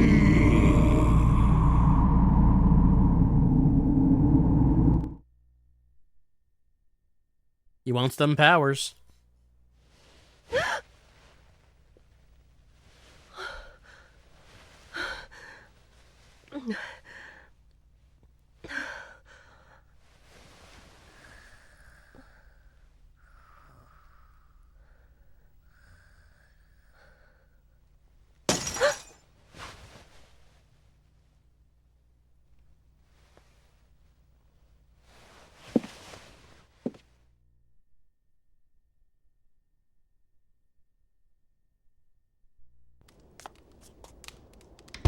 What the hell do you think you're doing? You shouldn't take that Who stuff. are you to tell me what I can and can't do? I know I don't have any right, but I just want you to take control of your life.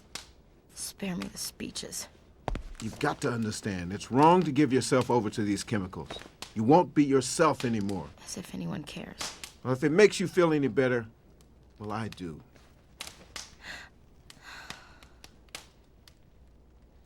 You can't just drift in a narcotic dream and call it life. You're bartering yourself away for a make-believe world, paying with pain, yours and others. So what's the difference between that and how those pathetic monsters exist? Fine. There's not much chance that I'll make it out of here anyway. And even if I did, I'd just be alone again. In the dark. I'd rather turn into a monster and not have to think or remember or feel anything anymore. Don't say things like that. I'm so sorry. Don't bother. For all your fancy talk, you're just like any other man. All you need is an excuse to start hitting. That's not true. I just want to help. I only want to make you feel safe.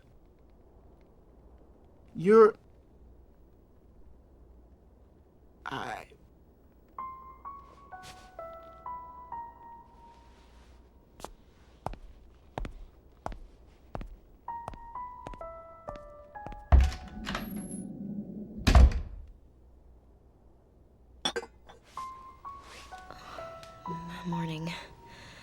Sorry you had to see me at my worst again. I know he's right, but I just can't seem to act normal around men. I feel like such a wreck.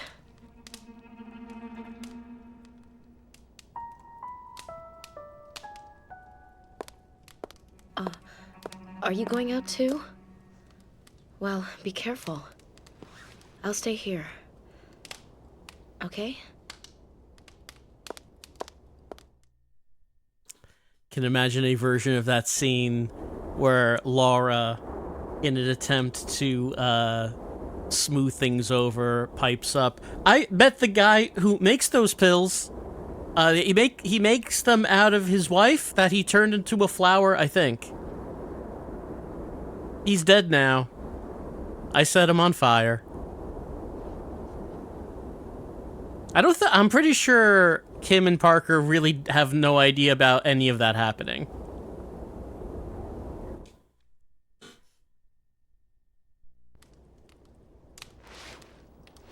If we ever get out of here, knock on wood, I should tell you after it happens.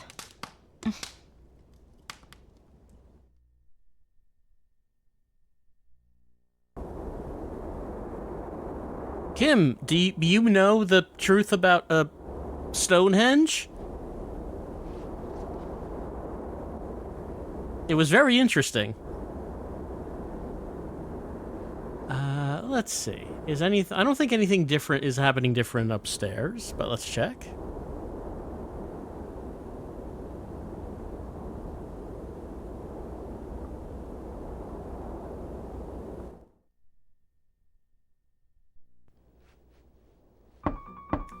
No, this is the same scene.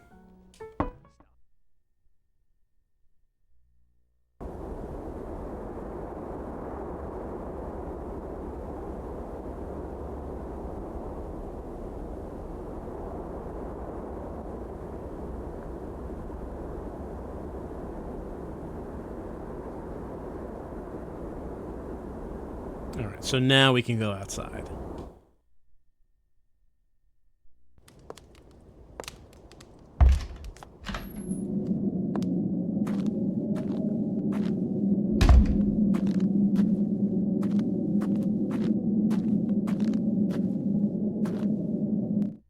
Time to continue on with our snowmobile.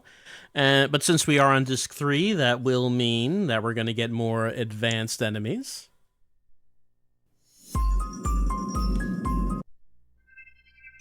So let's save a game.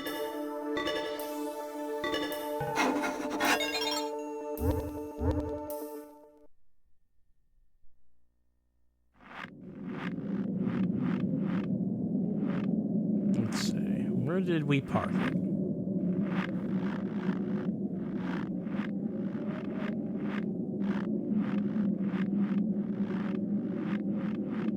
We can look around back here. I don't think there's actually anything. Oh, no, there is. There is. There's a red first aid spray, the most powerful kind.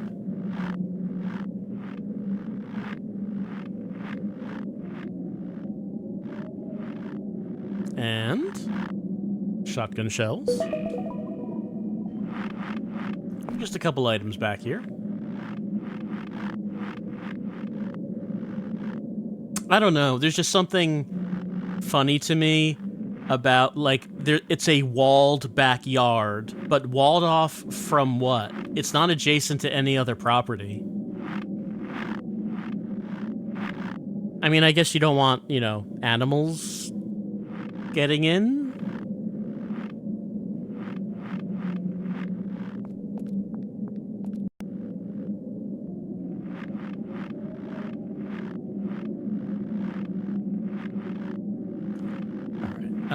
The important thing we need to remember is, where is the snowmobile?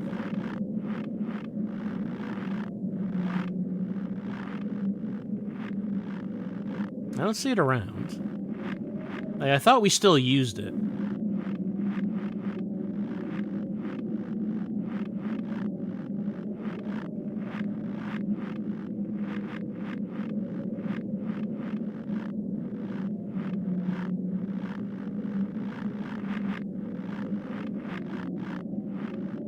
there's something back here.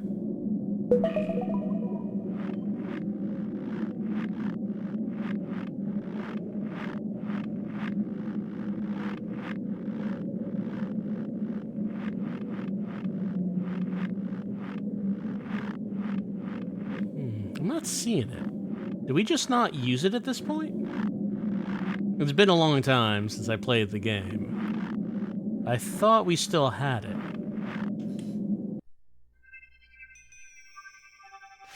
And if we don't, well, this is not that far of a walk. So it would be if we had to go all the way to the stone bridge, but we don't need to do that. Let's just go to the priest house. That shouldn't take long.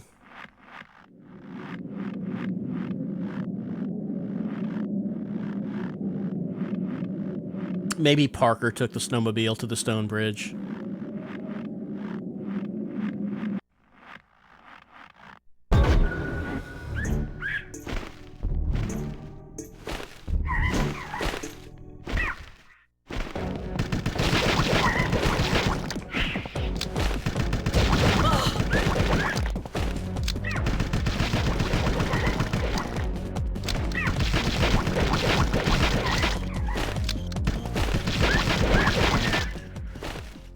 And with each disc, we get a different version of the combat music.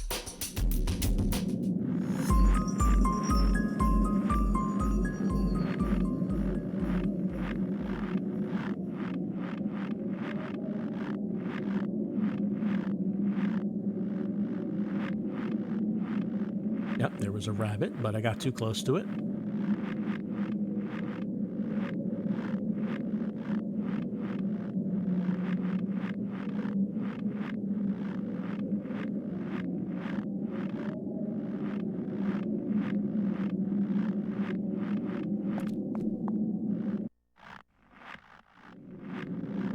Oh, the Dreamcast was loading a fight, but I guess it's not going to do that here.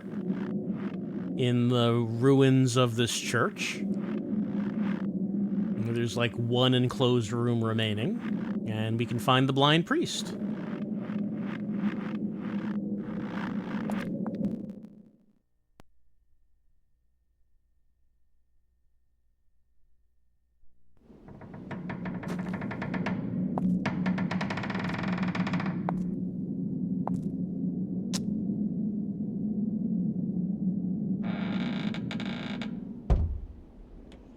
Oh, who's there?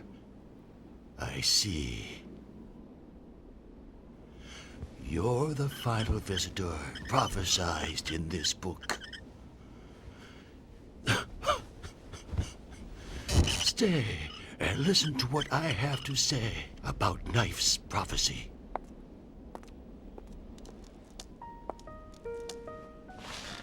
Have you ever heard of William Knife? Last year, he prophesied in his book that a holy figure who oversees the balance of all things would soon come and serve the people responsible for all wrongdoings. Do you know what I'm speaking of? I'm talking about that meteorite that hit the northern mountain that gave off a golden hue. To protect this turning star from the crimson shadow, and awaken from the folds of time an ancient lord of destruction. Only then will hope lie with a child of destiny, born on both shores of history. Terrible, terrible things. A golden flush tinted the sky, and on that northern mountain, fearfully known as Death Mountain, fell the meteor. Thus, the prophecy is fulfilled, and you are possibly... No, I ought not ask. It is not sanctioned to involve an outsider in this zealotry. Hence, go safely, my daughter.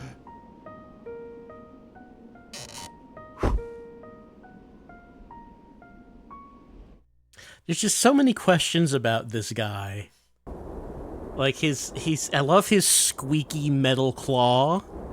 The fact that I think he's blind, but he's also reading a book, and that book does not appear to be in Braille. And when you meet someone like this, you might expect that, you know, they've been here alone for a very long time and they're talking about ancient things. But he's like keeping up with the times. He says, "Hey, did you hear about William Knife's prophecy last year?" Now he knows what's going on.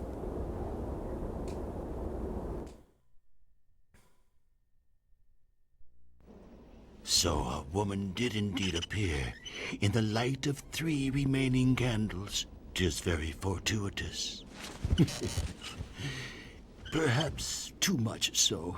If all is according to the book, you would be the child of destiny, born on both shores of history.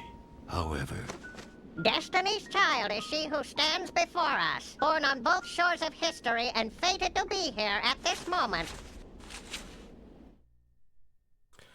I mean, if we wanted to confirm that for him, we could just mention the whole thing about we've been talking to the Great Mother, she's been resurrecting us when we've died. It probably would be relevant to him. According to the prophecies of Knife, only 2 candles remain. Now, you must go, my child. All right, just got to make sure. Let's just ask him one more time. Is all according to... Okay, yes. Just got to make sure that we, you know, do all the conversations with him before we leave. And also, is there anything in here? I mean, we're going to be able to take a further look around later, but, oh, there we go. Excuse me, Father? If that's your title, I'm not sure. I'm just going to take your first aid spray. Of course, child.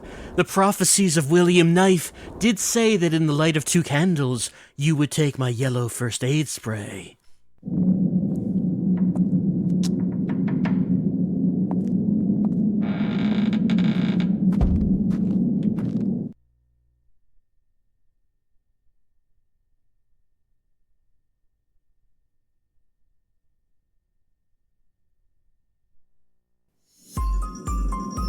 So that's all here. I mean, we could do a once around to see if there's any items in the snow.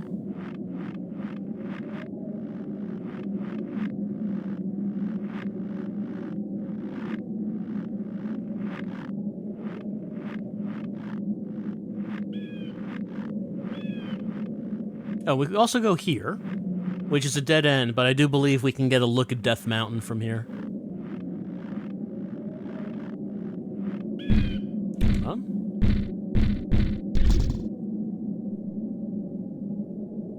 We haven't been doing any hunting lately. We gotta build up our meats, especially as we're getting later in the game.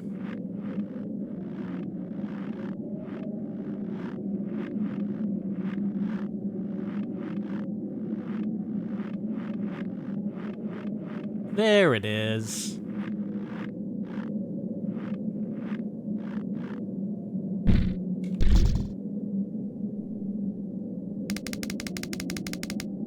That's the furthest, that's the closest we're going to see it from here.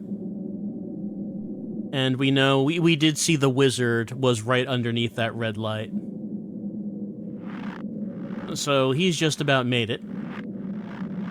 He got there ahead of us. But I mean, it's not like Laura was deliberately heading that way anyway. Even if the Great Mother might be nudging her in that direction. Oh.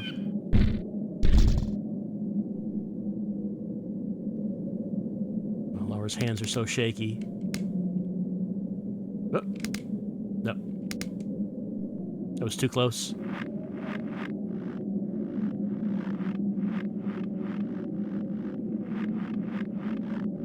Be nice if we could get an upgrade for the rifle, like to steady it, but no.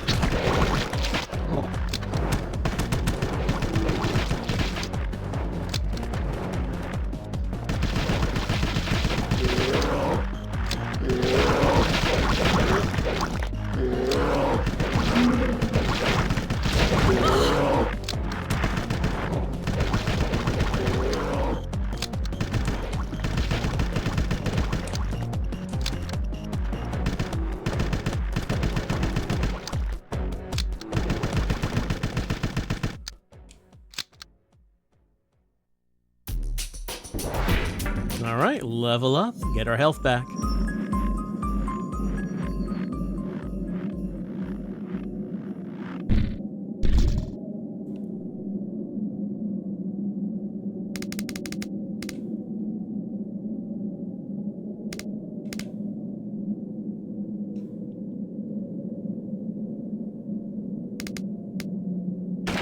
Nope.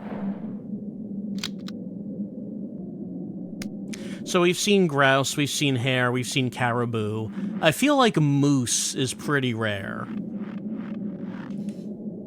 I don't remember where moose show up, but I feel like you rarely ever see them. Alright, let's hang a left and go to Martha's house. I don't actually remember if we can go to Martha's house yet, or if we should go back to the musician house.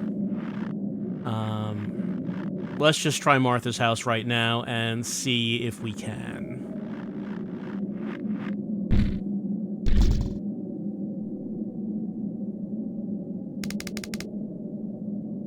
No, that's a first aid spray.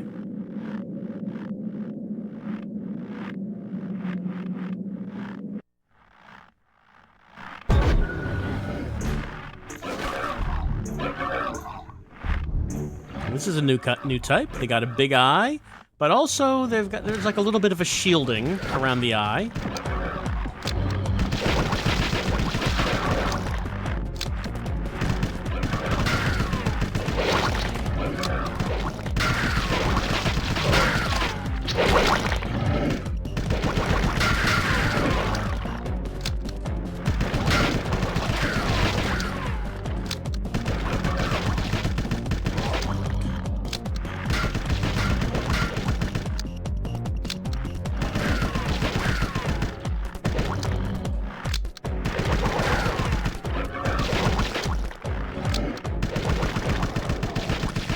Ever find it funny about when you have a story about someone who is like on a divine mission empowered by the creator god and all the power that entails, and that character ends up using guns? Like, you figure, considering the mission Laura's on, she would have, I don't know, like something bigger she could be using here.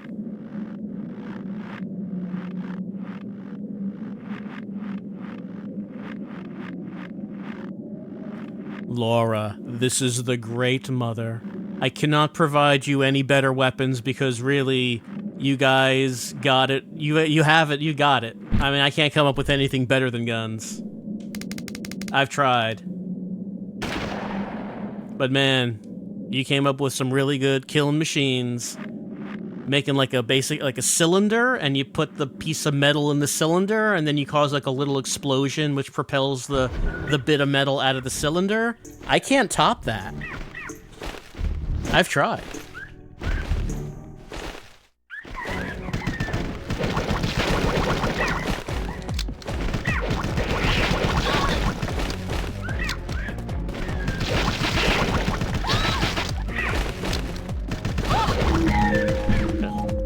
Eat a meat.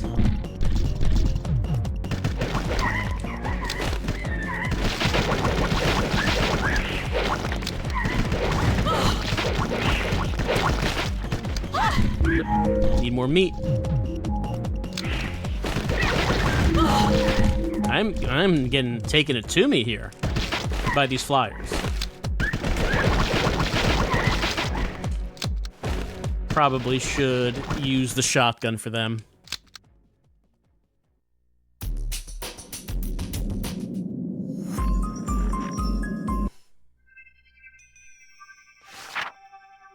We're almost at Martha's house.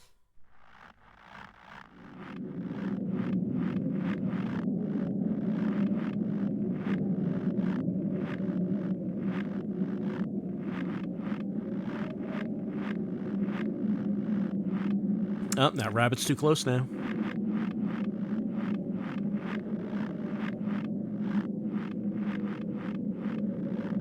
Yeah, our house is in here. Can we go here yet? I forget now.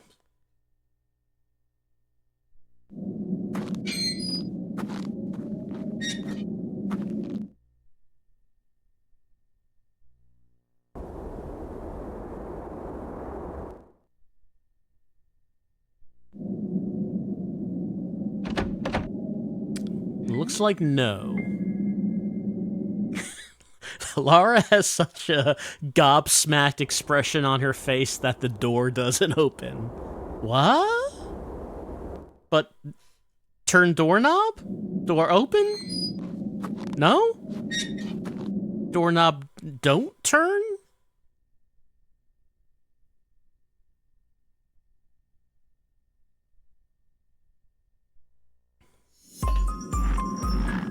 Alright. So yeah, that does indeed mean that we are heading back to, to the musician's house. Man, if we went the other way and decided, hey, let's check out that stone bridge, it would take so long to get there, and I don't think there would be anything there. As the stone bridge is blocked, which is stopping us from leaving this area. And I mean, I guess we could go there to confirm that, but man, that would take so long to get there without the snowmobile.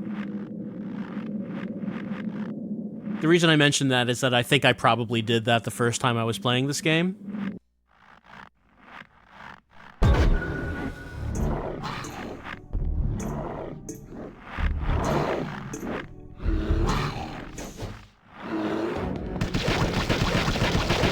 They're coming. The boys are coming.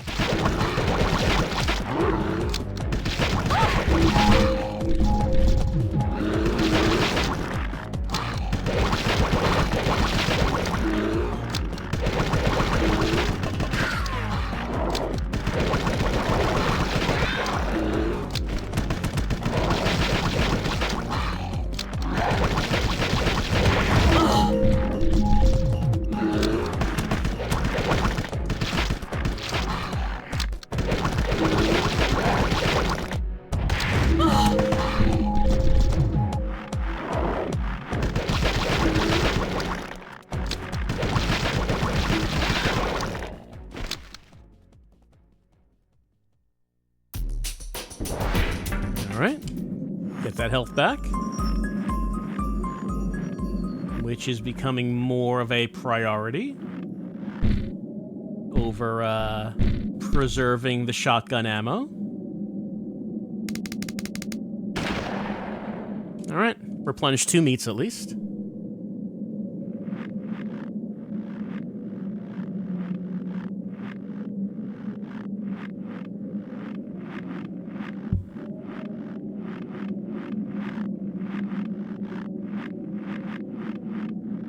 Be great if you got close enough to a rabbit and Laura could just grab it. No need to shoot it. Just shove it alive into the portable cooker.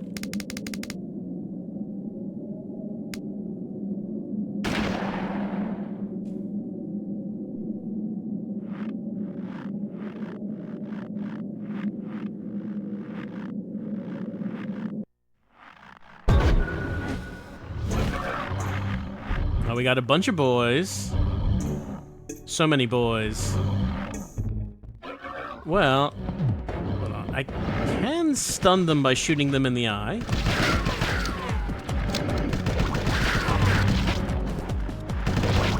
There's that at least.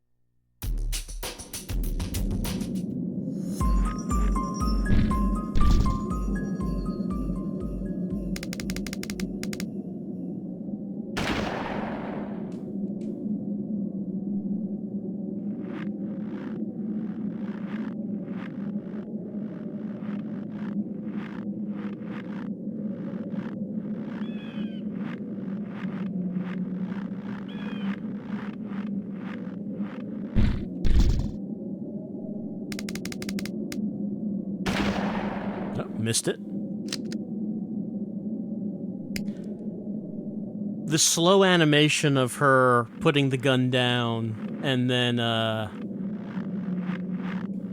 getting it ready for the next shot is always kind of funny to me, because there's really never a reason for a second shot.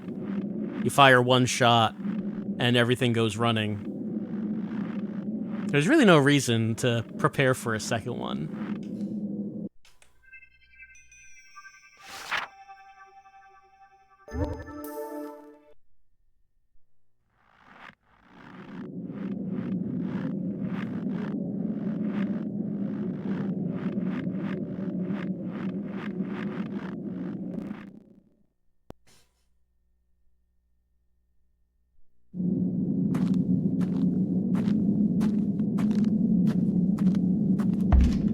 Alright, what's been happening here?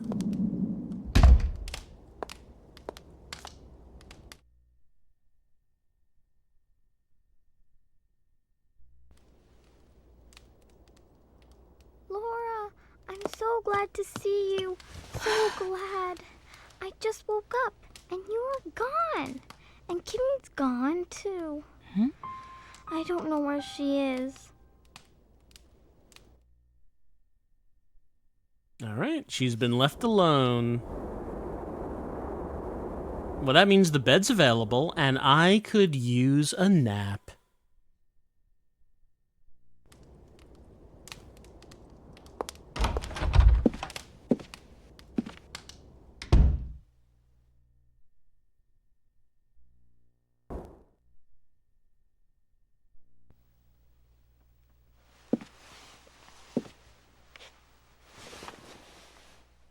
And see how this one compares to the cabin bed.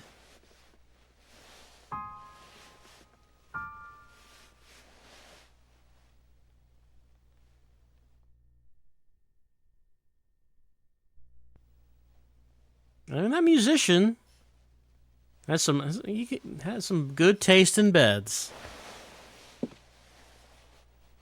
Not too firm, not too soft.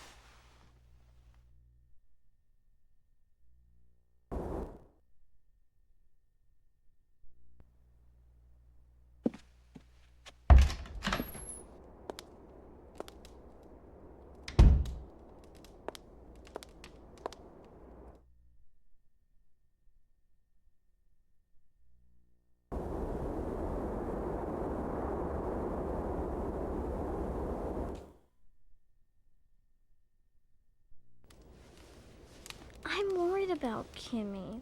Laura? I'll be okay by myself. I'll just wait here.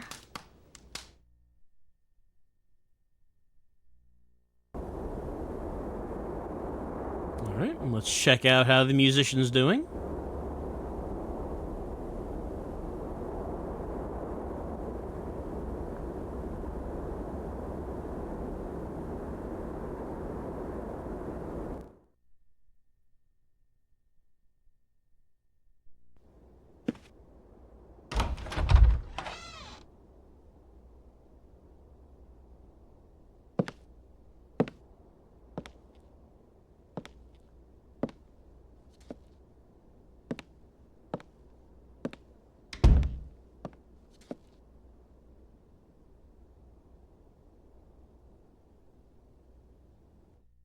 Well, the musician's gone.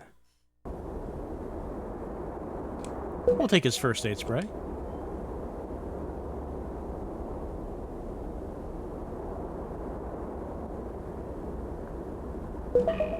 And handgun bullets. We do not have a handgun.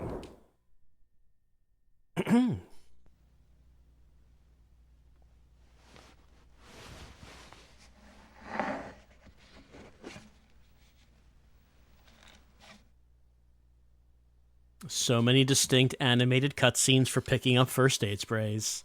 And shotgun shells.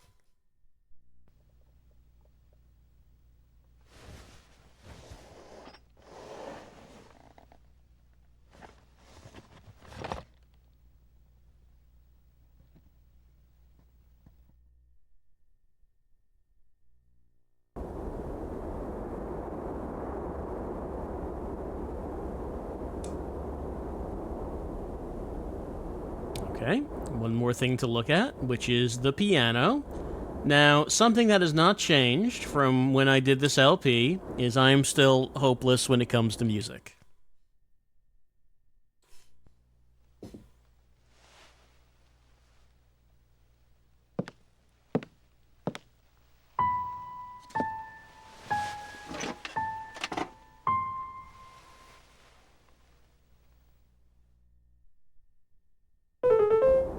So you heard that little bit right there? Play it. On these keys. There are not many keys to choose from, but play it. Alright, so I'm just looking up the solution to this. Which is, according to Game FAQs, starting from the left, press the 4th key. 1, 2, 3, 4. Then 2nd key. 1, 2. 1st key. 2nd key. 5th key.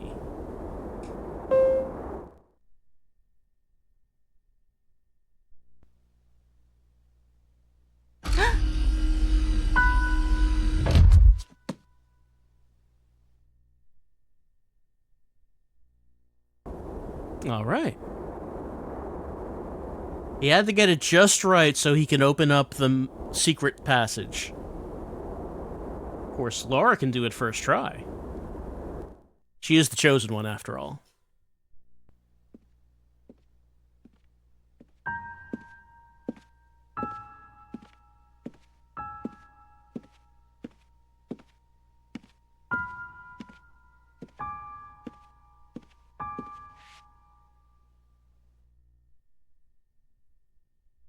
Butterflies.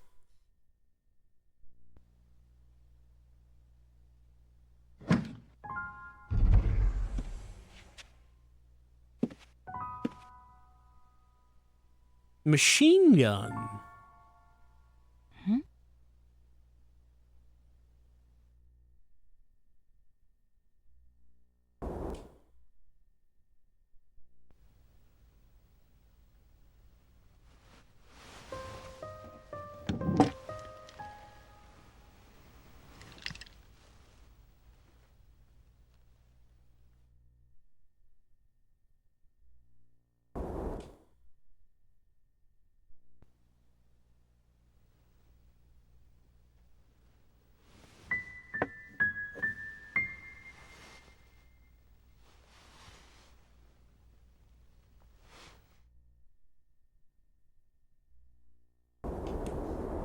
All right, let's take a look at what we just got.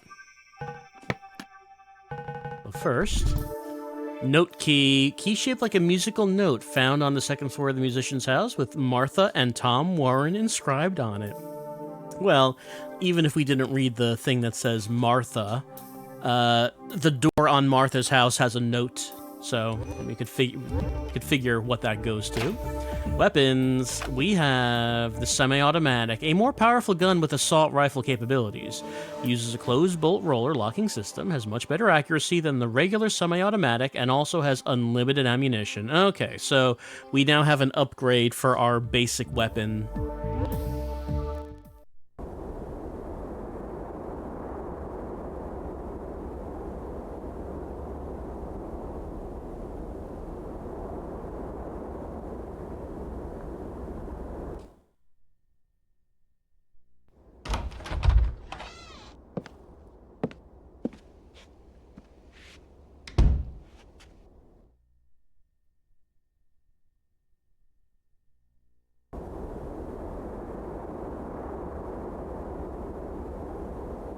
Well, we didn't find Kim up there. Where did she go? And I guess the table was cleaned off. There's like some bread on there, but...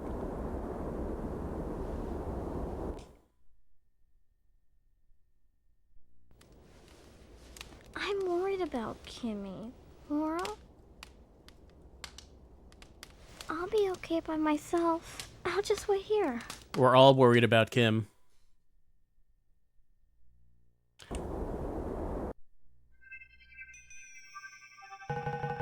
Alright, let's give it a save.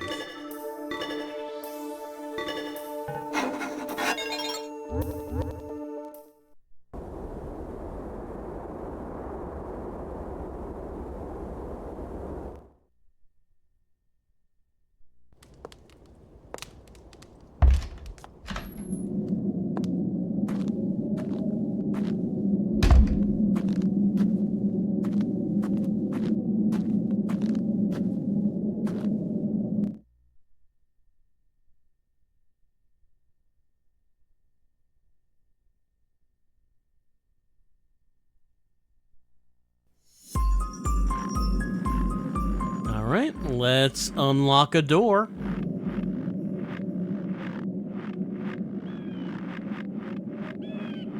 The odd thing is that Martha is in there.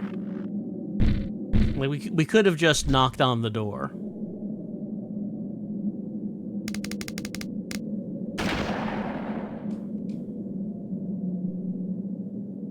And also, let's equip our semi-automatic and see how that is.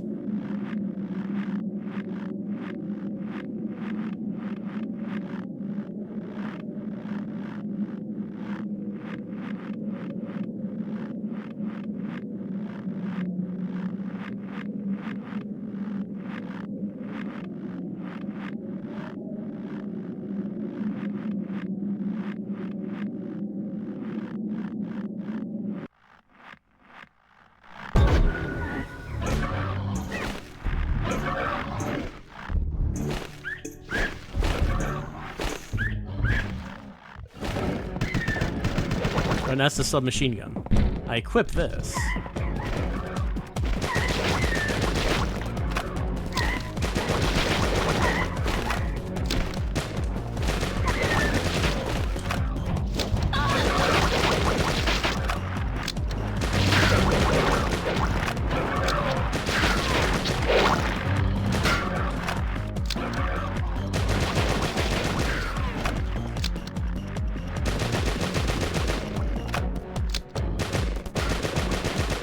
Alright, it's just a little bit better.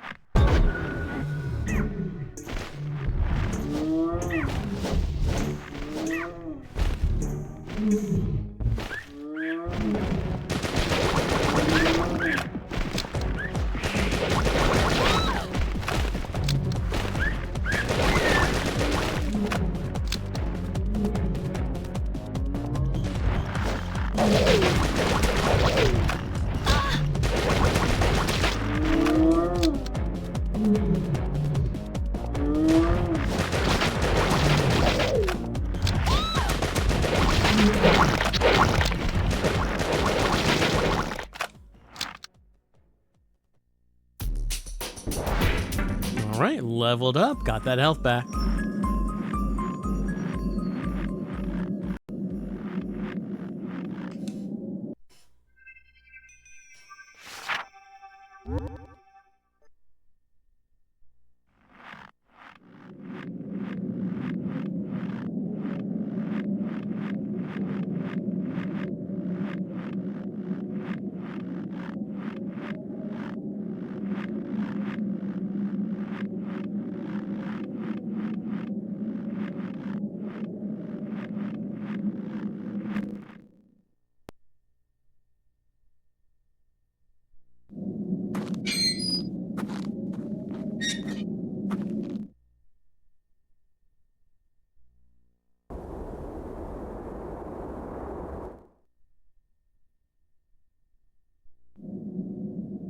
Locked door thought it could stop us. It did not reckon with the power of key.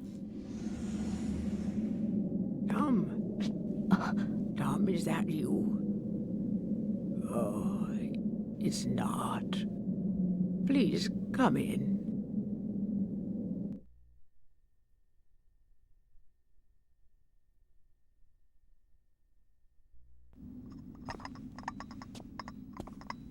Here, have some soup. So you've been to the house. You must have seen my son upstairs. He didn't do anything bad to you, did he? Good. You see, I forced my own ambitions on him. When he was just a little boy and wanted to play with his friends, I made him practice the piano every day. Locked him in the cellar and forced him to play from morning till night. And finally, I brought him here to the middle of nowhere so he would have nothing but his piano. But as if that weren't enough, I gave him a drug called Linda. I wanted to give his fingers, his hearing, an extra touch of power. But it was the devil's medicine that I gave him. It put him on edge and brought out the worst in him. I saw it myself one day. I saw him in the barn playing. He was cutting rabbits and birds to pieces and laughing. He saw me, then approached me. "Mom," he said, and he was holding a burning log in his hand. "Mom, I can play the piano really well," he said. "I can play really well, Mom. Are you happy now?" Then I couldn't believe it. He shoved that burning log right into my face and burned me. And this is what happened.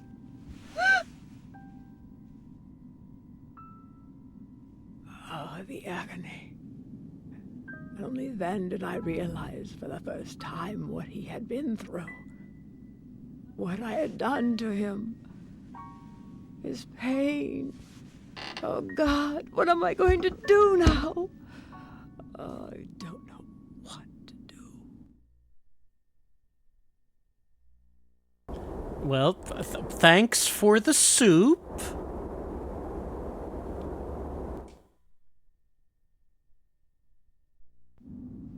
Could I interest you in some more soup? The soup is pretty good.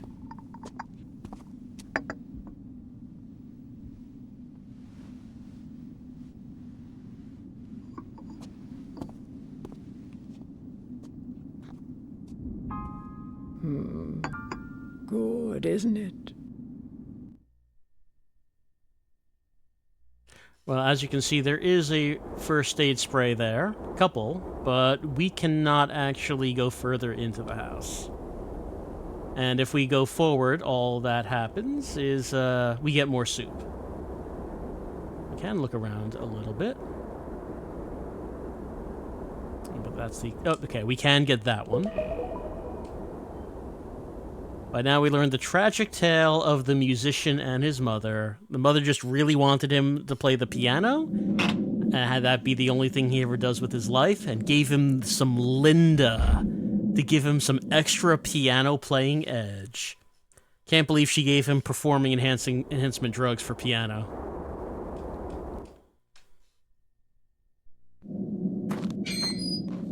I mean, yes, Linda does seem to be some sort of channel to dark power, but if only you could channel the dark power into your piano playing.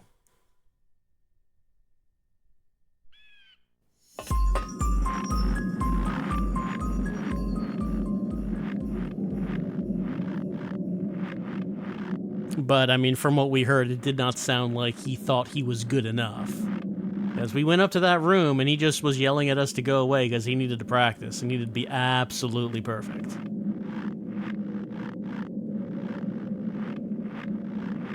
But where did he go? Why would he leave his precious piano?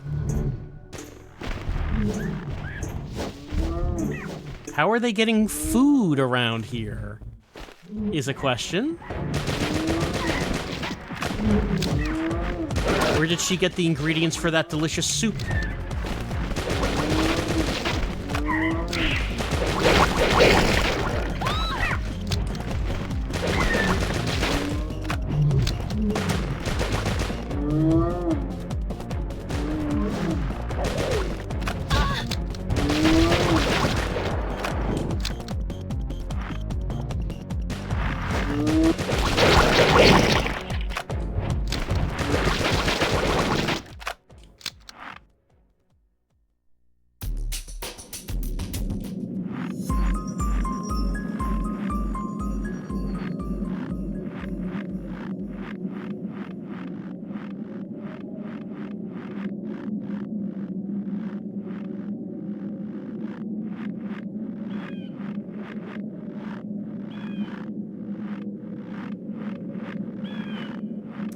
guess let's go back to the main house.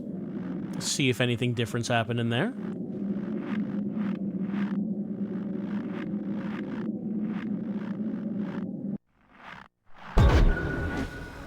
I mean, I guess the format of this game really just has been you have a main location, and then let's go to somewhere else, and then something happened there. So now let's go back to the main house.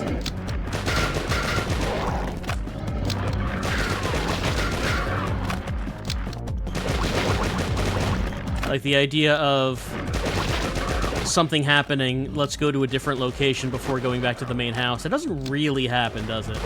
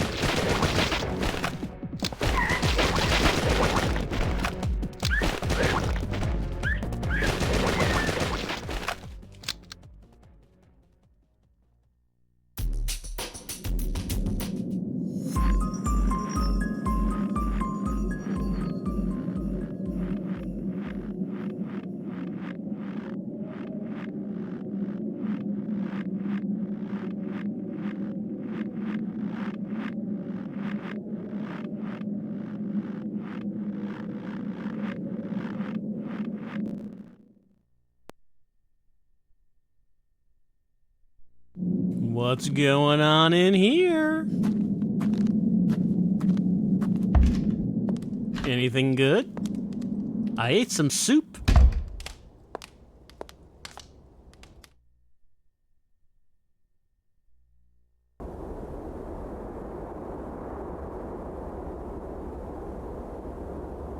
What? Oh no, she's still here.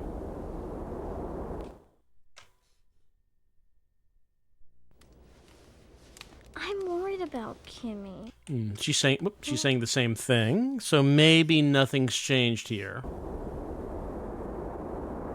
If nothing's changed here, then I guess that would mean let's go to the priest's house. And first, let's check the musician room.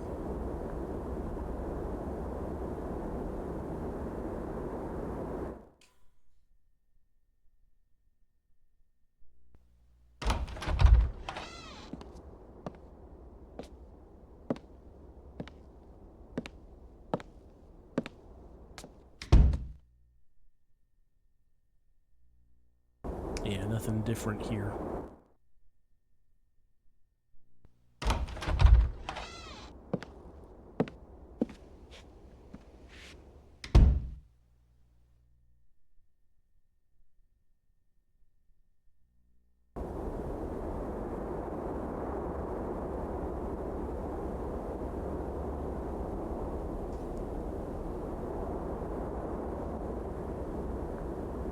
Let's just check in here just to make sure.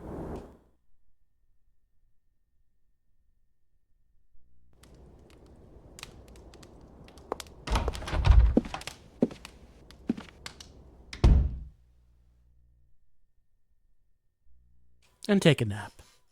Get some health back.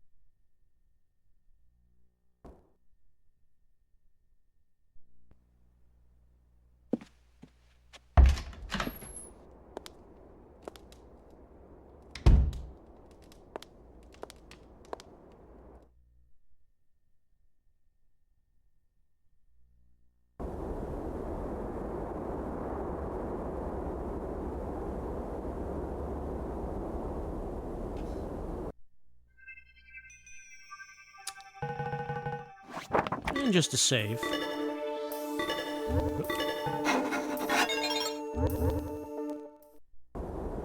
Alright, heading to the priest's house we go. See if he has any more prophecies from William Knife.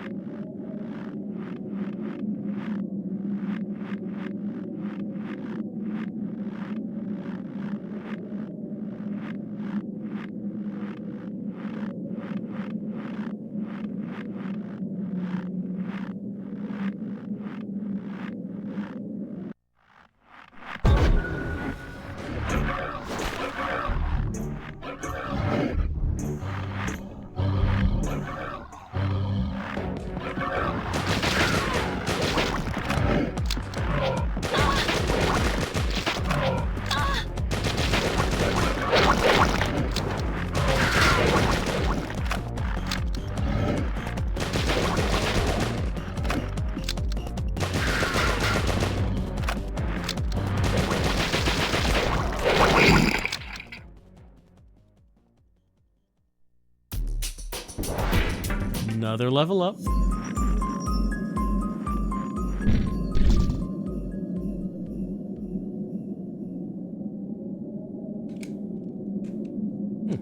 Uh-oh. How did this happen? Okay, there we go. The R trigger on my controller just kind of got dislodged for a little bit. It's back in. Don't know how that happened.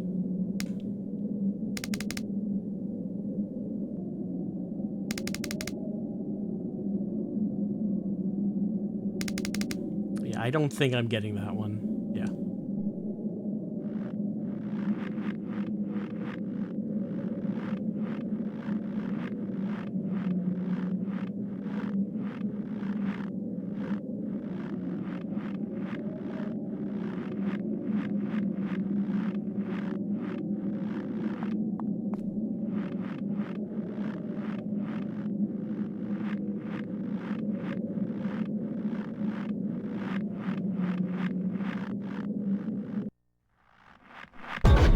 No, we can have a battle here.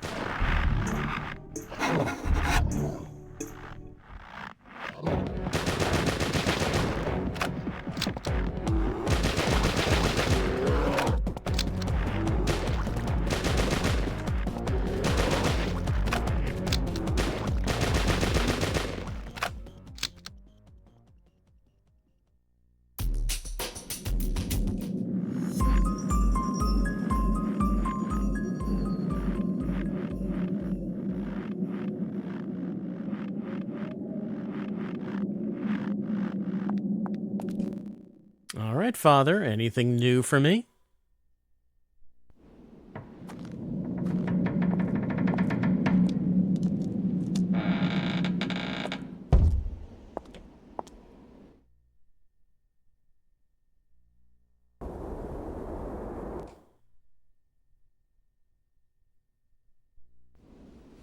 Welcome back. I thought you might return. If you truly are the child of destiny, there is something I must tell you. No man is truly evil or truly good. There is only the power of evil and the power of good, and all depends on how that power is applied. I know not whether you are the destined one, but I have told you what I needed to. Perhaps the human race has gone too far. It seems that my task in life is done. I shall wait here for the last candle to burn out.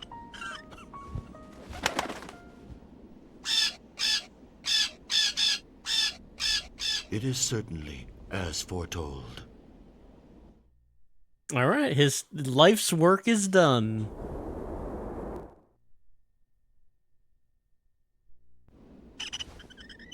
If you are indeed the child of destiny, my old heart is filled with joy. After all, I have lived so long just for this very moment. He lived to see it.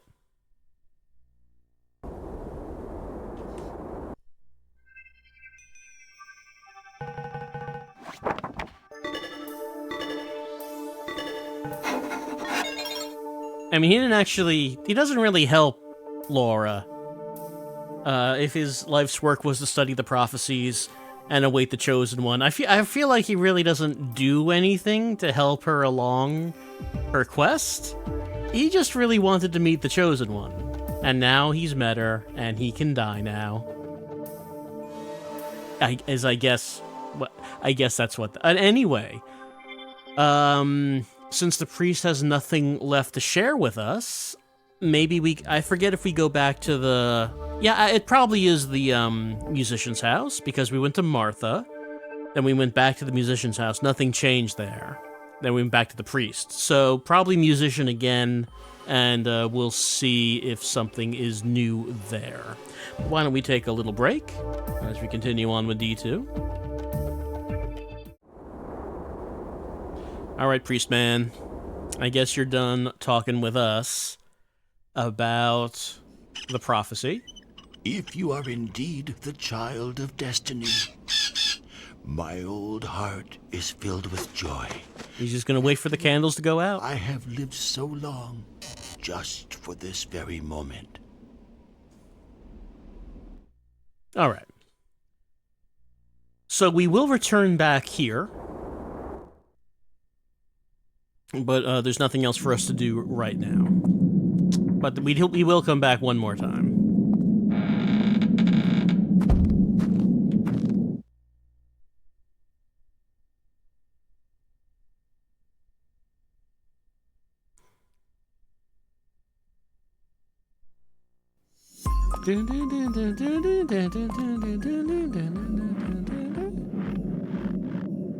Let's try back at the musician's house. Maybe there have been developments.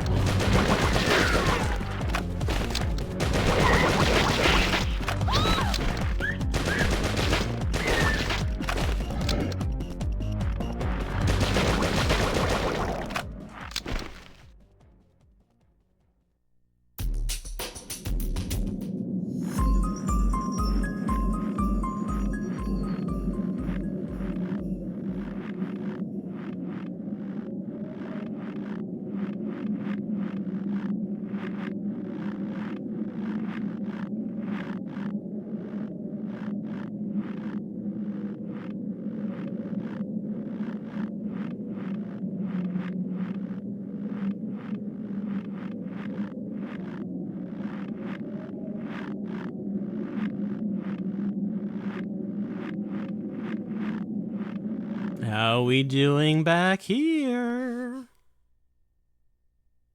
No one's on a Linda-fueled rampage in here, are they? Of course not.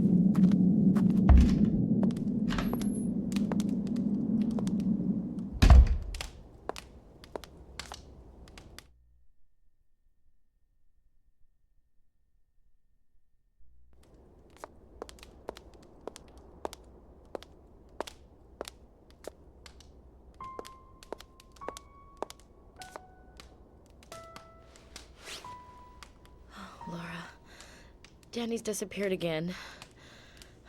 When I wasn't looking. Where could she have gone?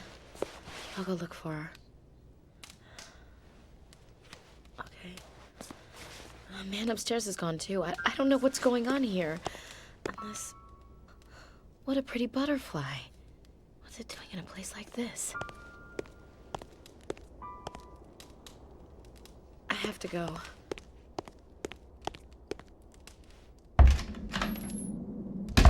Oh, that Janny. Always getting lost. Butterfly. We've seen a room that have some butterflies in it.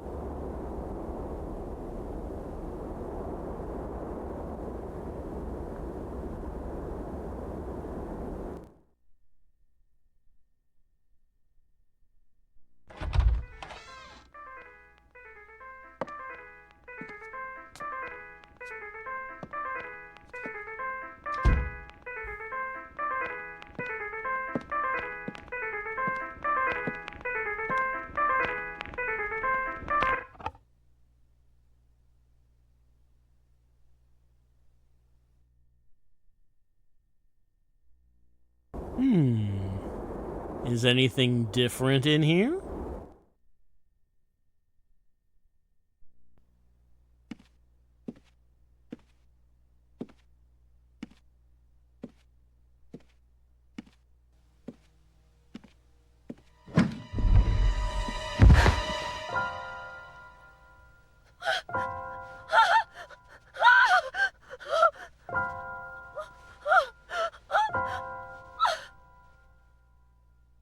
What's wrong? Oh my God. What the hell happened here? You better not hang around. Come on. Let's go back downstairs. Gasp, a dead body. You all right? I wonder where Janny went. I ran into Kimberly on the way back, and she told me she took the snowmobile. You know, I think I have a better idea of what she's like after talking to her. Oh yeah, I found a stone bridge just north of here. The thing is, the gate is locked and will stay that way unless we can blow it with dynamite or something. It's really too bad. There's a large building in a mountain on the other side of the bridge. There's a weird red glow coming from the summit. I think there's something like an antenna up there. You can bet on it. It could be the source of the signal my team was tracking.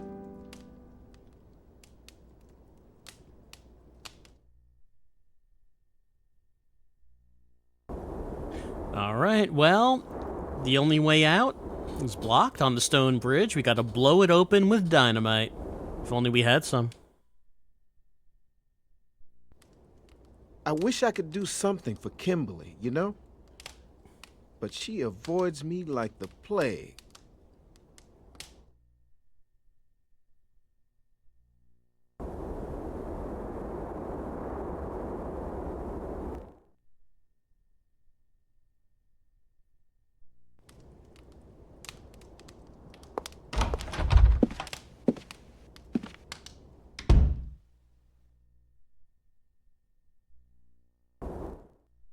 Why don't we take a nap?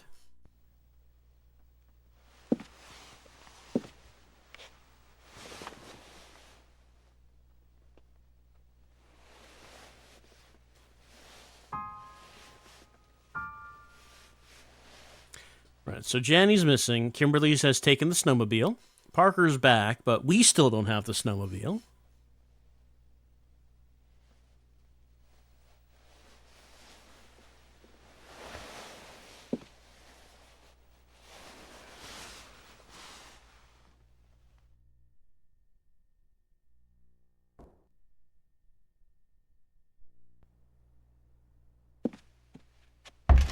Which, of course, means it's time to go back to our other two locations and see if anything's happened.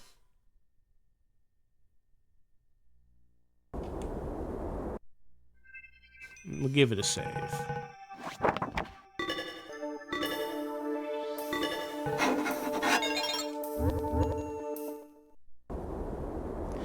We just better make sure that we don't have any other conversations with Parker.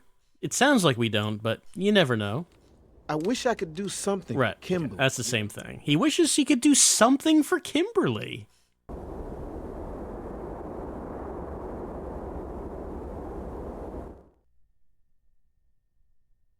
Well, you know, once we're out of this and we're back in civilization, maybe he can just buy her some more drugs. She seems to like those.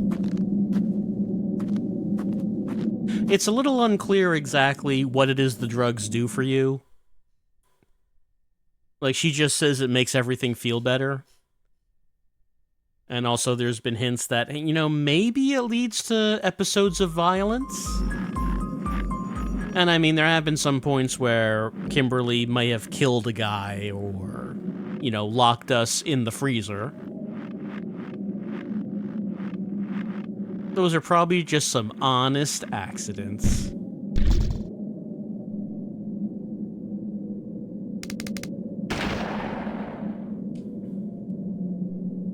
And there was that one guy,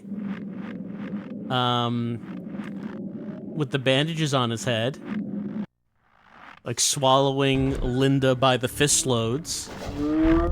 I assume he's not normally like that.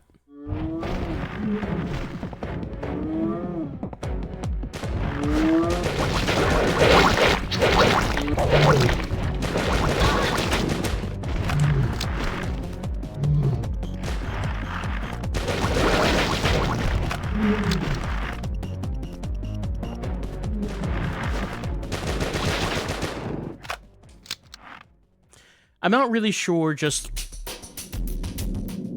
what exactly people are getting out of Linda. Like, what is the like we have an idea of what the problems are with using it.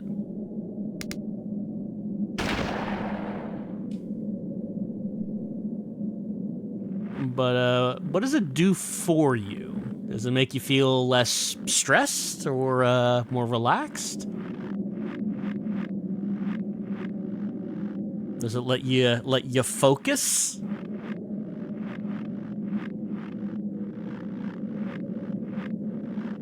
Increase your brain power. What does it do? I mean, aside from give you visions of northern Canada with the shadow landing here prior to exterminating the dinosaurs and now humanity. It does that too.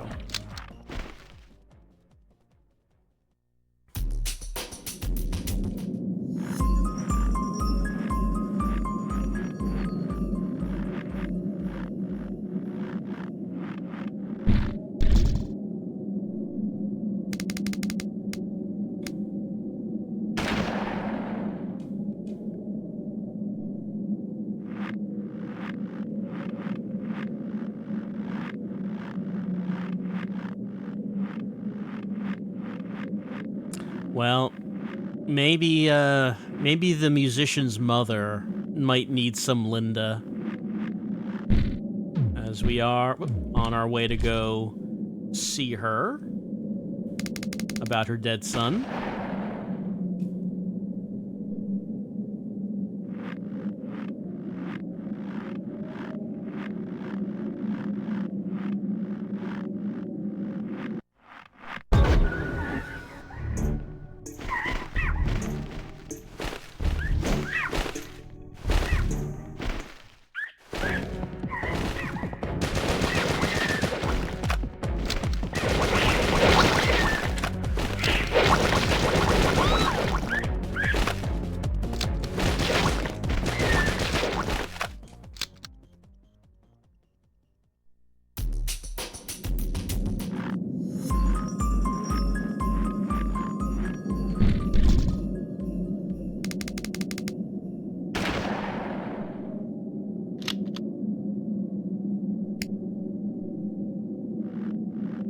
I guess what I'm wondering is, what was Kenji Ino's inspiration for Linda in this? Like, this came out in 2000, so in development in the late 90s.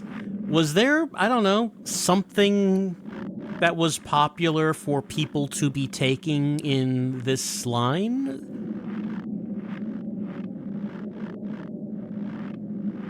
Of, I don't know, it's some popular drug that people are taking, and it makes things real easy it just makes things feel easy, gives you focus, gives you energy, just makes you think better.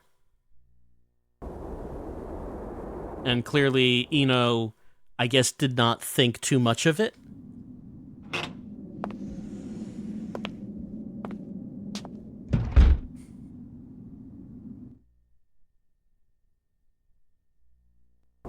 Well, she's still here. Is she going to offer us soup? If so, then I guess we just go back to the priest. Could I interest you in some more soup? Yeah, it's just soup. It's just soup.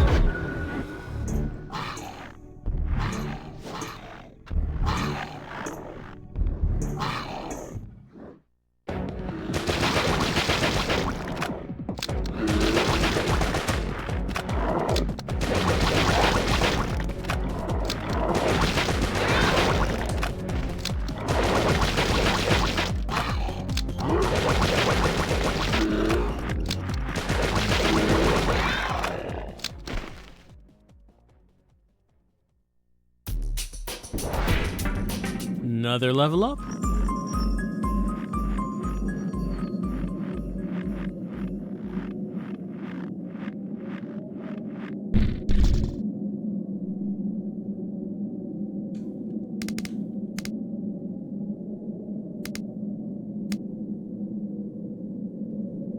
Nope, it stopped. I figured it wasn't going to stop.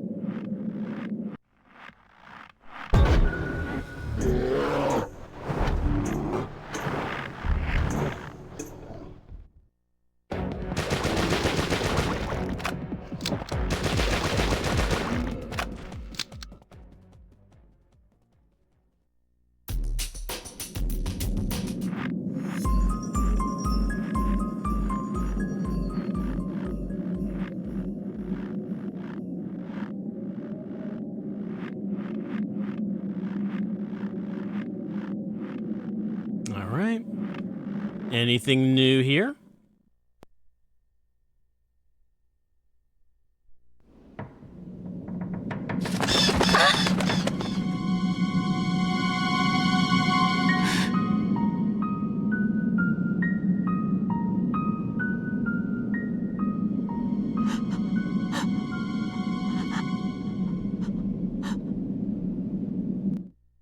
You know, I don't think that parrot's gonna survive in this climate. Well, he's dead. A lot of blood on that book. Where did the blood come from? Well, I mean him. I mean, how did the blood come out of him?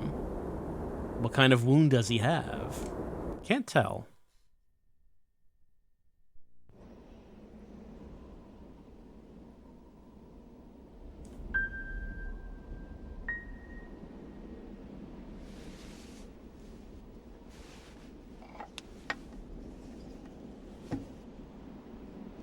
But we got that key.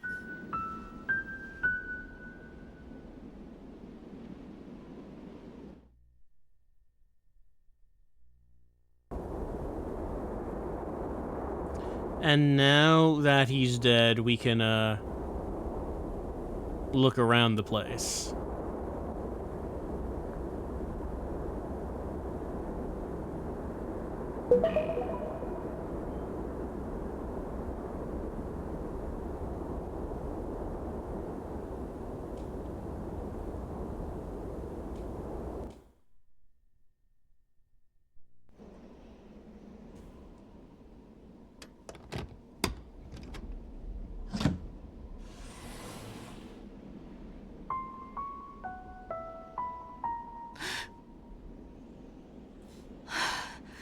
How fortuitous that this priest was keeping a couple of bombs in here.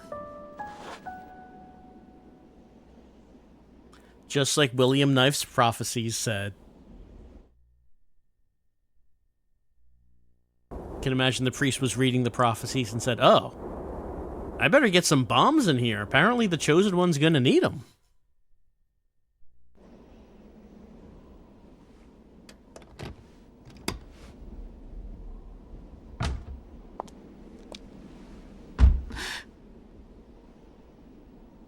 She's also going to need a handgun.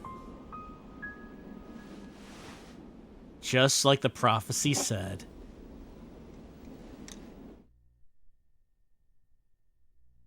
Alright, so that would be our final weapon.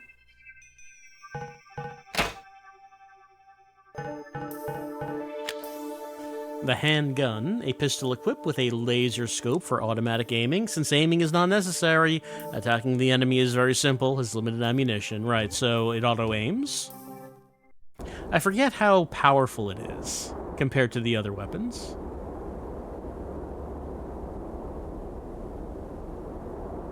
We better just look around to see if there is any other items to be found there.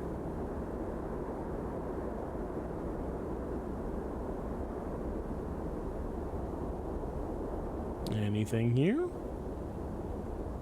Does not seem like it. Alright, well, goodbye, Father. Thanks for the bombs.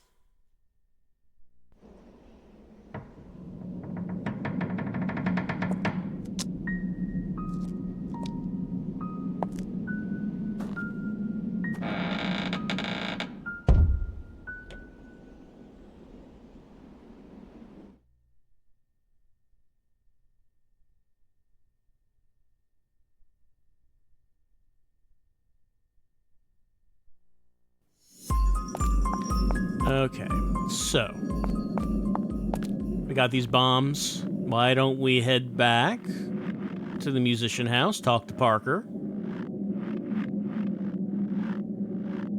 He was saying we need some dynamite to blow up this door on the bridge. Well, hey, look at what we got. Divine intervention is what you call that.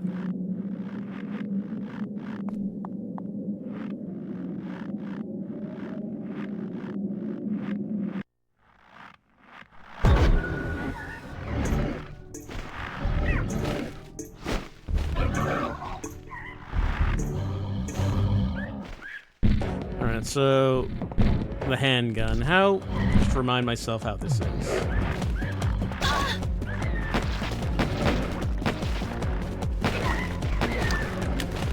Wow, killed that already.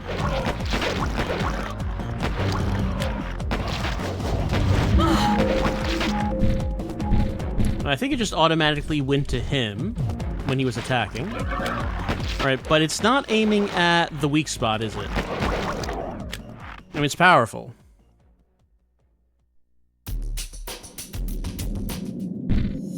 But it was not aiming at their big eyeballs.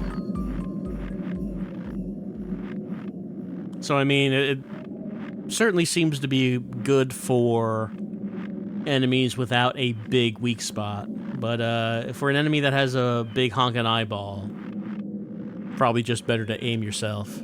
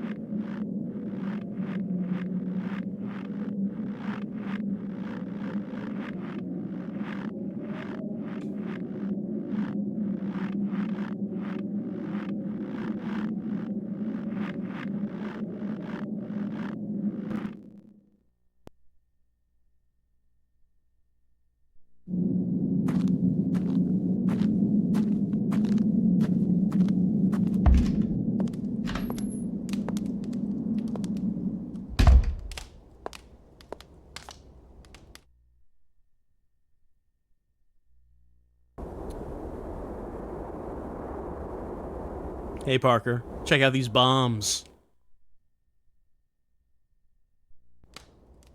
Oh. That looks like an explosive.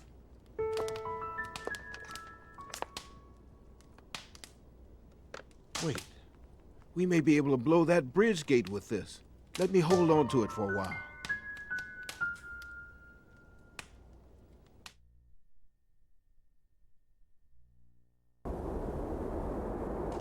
Looks like we can't talk to him.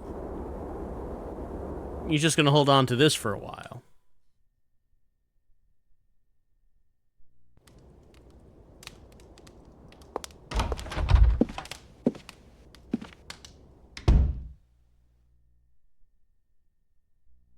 And why don't we take a nap?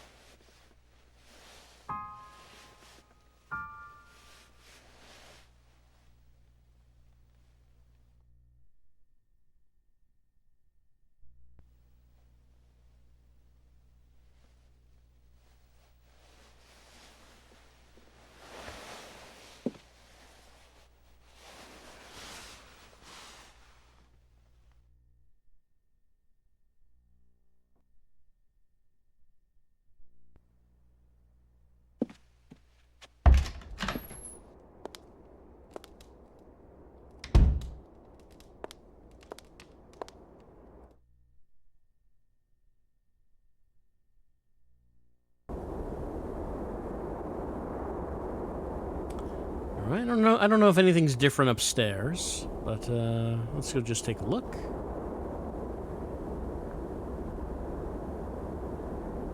Strange that someone was brutally murdered up in here, and then a little after that, the priest was also brutally murdered. Odd.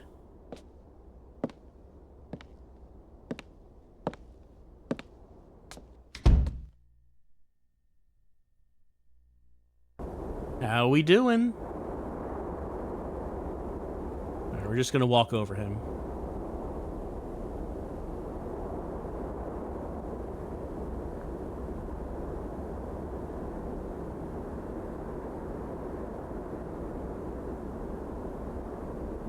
Alright, well, if nothing's different in here, then that means there's really only one place to go, and that's back to Martha's house.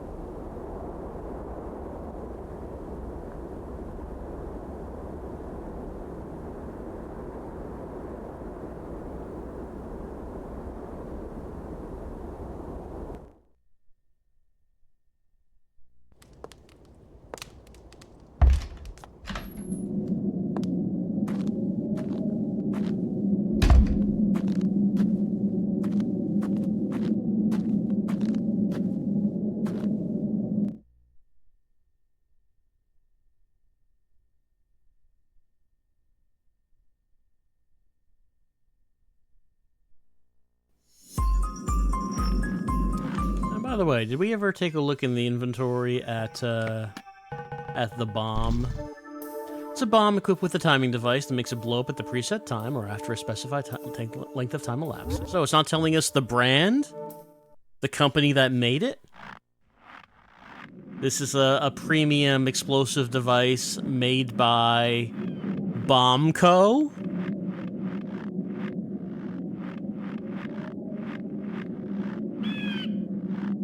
The trusted name in bombs?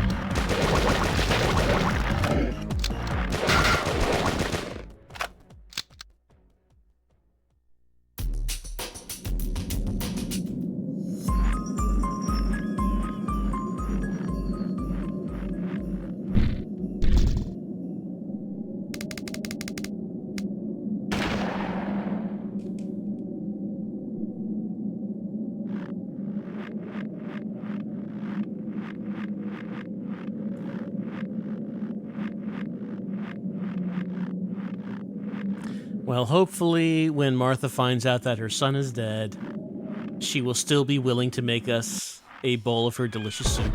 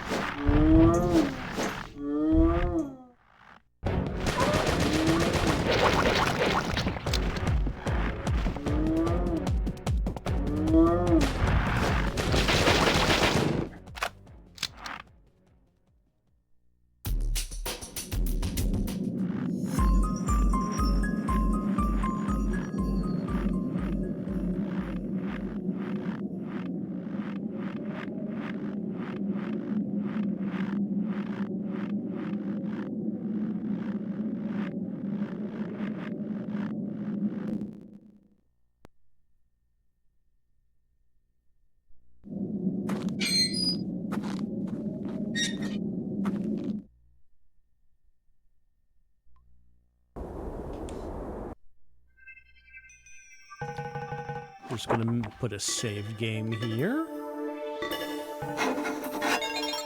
If this is the bit that I'm remembering. Not sure if it is.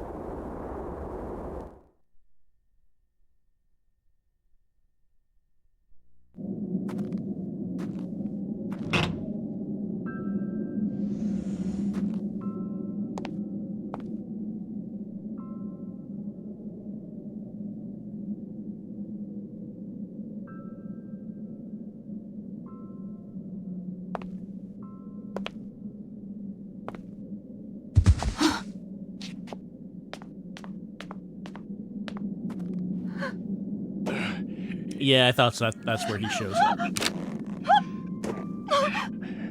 Wait. I'm okay now. You must believe me. That sorcerer deceived me. He was just using me. Please believe me. I know I turned into a monster, but I'm okay now.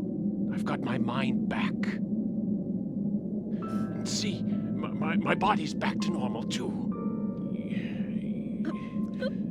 Even if my blood's green, I'm still a human being. Is that what you want to kill? Come on, trust me. We're both human, aren't we? It's okay. You can trust me. See? Trust me.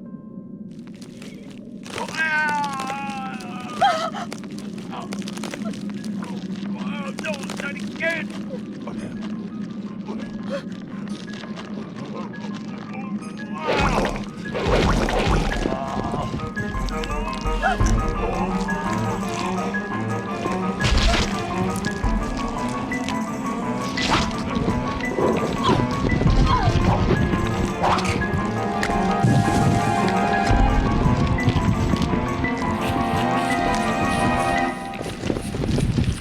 He's having a time.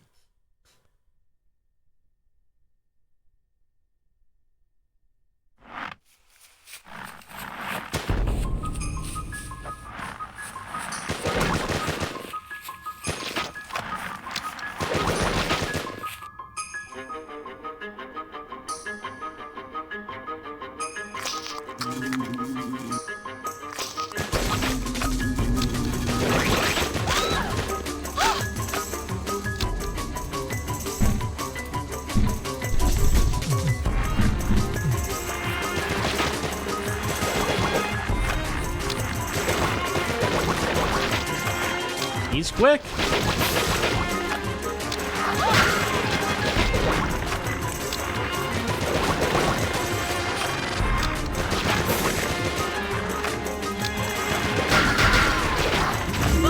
Forget if you can knock him off of that.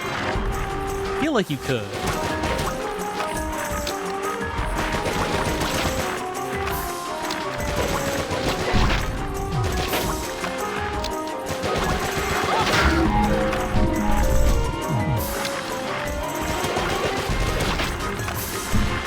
Maybe we should try getting out the gun of shot. See if that does any better here.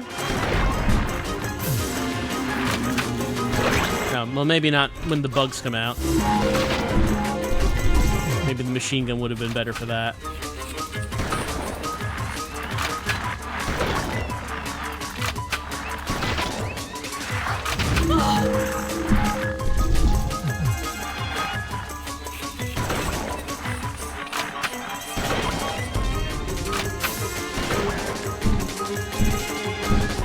We could try the handgun.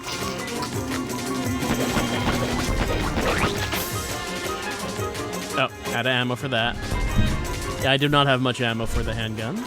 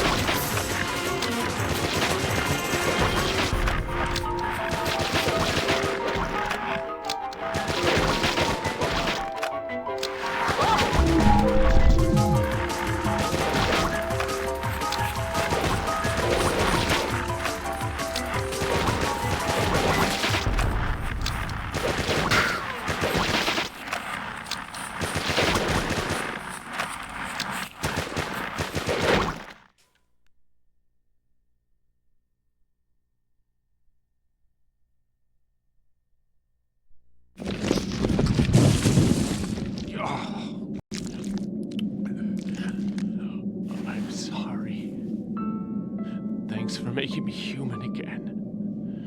We were wrong. The sorcerer was just using us and we didn't know it. We took Linda. Linda, he gave us, got on that plane. It felt like bees were flying around in our skulls. Don't remember anything else, just the buzzing. The buzzing in my head.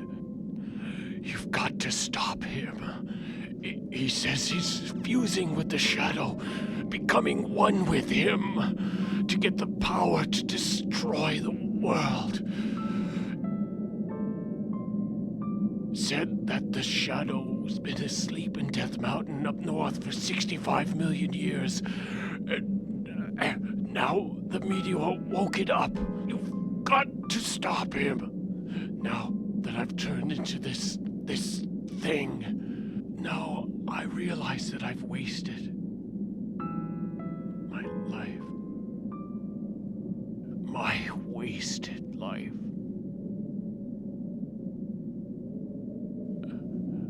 Dying feels kind of good. Thanks. Could you close my eyes? Can't believe he was tricked by the sorcerer. You think you can trust a sorcerer, you know?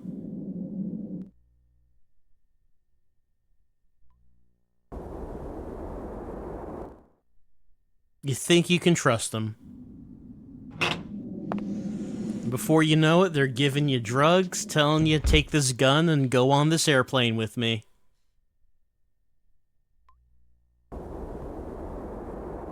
Can't trust anyone anymore.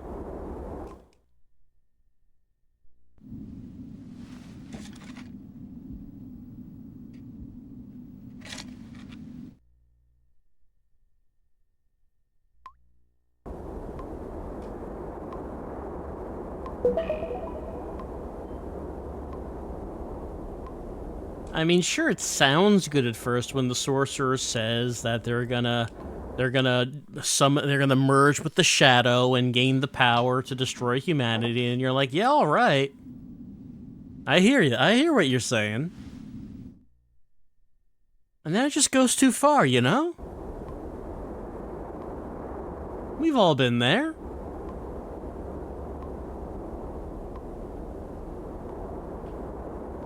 So I guess what he's saying is that when he was on the airplane yelling everyone to shut up and shooting anyone that made noise, it wasn't really him. That was the Linda talking.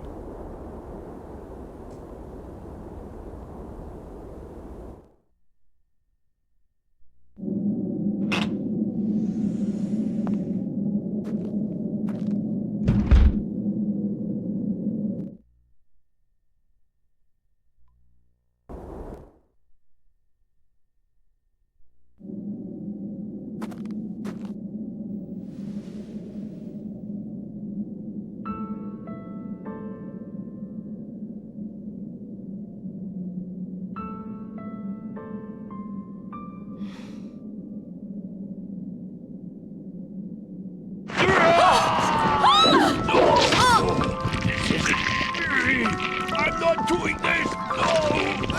No, please forgive me! No!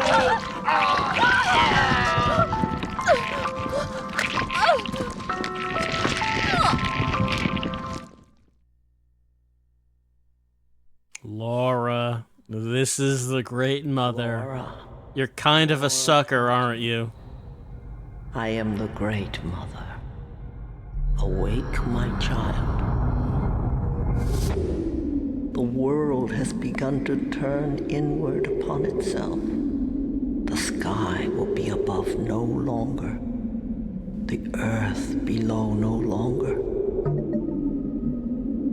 And mankind will be no more. Hurry, child, and arm yourself, or else the world will be no more. Fear not, and go forward in the name of the Great Mother, the Creator of all.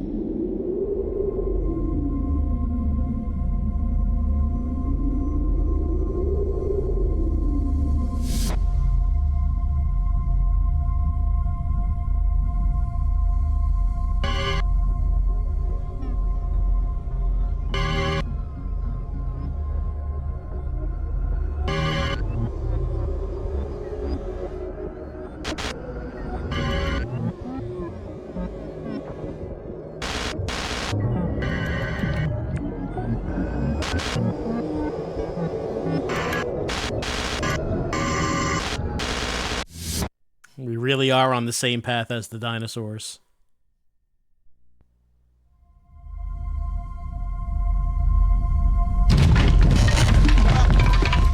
What the? You again. Scared the hell out of me. Almost gave me a heart attack. Let me guess. The yellow light again. I do like we actually see her coming through the ceiling this time.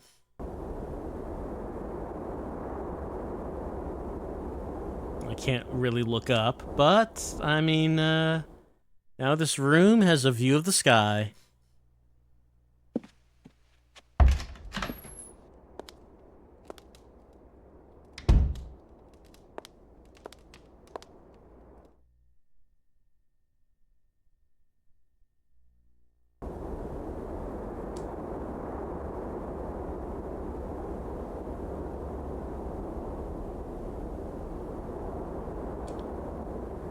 So how we doing with that bomb? We just had some company. I mean, I guess we're the company, but you know that guy upstairs? His mother came over. She went up to the second floor and still hasn't come down. Even though her weirdo son seems to have wandered off. I don't know what she could possibly be doing up there by herself. Wandered off? I mean, I don't know if... Does Parker realize that the dead body up there is the son? You saw the body, Parker. You saw him up there.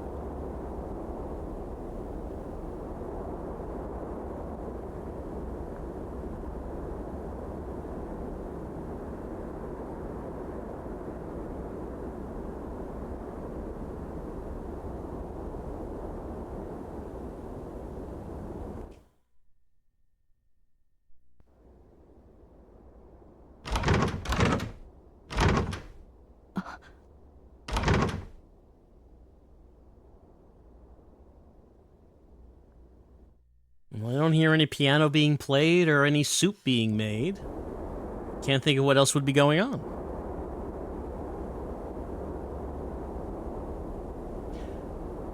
All right, so...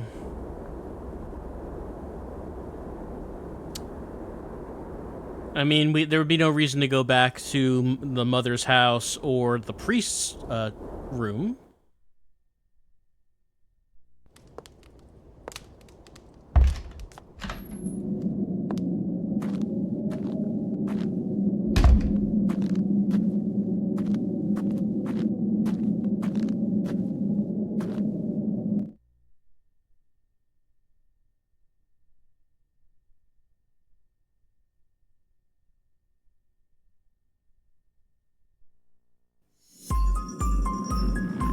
Don't suppose the snowmobile's here.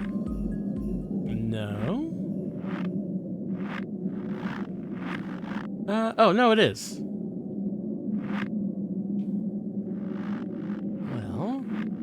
Well, let's just see if Parker has anything else to say, because if the snowmobile is here, we can go to the bridge, but there's no reason to go to the bridge if we're not setting the bomb.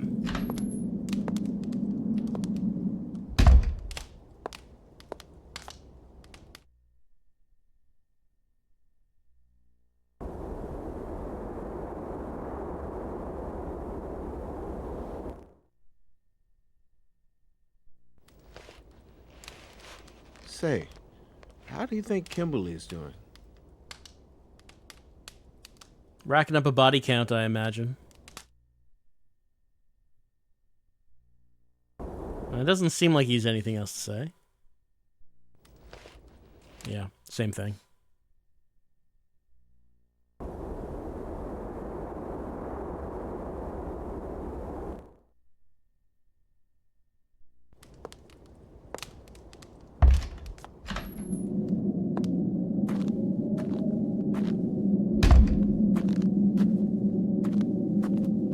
Alright, so I guess we do go to the bridge at this point. Because the snowmobile is here. There's nothing else to do with the church. I don't think there's anything else to do at the mother's house.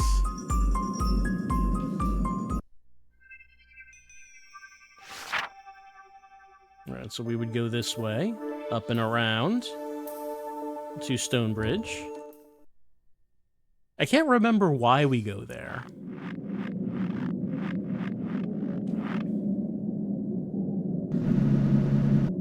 Nope, wrong button.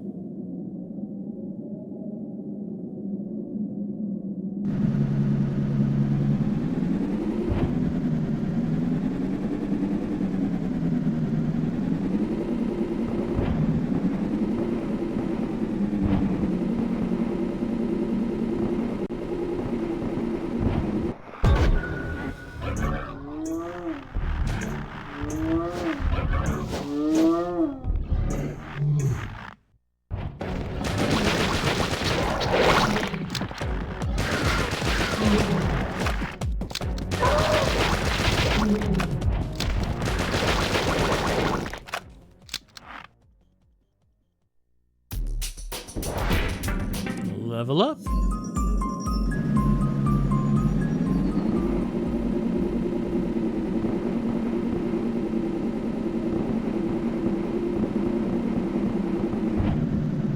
Well, I mean, I guess we should just make sure that there's nothing else at Mom's house.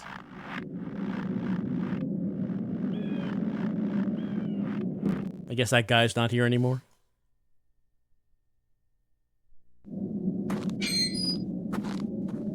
I'm pretty sure that's the last time we see that hijacker. We got the green blood, but his body's not here. So, I guess he crawled off somewhere.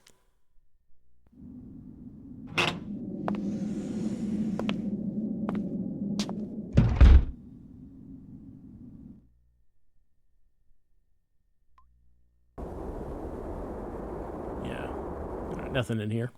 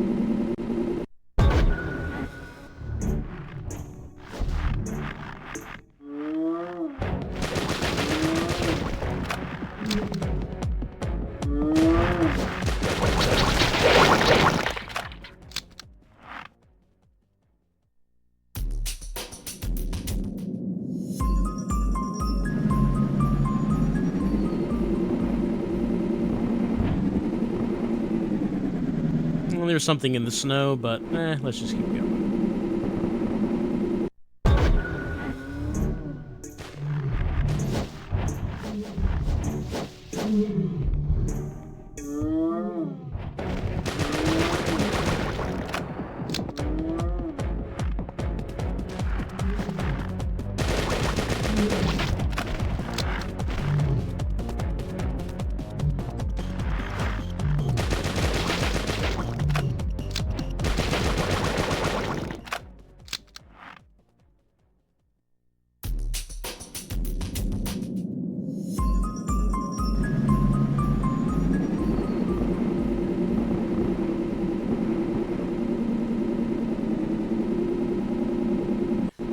Here we are at the stone bridge.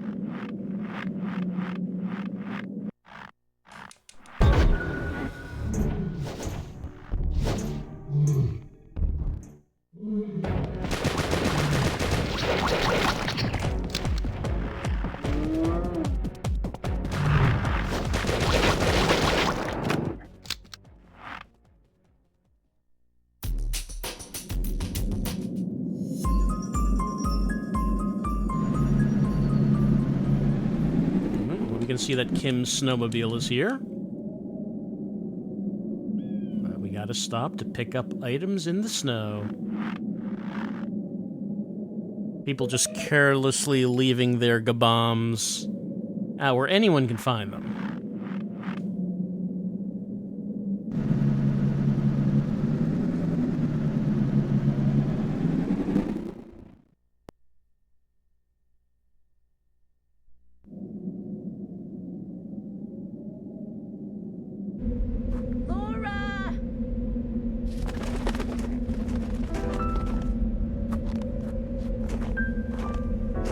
Has Jenny come back yet? She's not out here either. If we could just open the damn gate, we could cross to the other side, but I guess there's nothing we can do now, except go back into the house.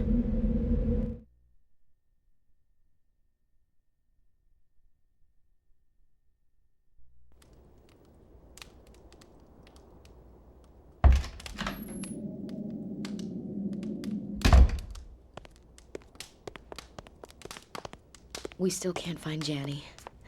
I'm really worried about her now. Did you find anything, Parker? Hey, is that a time bomb? That should take care of the gate.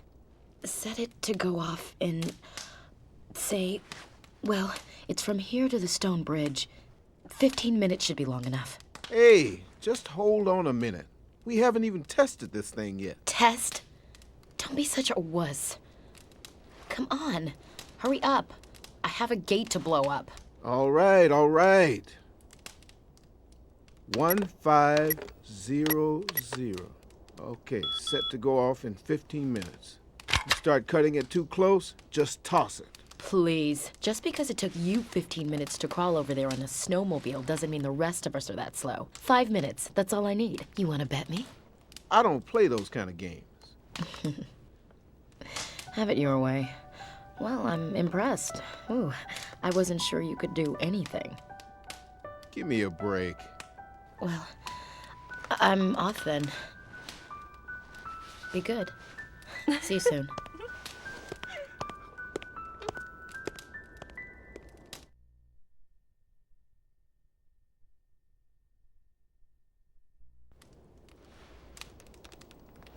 Hey, what do you think of her?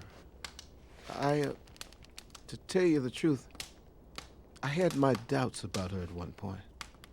I thought maybe she'd already gone floral. Turned into a monster already. I guess I was wrong. She's got a monster inside, all right. But it's a far more terrible kind. It's called loneliness. Everyone has a measure of it inside. But somehow she just can't learn how to keep it under control. And this loneliness is eating her up. Damn. Isn't there anything I could do for her? Maybe if I were a priest, I could offer her faith. If I were a warrior, I could protect her. I'm just me, and I can't offer her anything. It's been days since that crash, and Hey, what time is it? Holy shit! I didn't set it for 15 minutes. I set it for 1,500 hours. Don't you see? I didn't set the thing to go off in 15 minutes. It's set for 3 p.m. There's only 5 minutes left. Kimberly! Wait, Maybe it's not a great idea to have a time bomb that can work both ways. Because the description of the time bomb did say you could set it either way, I guess.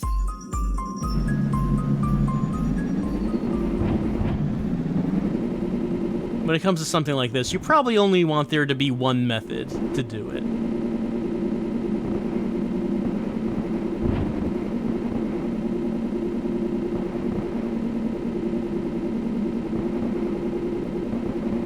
I like that this could be a part with some exciting music to play as we're trying to beat the clock. There's still nothing.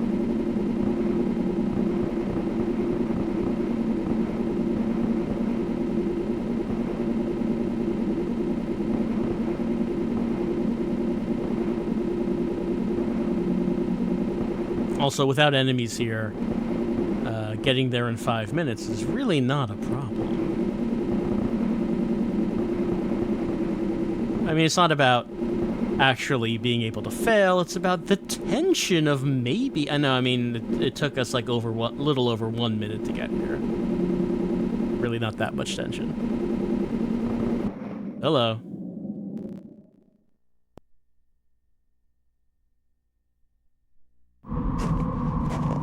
What's wrong, Laura? What do you think you're doing? We have to blow this gate.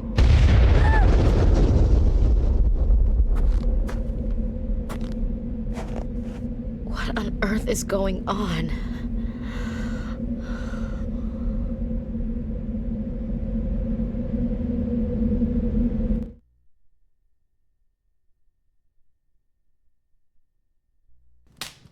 What's with you? You said you wanted to help me. I was this close to getting killed, and if I had, it would have been all your fault. I'm so sorry. Engineer. Yeah, right. Murderer is more like it. So you think you can just do what you please with my life, is that it? You have no idea how glad I am to see you. Get out. It makes no difference to me whether you're here or not. Just get out of my sight. Just get out of here.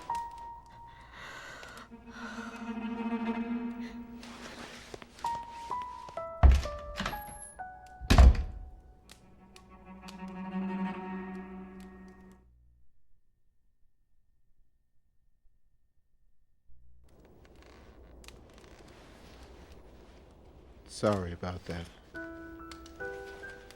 Can you do me a favor? This is kind of my lucky charm. I think it's better for Kimberly to have it instead of me. If you don't mind, could you please give it to her?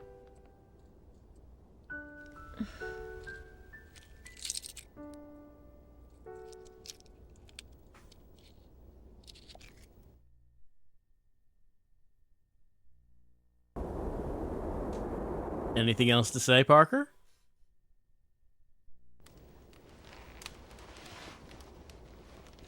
It was my fault. I was supposed to take care of her.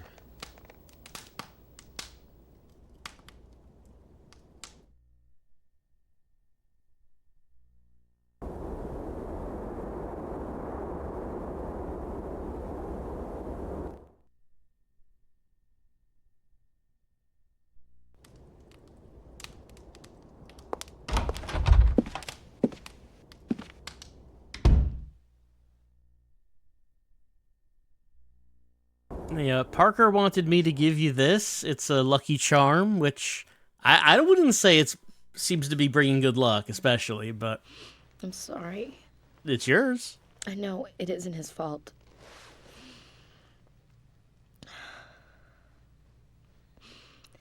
But I just went off anyway. Can I tell you something? I lost my father when I was very young. He died and left nothing but a huge debt. Every day, the loan sharks would show up at the house, and every day, they would take it out on my mother. I'll never forget finding her that January morning. My mother killed herself. She put a bullet in her head. They showed up that day, too. And then, when they realized they could never lay their dirty hands on her ever again, they came after me. I grabbed the revolver from my mother's hand and I fired at them. Then I escaped through the window and I ran away. And every night since, that morning has repeated in my dreams. The thing is, I started taking Linda to deal with my dreams. But I just can't deal with men anymore.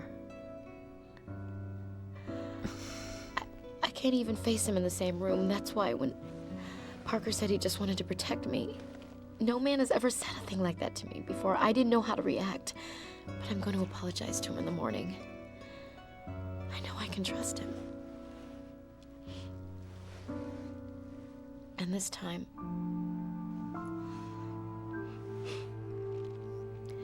I'll stop pushing him away. I promise. Yeah.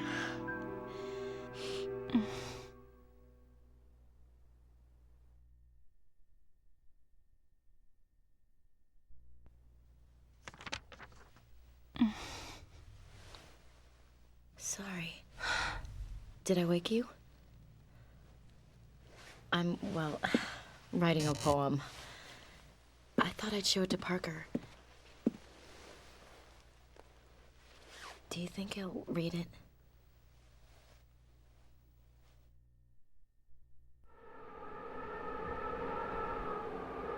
Oh, ow, ow. Oh, it's been a while since we checked in with Dave. Oh, Laura. I'm so sorry I woke you. I've started to feel these stabbing pains throughout my body. Every time I move my head, every time I raise my arm, I get this constricting feeling. Oh.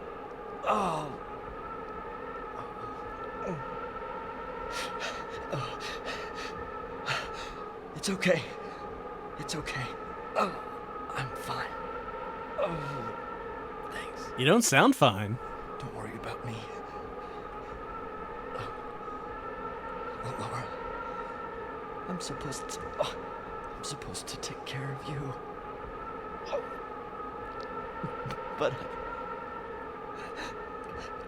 I...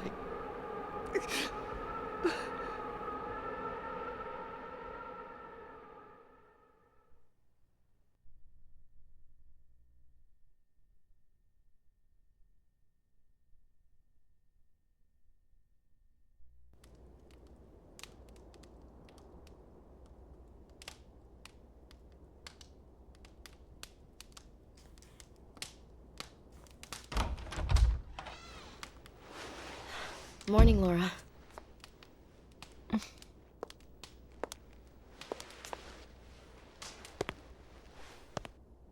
Parker, I'm sorry about last night. Stay away from me.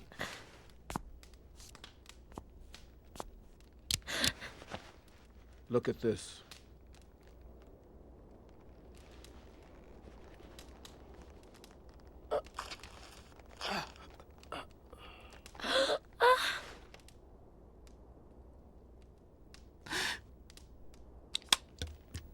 I've somehow been infected. I'm still all right. I haven't blossomed yet. I'm still thinking straight. And I can make my own decisions for now.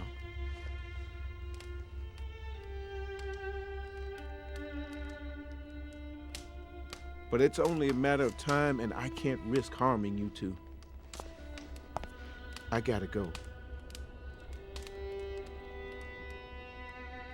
You can't. You'll be all right. You're not like the dinosaurs. You have this. This too. That's a great line. Too late. Being human means having free will. And the challenge is making the right choice. Nuclear power can be used to destroy cities or explore outer space. Drugs can be used to cure mental illness or escape from the world. The choices are yours. That's also true of what you do with your heart. Maybe humanity, every one of us as individuals, is being told it's time to grow up. I'll see you around. Don't die, either of you. No, wait. Maybe we could still find a cure. There's no need for you to just leave like this.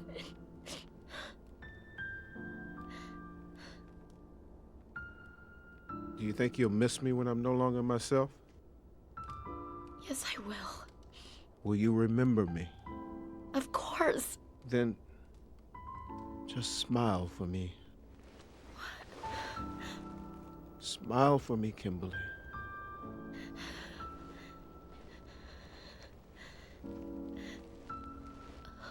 That's it. Come on, I know you can do it. Oh, Parker. I think there's something resembling a smile in there. Thank you, Kimberly. You'll never be alone.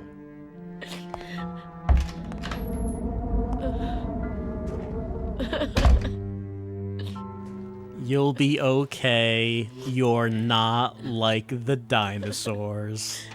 Oh, he'll never read the poem.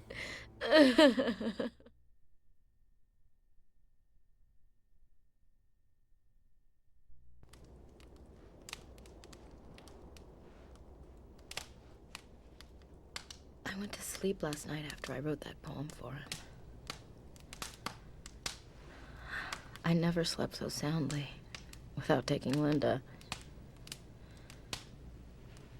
And I had this dream. I dreamt that I was crossing that bridge with Parker, and on the other side was a fresh new world. A totally new life. Laura, where's that other bomb? Did he?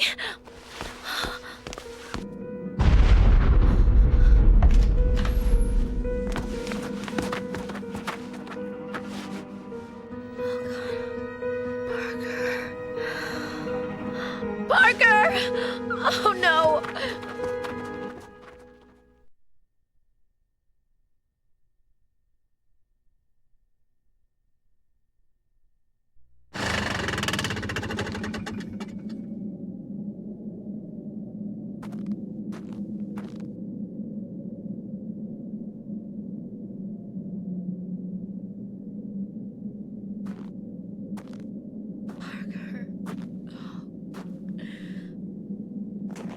Parker! Please answer me. I know you're here. It's not fair. You can't just leave me like this. Parker.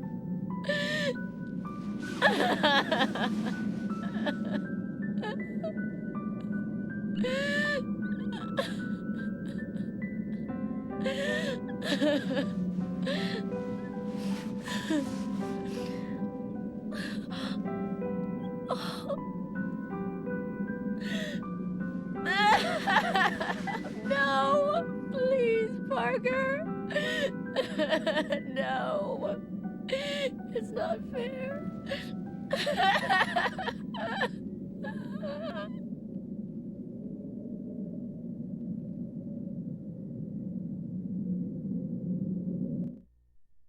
Can't believe Parker's favorite hat is dead.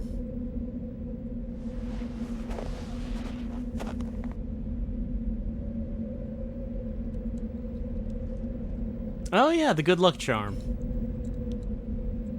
I'm not sure what that is, but... It's Parker's.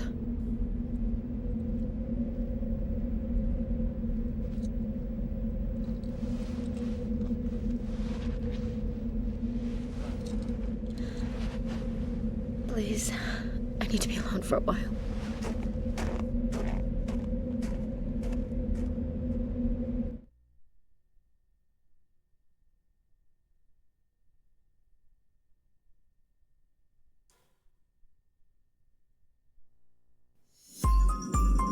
Oh, okay. I guess let's take our...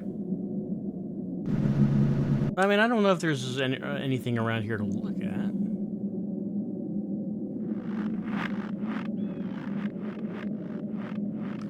Right, and there is like a little obstacle in the way, so we can't just drive our snowmobile out of here. Because there is still more to do. Remember, Janny has not been found.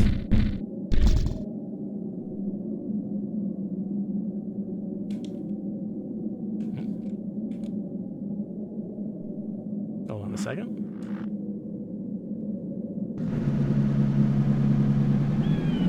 Okay, there we go. It was not zooming in. I was wondering, is my... something not working here? Let me try that again.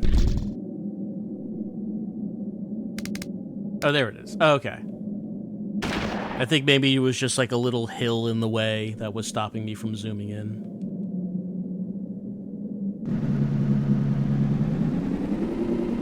Alright, so Parker... he didn't sacrifice himself, because he could have just set the bomb and then left. There's no sacrifice needed, but, you know, I guess he just decided, well, if I'm infected anyway, might as well go this way.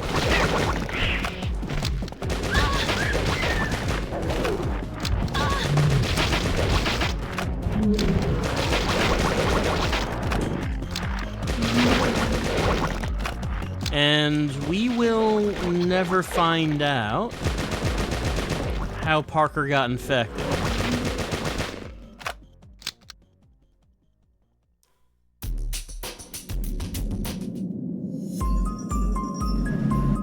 Nope, not that button.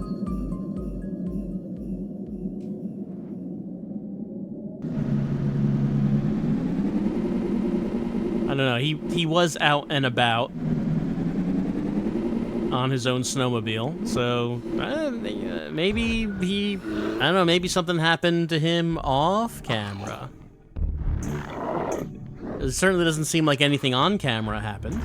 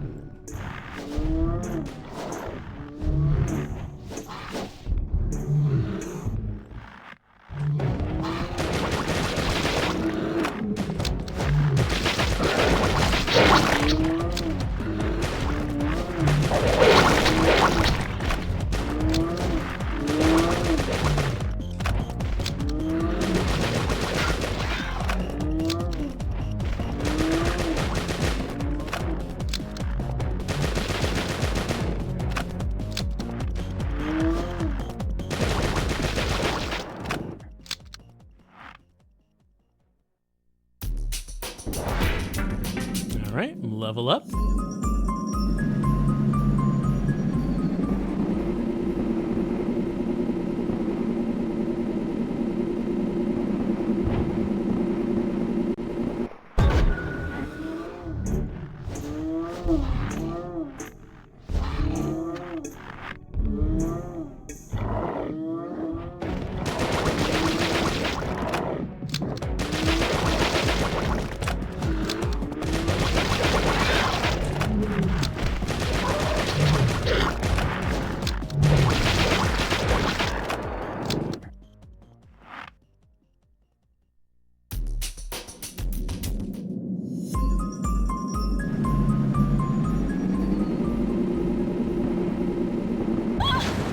Oh, I didn't even know you could do that.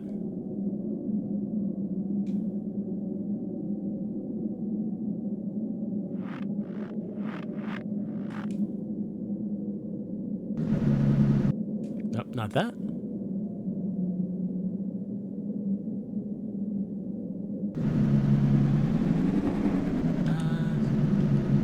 Hold on, let me just check to see if I'm going the right way on the map.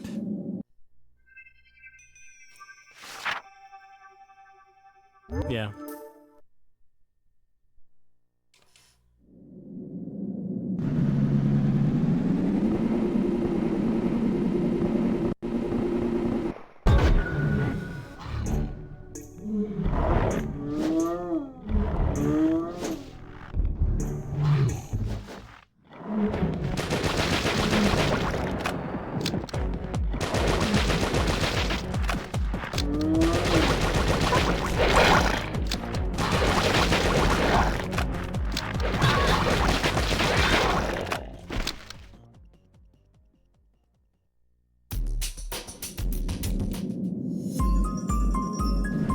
And let's just check it again.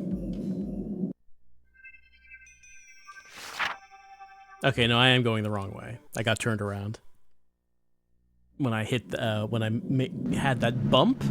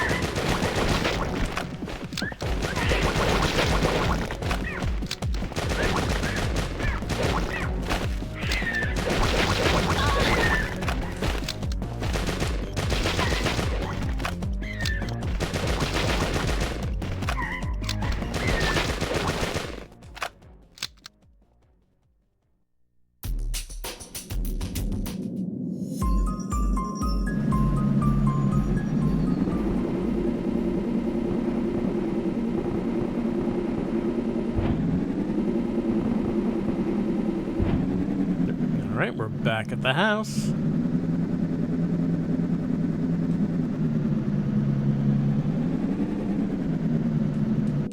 Alright, and I'm pretty sure that this is a point where I will want to save.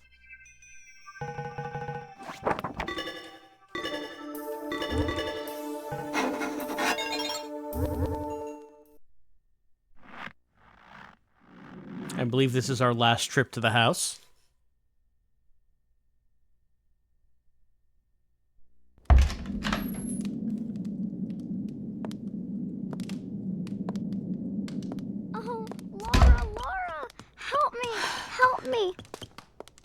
I've been hiding because I was so scared. Kimmy was acting weird to me. And that man upstairs, too.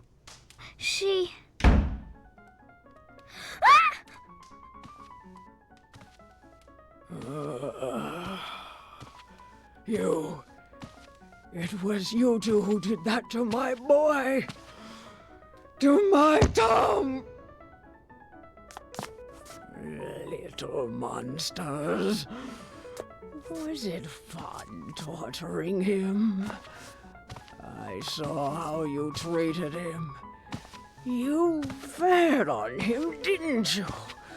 Did he taste good? Hmm?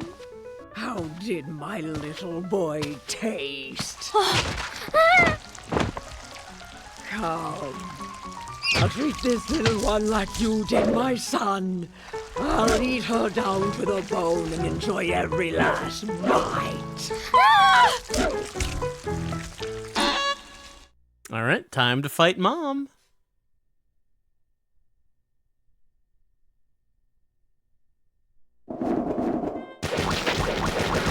Come on, Tom. Let's play a piece together. Tom, can you hear me?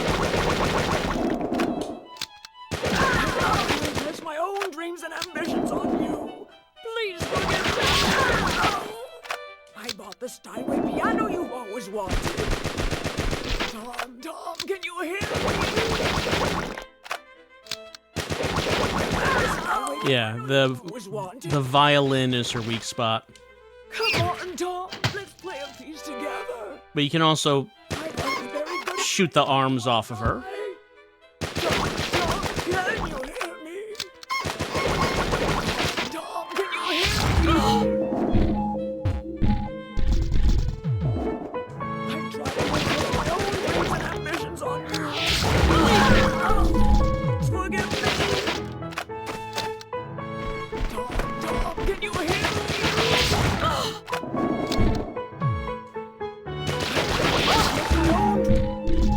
Dreams and ambitions on you. Please forgive me. Tom, can you? I tried to impress my own dreams and ambitions on you. Please forgive me. I bought the Steinway piano you've always wanted. Come on, Tom, let's play a piece together. I bought the Steinway piano you've always wanted. How good at raising you was I?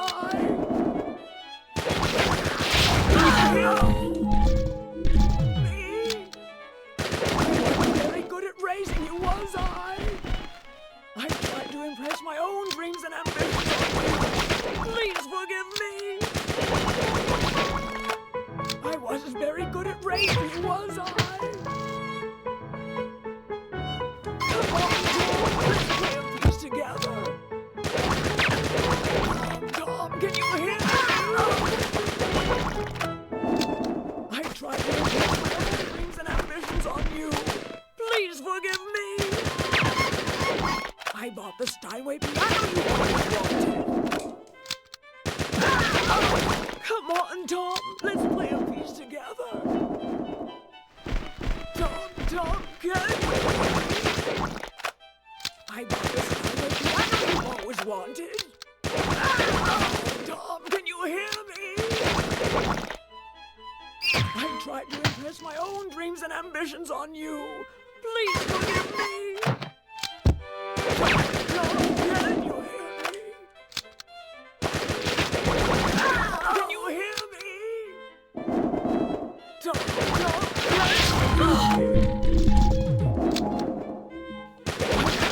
my own dreams and ambitions on you.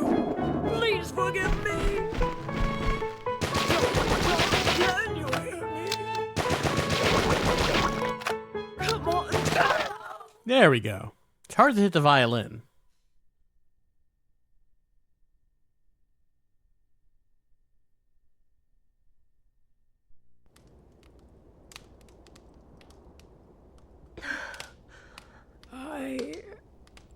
I wanted so much to play a duet with you, Tom.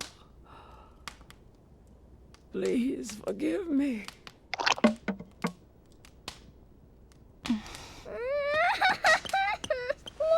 Laura, I'm so scared. That's what Kimmy did. She wasn't a monster, but she... I went upstairs because the door was open, and I saw Kimmy, and she was doing mean things to that man.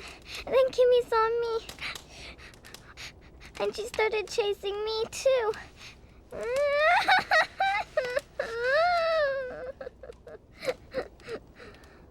That's why I went and hid.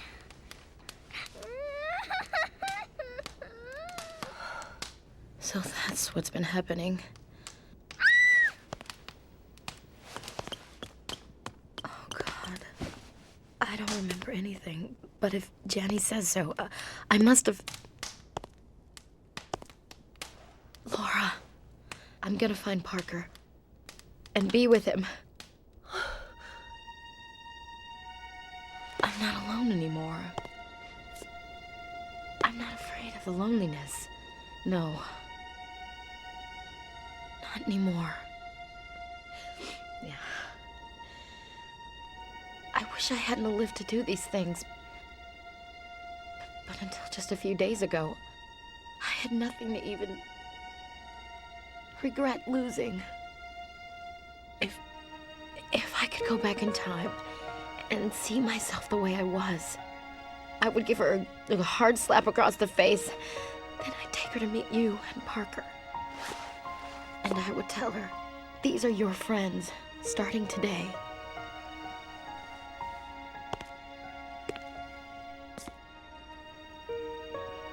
Laura, I've changed my mind.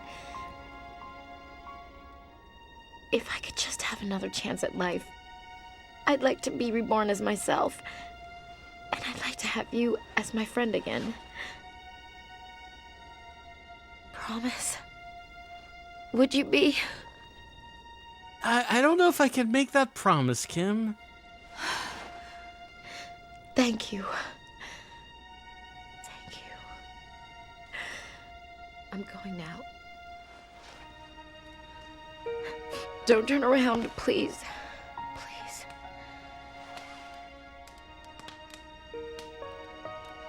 There's no need to see me off. Remember, this isn't goodbye. We're friends. Friends for life. For however long that is.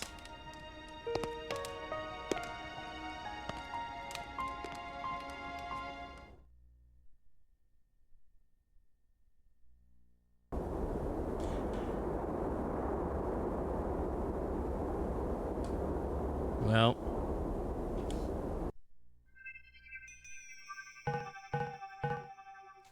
No, not that. There we go. Let's respect the dead.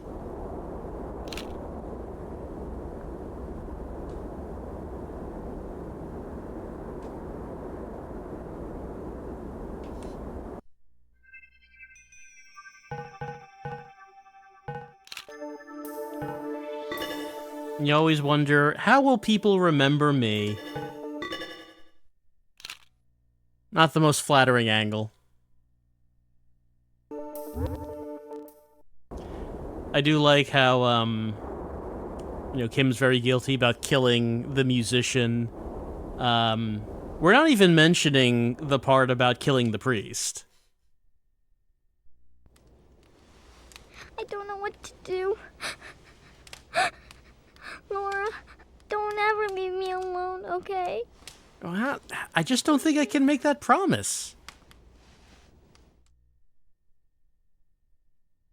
People demanding quite a lot emotional support from Laura, and Laura has not been offering, you know? Like, people seem to think that the Laura store is open for business, and I really feel like she hasn't given that impression.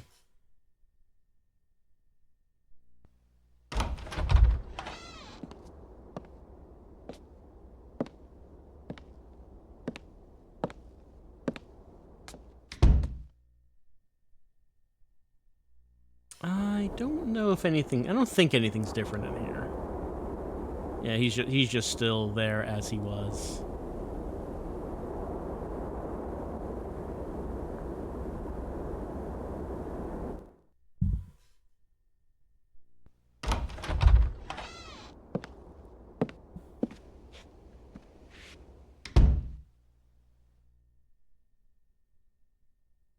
You know, you take the drug that is said to cause aggressive and psychotic episodes in some people, and you think, well, I mean, that's some people. It's not me. Until it is you. I should probably take a nap. I did take some damage in that fight.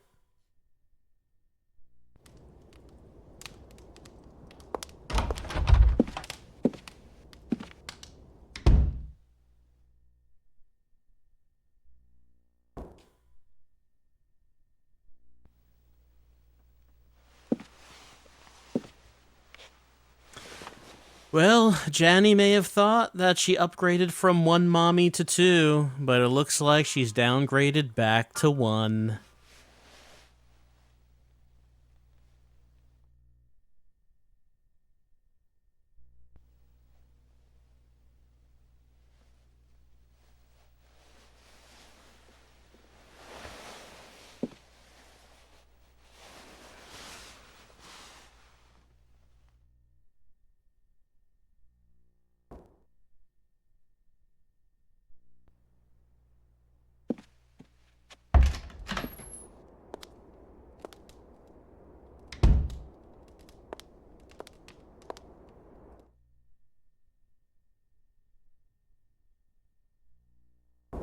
Alright.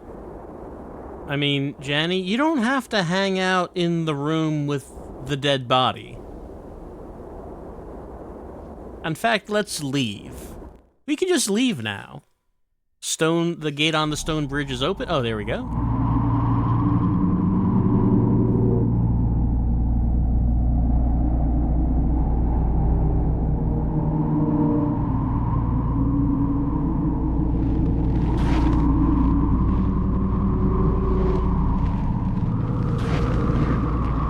His feet have got to be sore. But he made it. It feels good to accomplish, you know, a milestone in your life. He's been waiting for this for so long, preparing for it.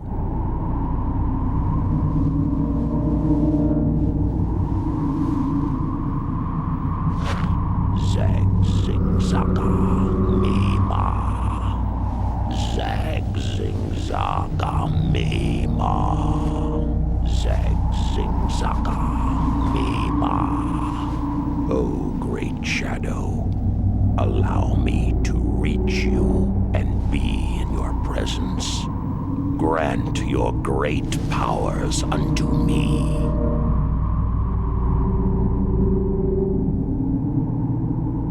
We'll never forget the sorcerer's memorable catchphrase, Zang Zing Zaka Mima. That's how he expresses happiness.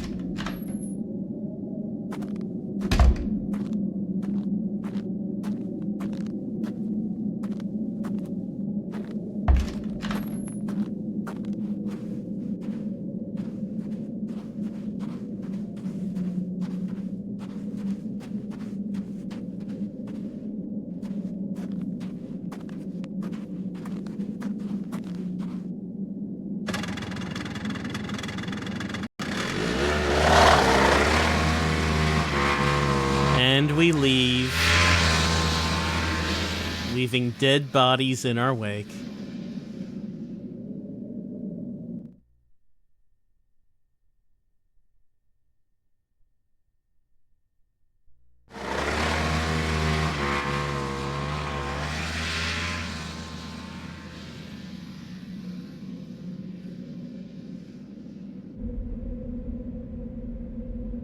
But one more thing before we leave.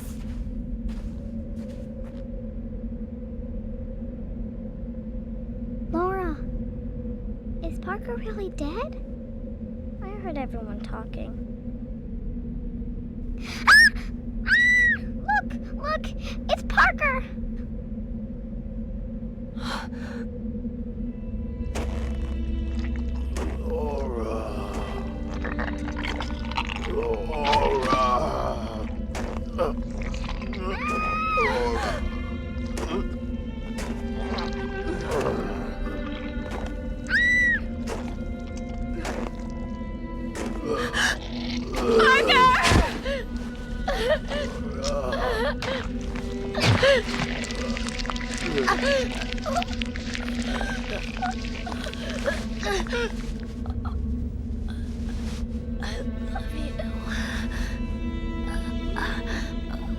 love you.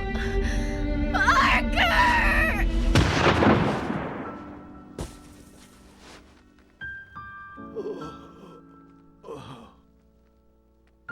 Kimberly.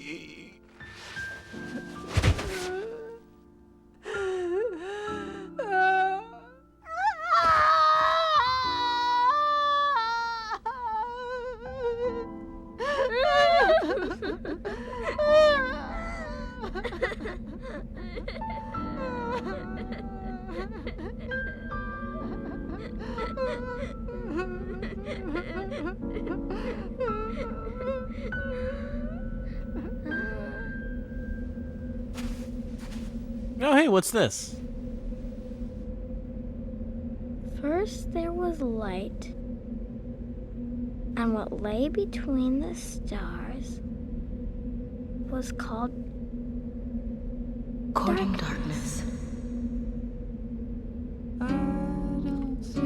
Adrift even from sorrow, the survivors turned letters from the sun to ashes.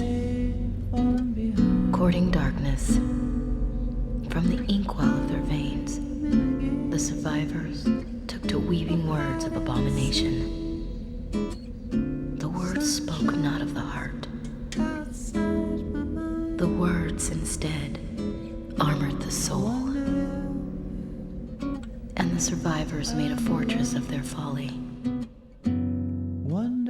On the first day, they made fire to burn the sky. On the second day, they made fire to burn the sea. On the third day, they made fire to burn the earth. On the fourth day, they made fire to burn the stars. On the fifth day, there was nothing. On the sixth day, there was emptiness. So I count the roses. And on the seventh day, you appeared. You unchained the cage of things forbidden. And the darkness began to change. Strength began to course. And this strength begat power. You swept a boat out into the swelling river and guided me across on a link of thoughts, heedless of the water's fearful source, severed from the markers of time. The smothering solitude thawed in your light and became a rising tree on a forgiving hill. The tree begat a forest, and the forest called forth winged creatures that traced the contour of a heart as they flew, reconstructing brightness long since forgotten. They overflow, fall from the sky, murmuring their light, crystallize.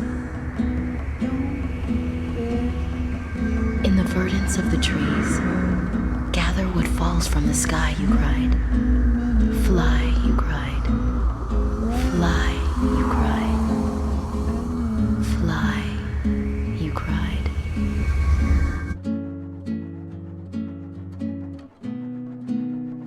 And when the gods arrived, as life finally came to an end, as it started, they saw boundless joy, and they knew it was your doing.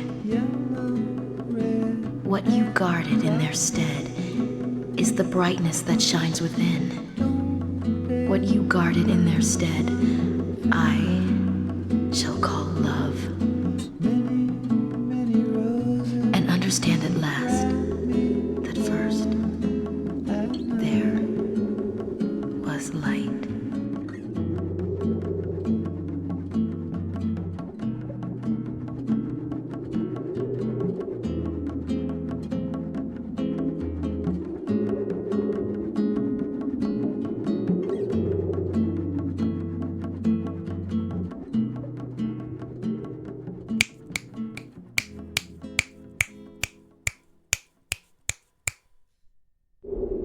Laura, do you know who you are?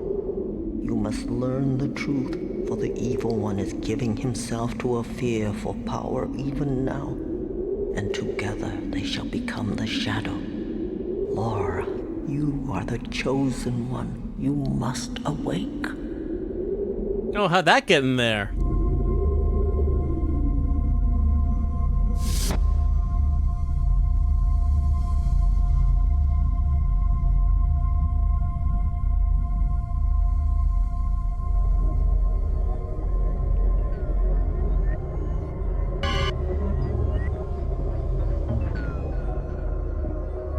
The dinosaurs looked up and saw something coming down to kill them. And today, people look up and see something coming down to kill them, but the thing is man-made. It makes you think.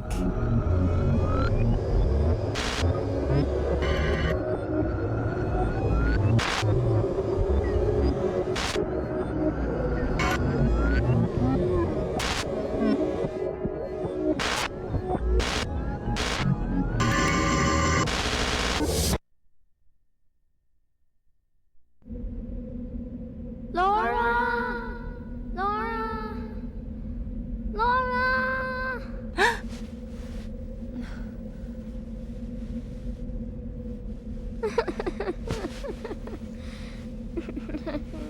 She's just so very emotional over the poem. Really touched her.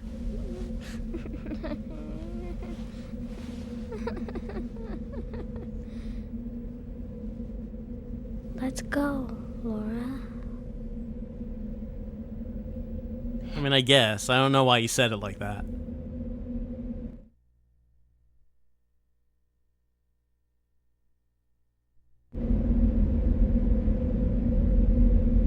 Alright, we're finally getting over that stone bridge. Out of here, heading towards Death Mountain.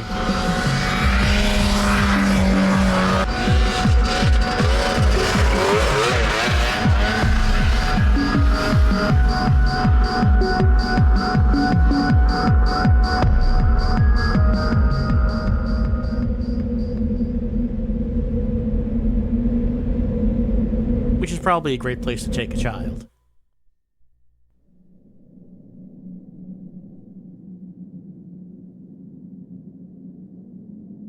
Laura, listen to me.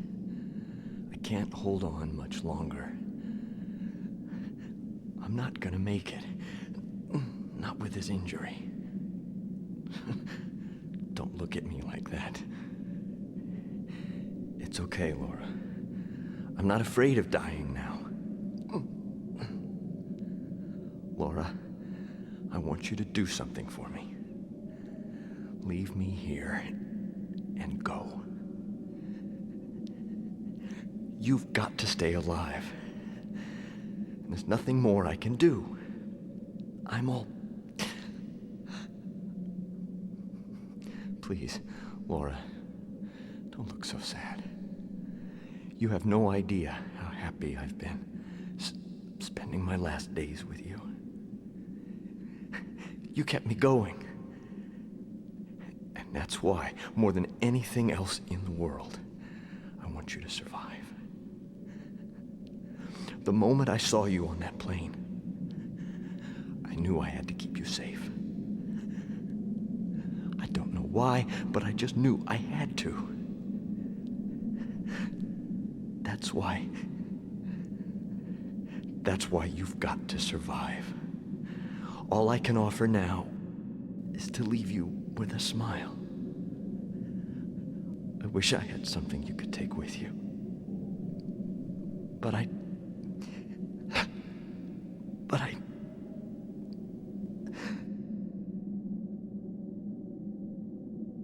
Well, I have one thing. Laura, this is a portable cooker. It'll automatically cook and clean the meat. So, Laura, just go ahead and put me through it. Please insert disc 4. Just like we insert David through the portable cooker. Alright. Disc 3 done. On to disc 4 as we head ever closer to Death Mountain. But before Death Mountain, there is one stop on the way.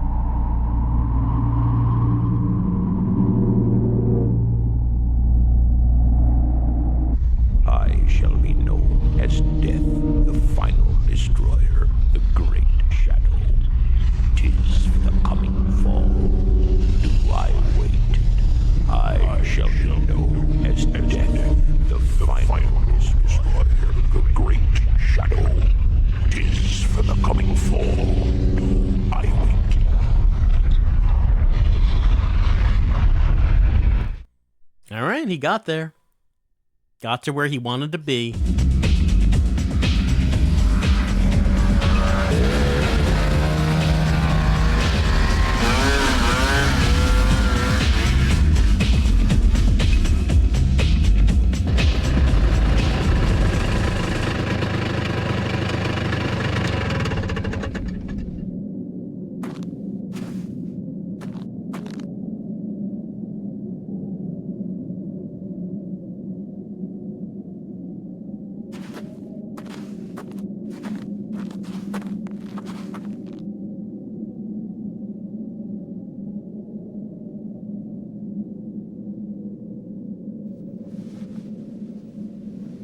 You don't want to lose it. It's a precious gift from your mother, Laura.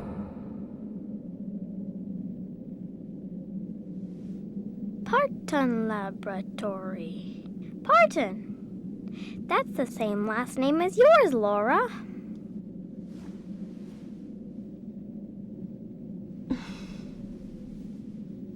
This is the Lucy Parton Laboratory. The entire facility has been shut down. Only authorized personnel are permitted access. Huh? This is the Lucy Parton Laboratory. The entire facility has been shut down. Huh? Only authorized personnel are permitted access. Please state your name. Please state your name. This is Laura. Laura Parton.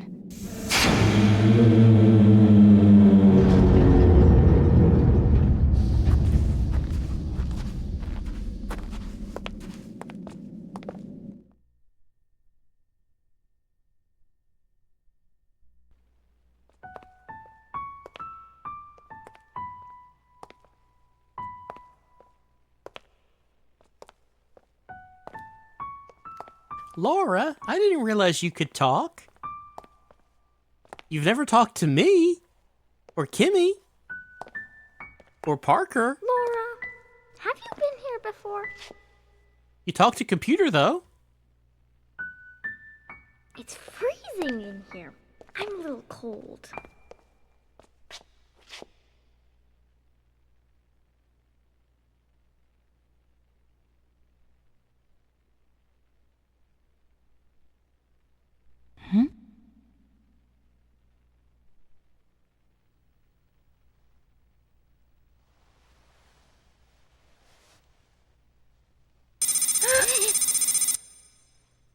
DNA scan completed. Laura Parton, please enter. Laura Parton's last visit was 27 years ago. Your associate is not cleared for access. Please wait here. It's okay. I'll wait for you here.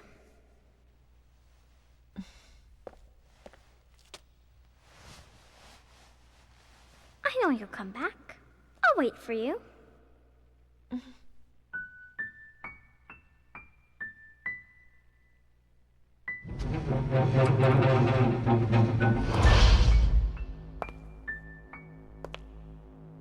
Bye.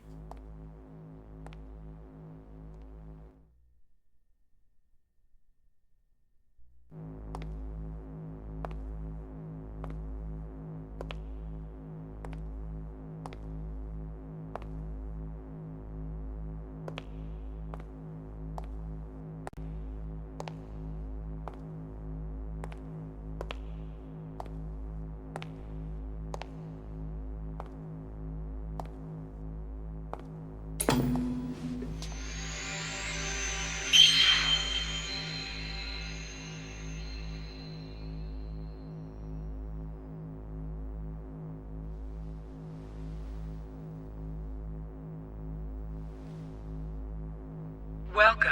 On behalf of the Lucy Parton Laboratory, I would like to welcome you to the Visitor Center. Please press any button for the information you desire.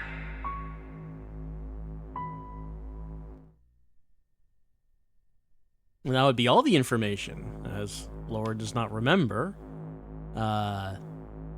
anything. But before we start pressing buttons with comically large buttons compared to Laura's hands, gigantic space bars, maybe it's a good time to take a break before we learn the truth about Laura, the weird, unnecessary truth about Laura. Okay, let's hit lab, learn some information. This facility houses the Lucy Parton Laboratory of the LPL Corporation and includes the Research and Development Division. The facility, which was moved here to Ultramarine City in 1971, consists of 4 separate wings. The Visitor Center, which also serves as the showroom. The main laboratory, where the actual research is conducted. The Parton Tower Office Complex. And the library, where all data is archived. We don't need to go to any of those places, mind you. Let's learn about the LPL Corporation.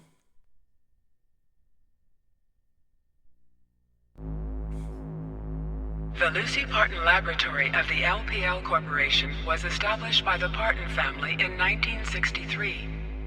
The primary objective of establishing this facility was to continue the research work in molecular biology and genetic engineering, particularly the field of cloning technology, initiated by then Chief Executive of the LPL Corporation and Director of Research, Dr. Lucy Parton. The cloning project was discontinued in 1974, several months after Dr. Parton was seriously injured in a laboratory accident.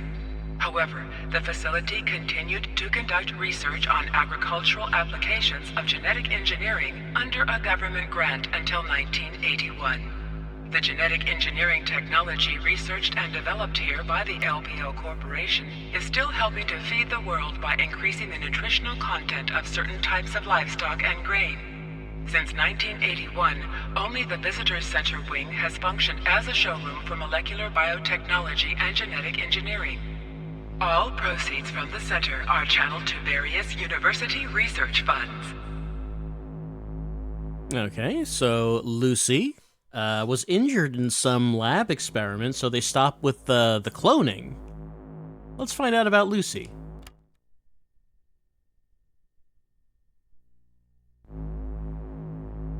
Dr. Lucy Parton, Chief Executive of LPL Corporation and Director of the Lucy Parton Laboratory, was born in 1932 in Chicago, Illinois. After a brilliant and much accelerated academic career, she and her father, the well-known entrepreneur and former LPL chairman Roy Parton, founded the Lucy Parton Laboratory in 1957, an institute dedicated to research in molecular biology, particularly the then-fledgling field of genetic engineering.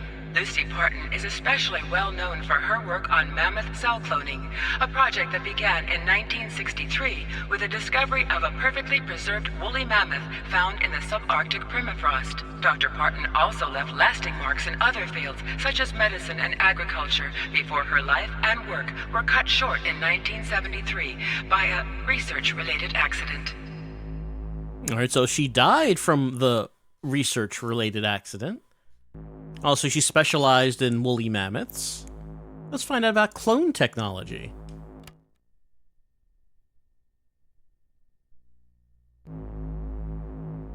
All data concerning this technology has been erased. Ah.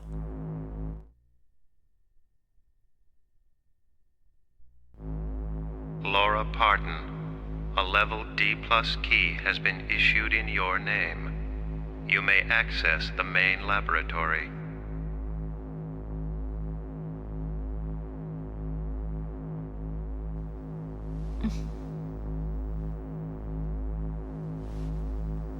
All right, let's head into Mom's lab.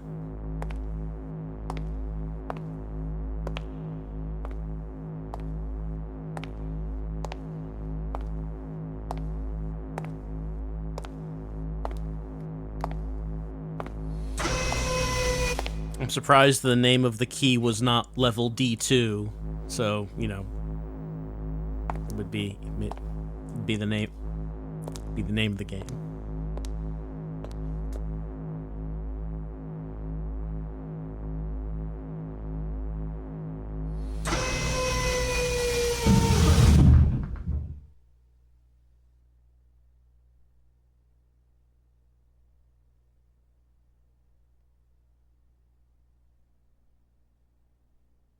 Xylo equals mother computer equals Lucy.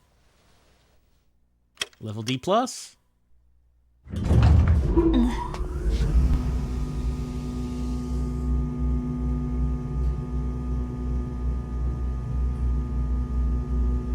So that guy in Kenny's observatory was talking about how he's a mad scientist.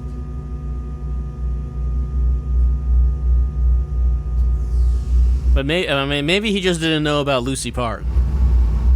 It's time to get into some real mad science. Oh, you think turning your wife into a flower and then making drugs out of her is mad science? I mean, it is. But I think we can beat that.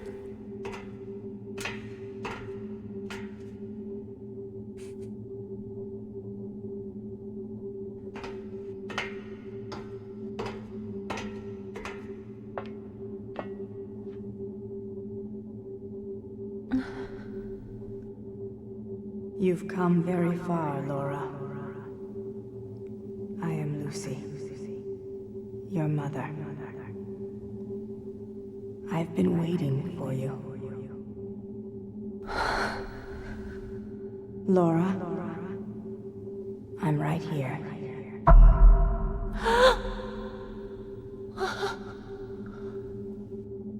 I know that you've come very far, my beloved Laura.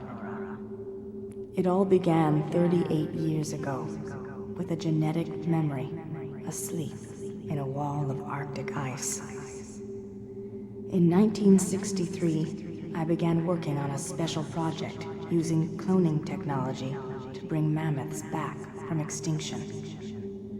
My team discovered a perfectly preserved mammoth specimen in the winter permafrost of northern Canada in 1971.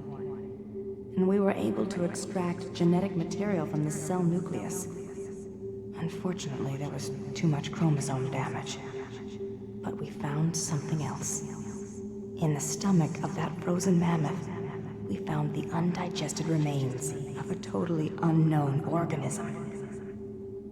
Mammoths were believed to be herbivores, but this one anyway had apparently eaten another creature. And what a creature. It looked human, but had a pair of wings sprouting from its back.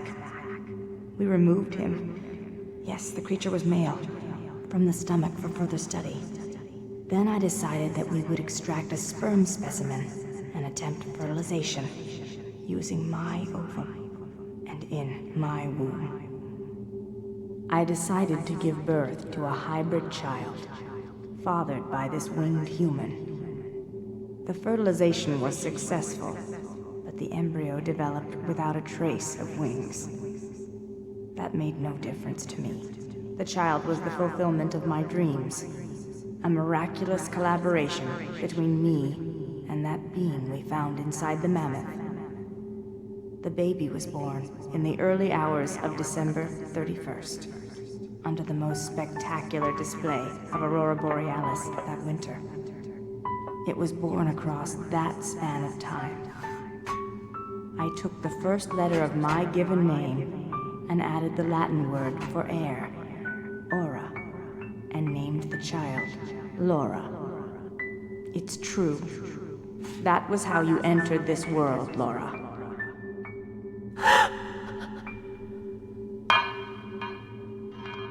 When I was in labor with you, I had a vision. Something akin to the will of the cosmos spoke to me and described something important. That a powerful spirit had appeared in the space-time continuum and was on its way to Earth from the far reaches of space, and that it would arrive on Earth when my child had become a grown woman. At that moment, for the first time, I felt the enormity, even the sin, of what I had done. But at the same time, I saw in you the hands of fate. Then, 7 days later, my own life ended. But others at this institute and the government wanted to repeat the experiment. They wanted to bring those winged human beings of prehistoric times back to life. They transferred my mind and will to this, to Xylo. But without a compatible ova or a willing surrogate in which to bring the embryo to term, their efforts ended in failure. Look.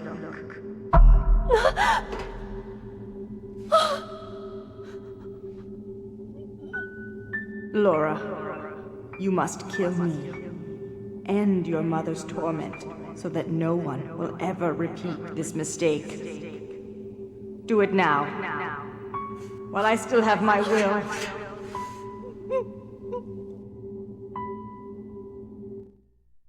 All right. Well, we met our mom. Now it's time to kill her. And we discovered that Laura is, well, her... Oh, not that. Her father was an angel from prehistoric times. Lucy saw that and said, man, I gotta impregnate myself with that business. I mean, who wouldn't?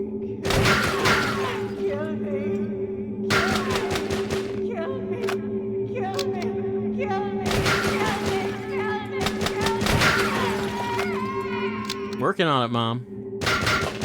Let's shoot her faces.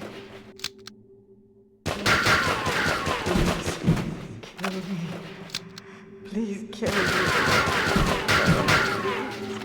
Please kill me. Kill me. Splorch, splorch. Kill me. Kill me. Let's see, was there anything else we're supposed to aim at? Kill me. Okay, we can still... We can still shoot more of this.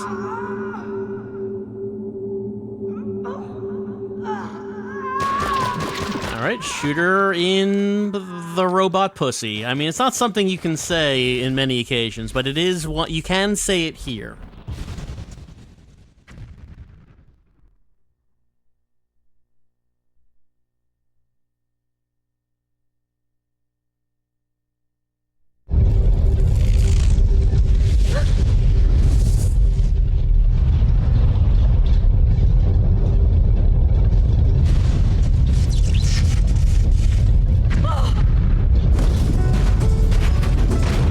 Thank you, Laura.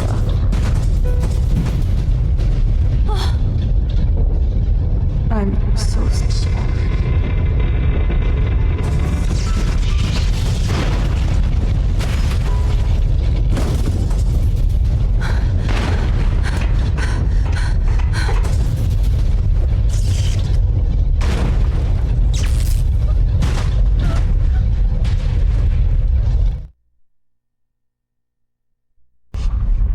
I shall be known as Death, the final destroyer, the great shadow.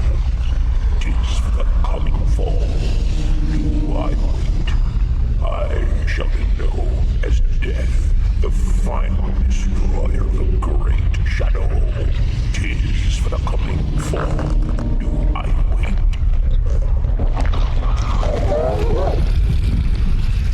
I didn't think the shadow would really look like, this. I mean, I guess I didn't know what to expect, but, Laura. Laura. This is the great mother. That was fucked up, wasn't it, Laura? To a fearful power and has been remade. Your mom was a total freak. My child, and shall seek you out. Go forward, Laura. You must not stop, no matter what.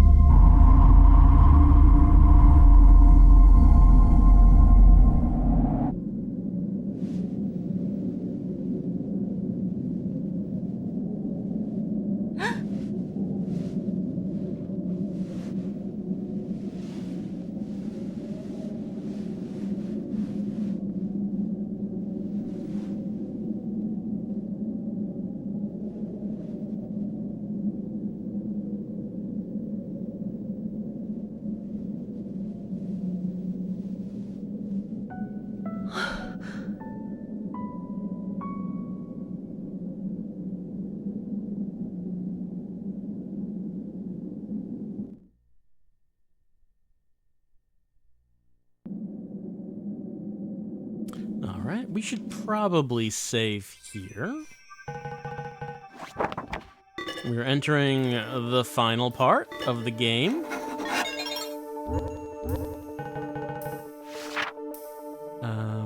Let's see. I guess we're not showing up. Is that us? No, our icon is not on the map, but like I believe we're here, and we're going to be going on this path up here to Death Mountain.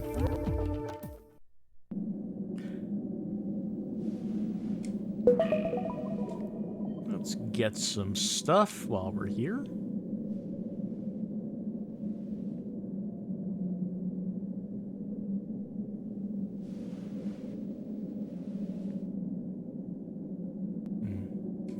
Can I walk? Okay, I can walk up there.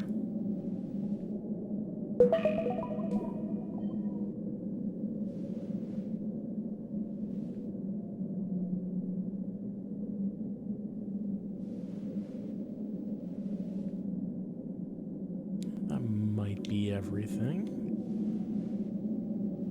All right. How you doing, Janny? We got Great Mothered again.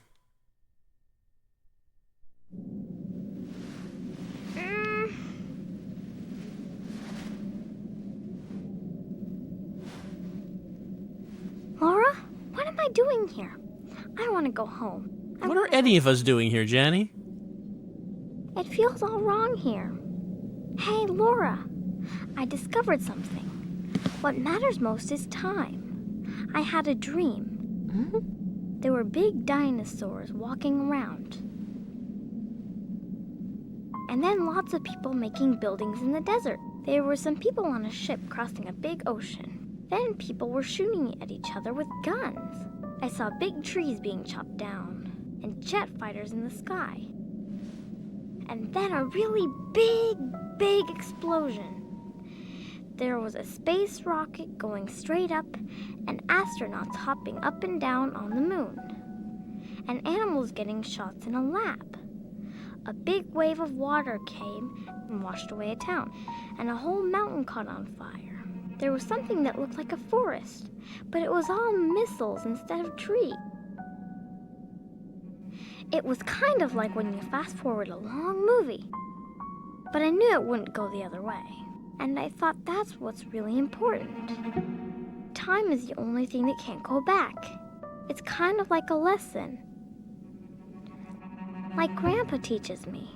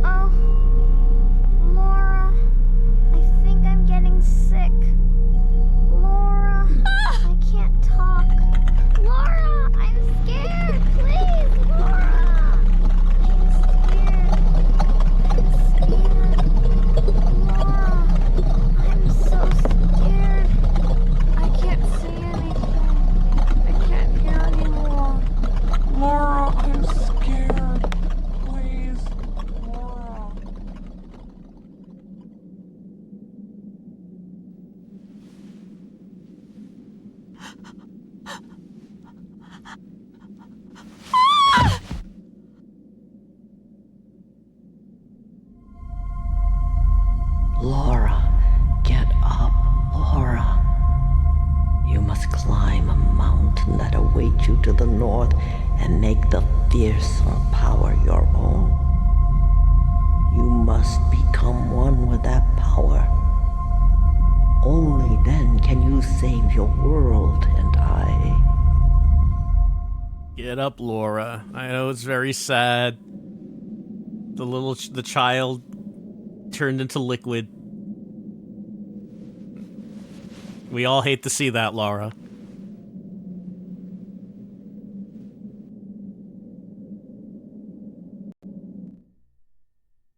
Okay, yeah, Janny got liquefied. She's gone.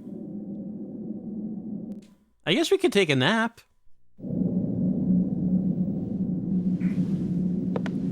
Laura, we're really in a hurry here, Laura.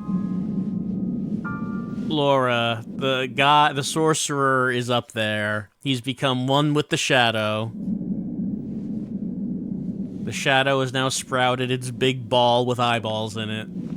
It's kind of weird looking, Laura. You gotta go up there. Okay, so time to enter the hardest part of the game, which is the path to Death Mountain. Because, as I recall, the enemies are pretty relentless.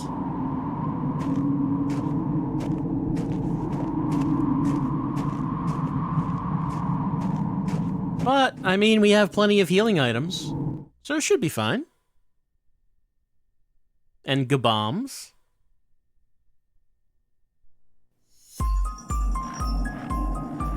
Off we go.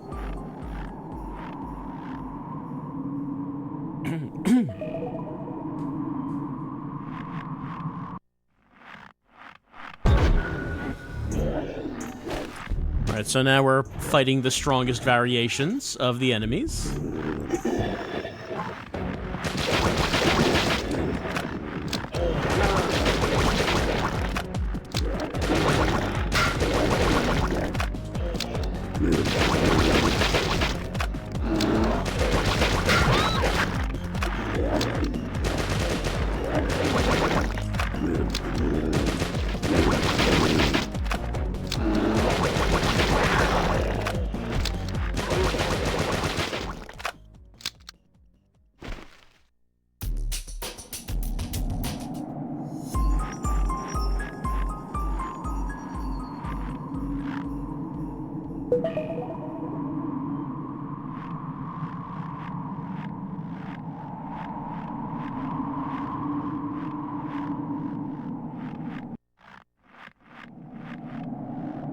Oh, it sounded like it was going to do a battle, and then did not.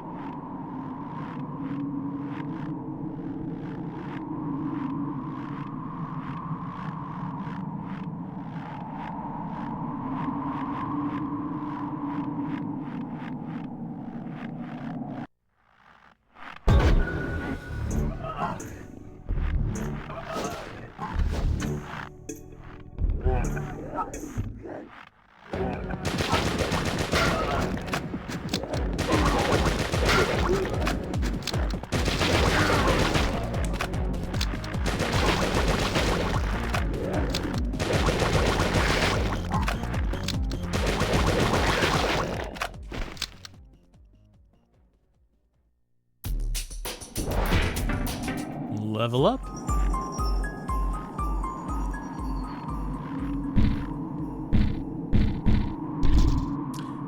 Considering that we're here at the end of the game.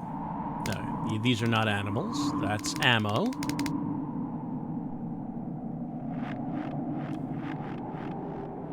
Don't know if there are animals to hunt here, since we're so close to Death Mountain.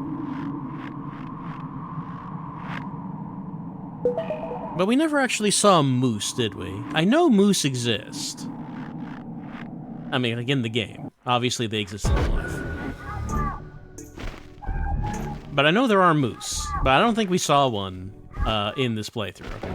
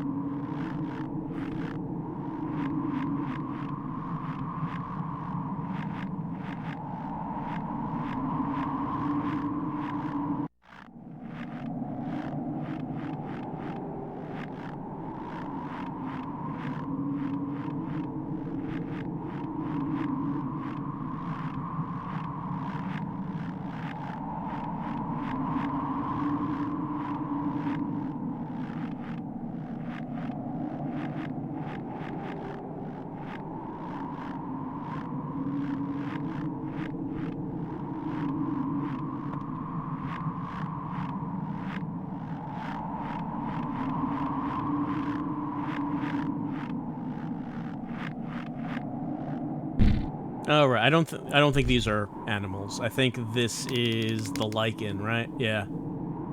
This is where the lichen grows naturally. Right underneath the shadow. I mean, I guess that is the connection between the two. Why people who use Linda have visions of this particular location.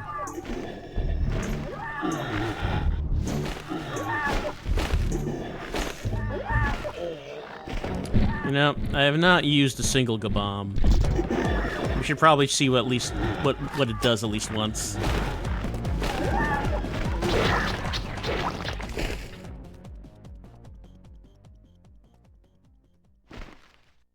So it kills everything at the same time. Like it does. It's not on bosses, of course, but for just a regular fight, it just kills everything all at once.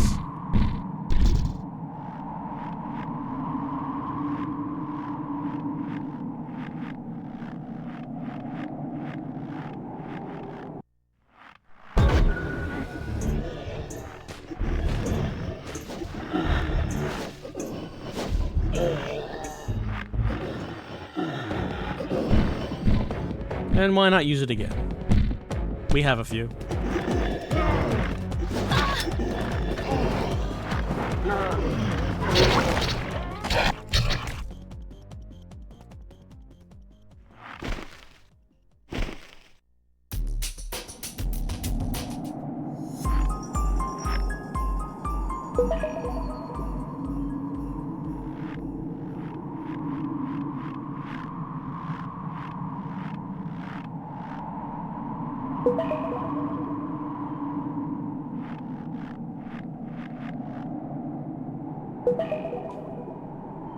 Let's take a look at where we are on the map. Yeah, there we are. Heading up White Horse. I think it's Horse Pass.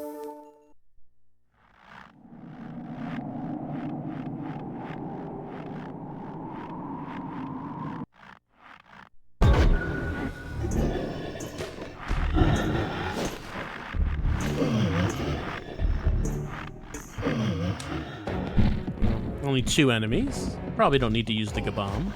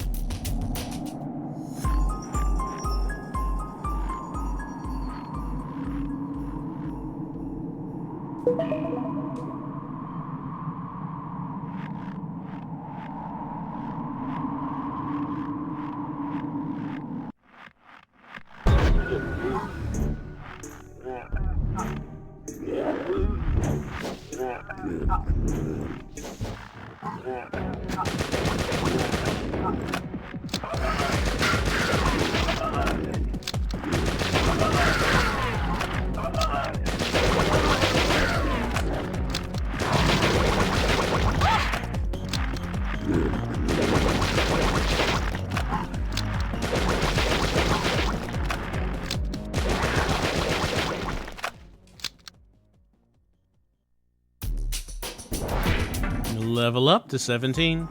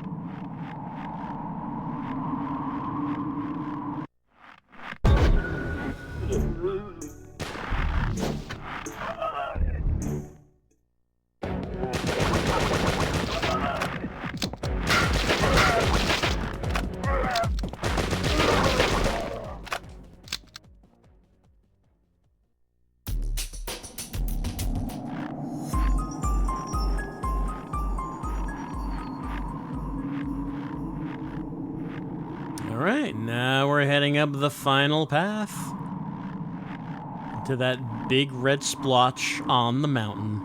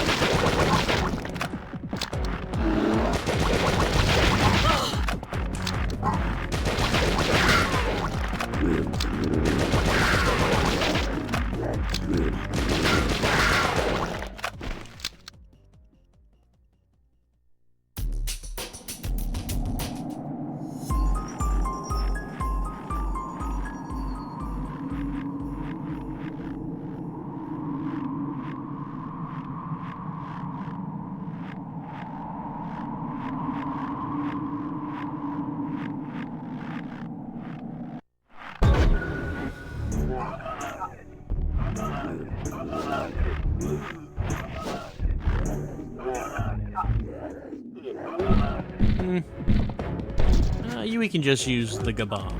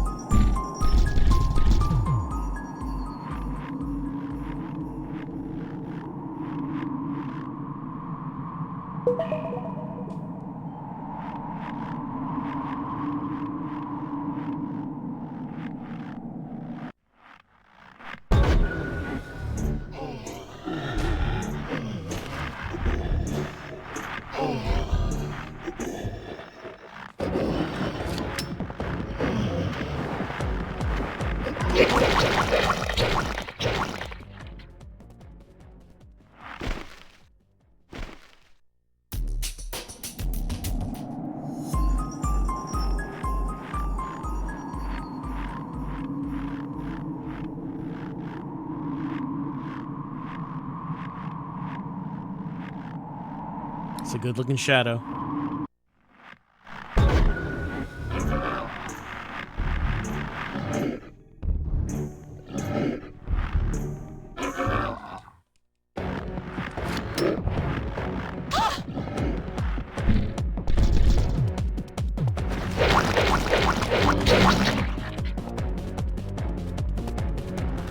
Oh, he survived it. I didn't realize something could survive it.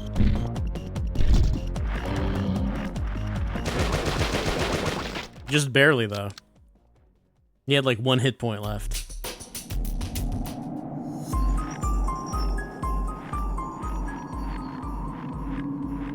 We approach the shadow of the shadow, bathed in its red, child melting glow.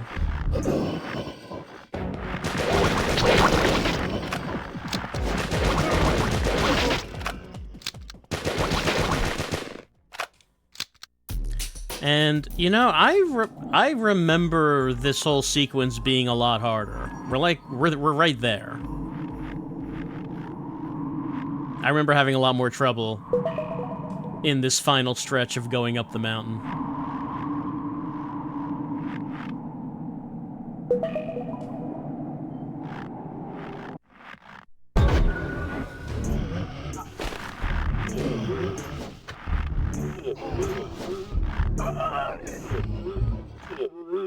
Alright, looks like it's time for a Gabam.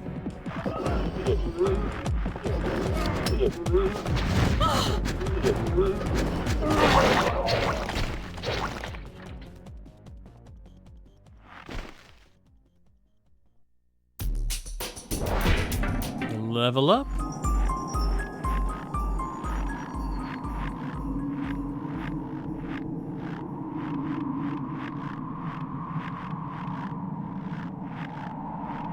And then before we go in... Oh. About to say I should save before we go in, but... One more battle.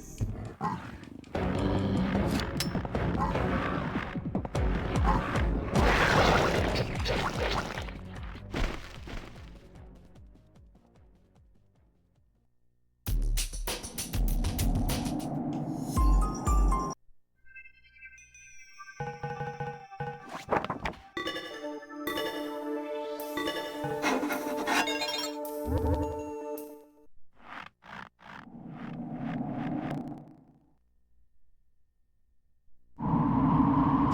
for the final conflict between humanity and weird eyeball balloon.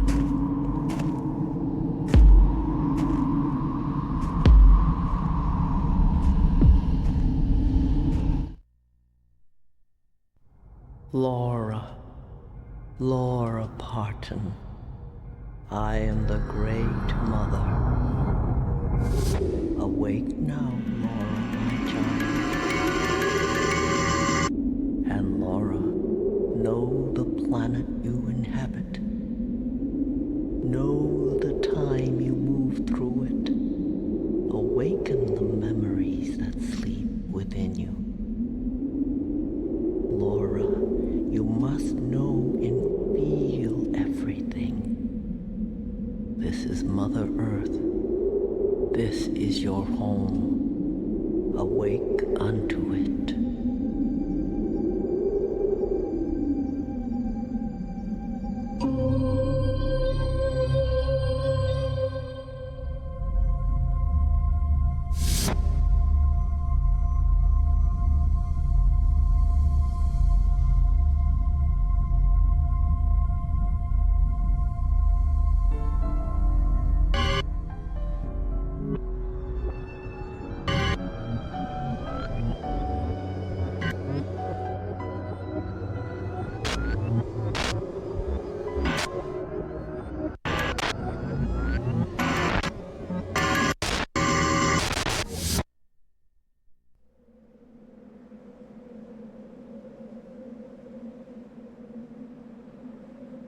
Laura, how many days has it been since the crash? Time just seems to fade into the distance for me now. It's strange, but I don't feel sad. The snow will soon cover my body. Time will cease to exist, and I'll disappear under the thickening layer of snow. And in that whiteness, all this will transform itself into water and earth over a longer period of time than I ever could have imagined. And maybe one day, I'll come back again as a very small flower. I'll blossom and grow. There's an interesting thought for you, Laura, don't you think? Me as a plant? I've never so much as even had a plant in my apartment.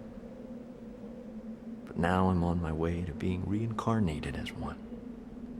Just think. Someday, someone may walk past me. They may be laughing or crying when they do. Or they may be full of hope, or in deep despair. But it won't matter to me then, because a flower doesn't care what it has or doesn't have. It just is, protruding from the snow, waving in the breeze. But it's different with you, Laura. You must survive. Don't worry about me. I'll be staying here, thinking of you, dreaming of you. Laura, it's okay. You can do it. If anyone can, it's you. I know that.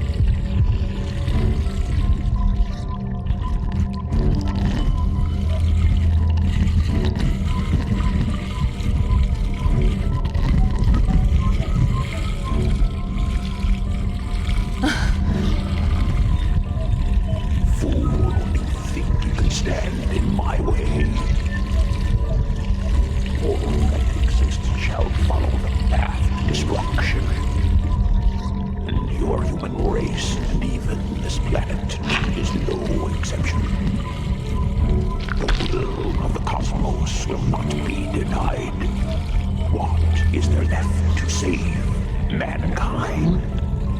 Grown old without growing wise. And this planet, not content with its first folly, it creates a second, even more foolish dominant species. All this shall be destroyed, and all must begin anew. Go now. Get out. How dare you challenge my power?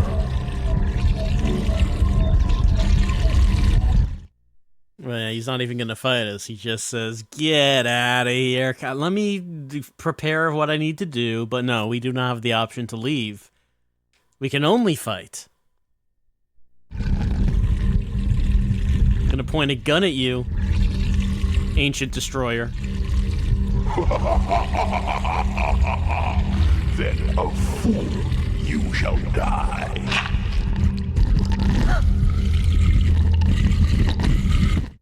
What else can you do but shoot a gun at the Cosmic Destroyer here to eradicate us all and cleanse the planet for a new stage? Grenades don't work. Well, I mean, we could try it, but I mean, there's no floor. So, I mean, yeah. It just kind of goes down somewhere.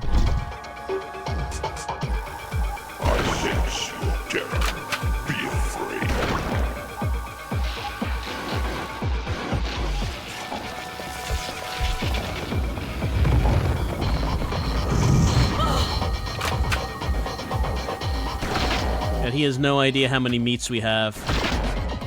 And first aid sprays.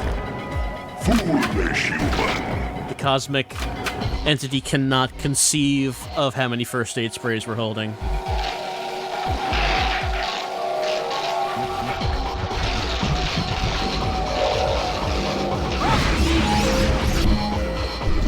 Num, num, num. I did not realize how many rabbits you shot. Oh, that's a lot of rabbits, and there's some grouse in there, too. I didn't count on that. I feel your helplessness, your terror. Your feeble attacks are nothing. So futile in the face of my awesome power. Now you shall experience my true power.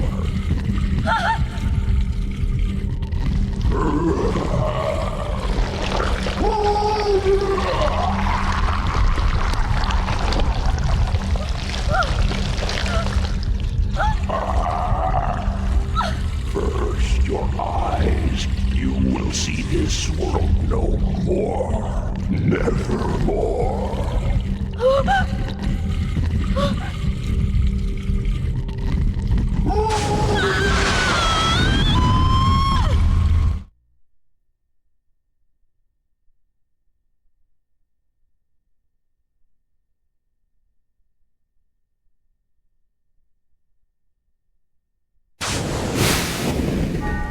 Alright, the fight continues. Accomplish this foolishness.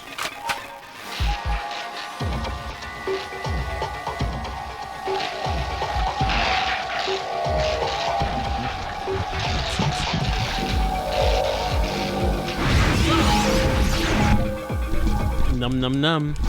However, he is taking our sight away. We can no longer see. So let's get out a gun that we can just spray with.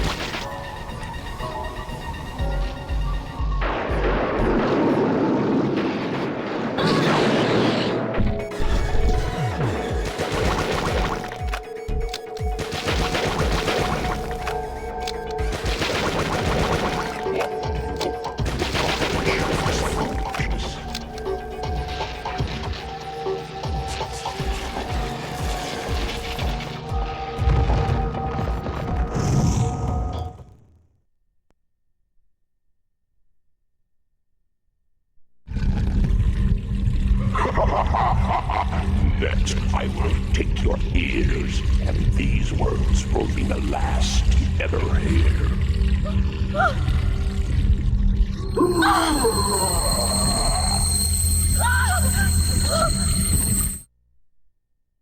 Well, even if we can't hear anymore, we can still just aim in front of us.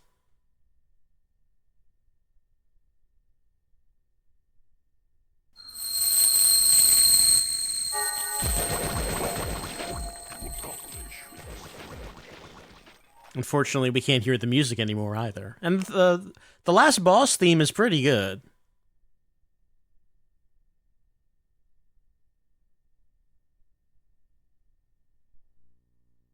Oh, almost dead. Num num num num num.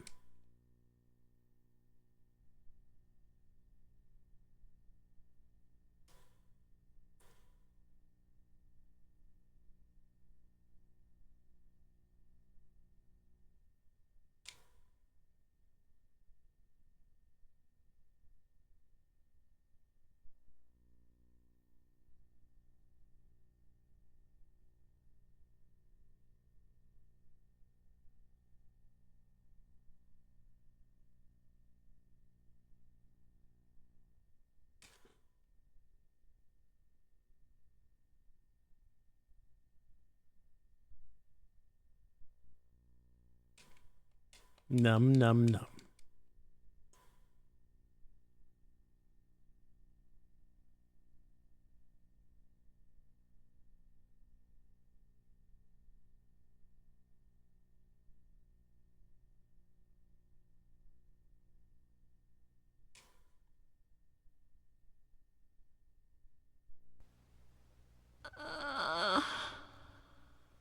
How do you feel now? What? Grovel in fear. First you are blind, then you are deaf, and now you will move no longer. Do you understand what that means? Death, it means death. The certain death that is yours, and you will be lost in the vast abyss for all eternity.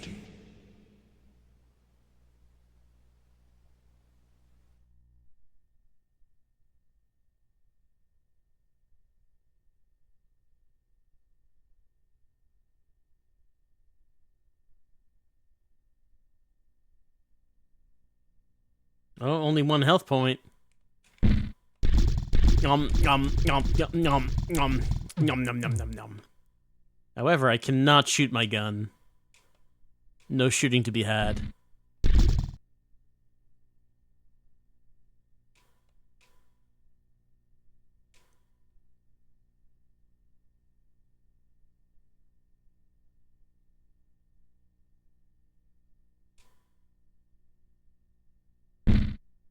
And we could try other weapons. But no, we can't shoot any of them. Well, we can't move. He did say we would not be able to move. And if you can't move, how can you shoot weapons? You can eat meat. You can't shoot weapons. Laura. Laura, I guess it's time to say goodbye. Oh, Laura, don't be sad. You'll be all right. It's okay. You'll be able to make it through. And look, I have something special to give you. Here it is. I hope you'll think of me every time you look at it. I've put it away in your keepsake. Laura, don't forget me.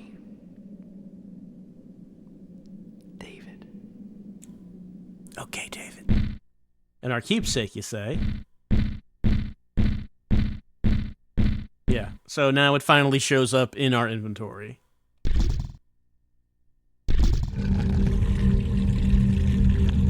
What is this? What's happening?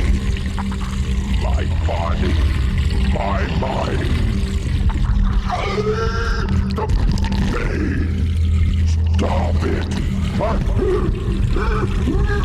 could I? It's not possible.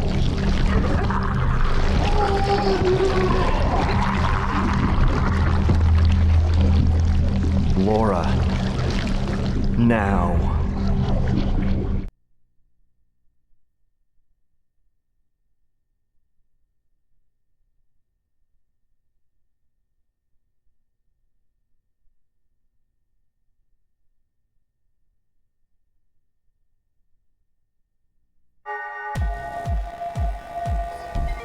You didn't count on the power of friendship, bitch.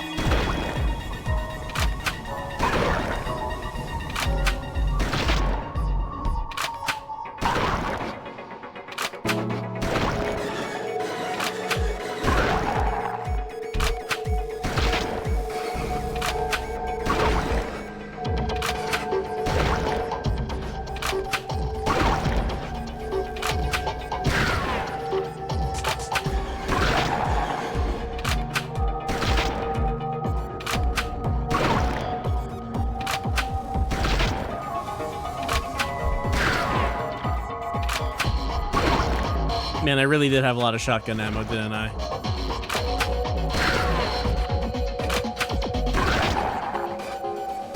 Yep, I'm finally out.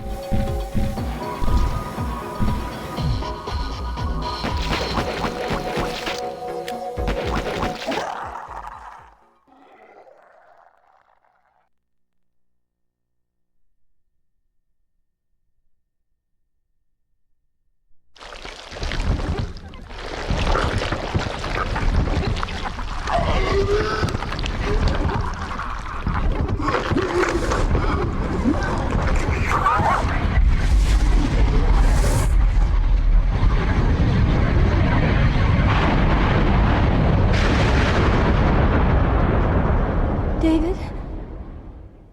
David!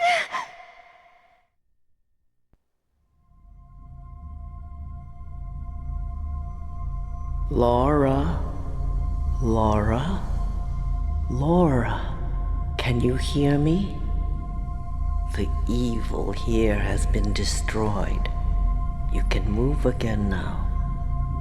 Laura, the time has come for you to bond with that fearsome power.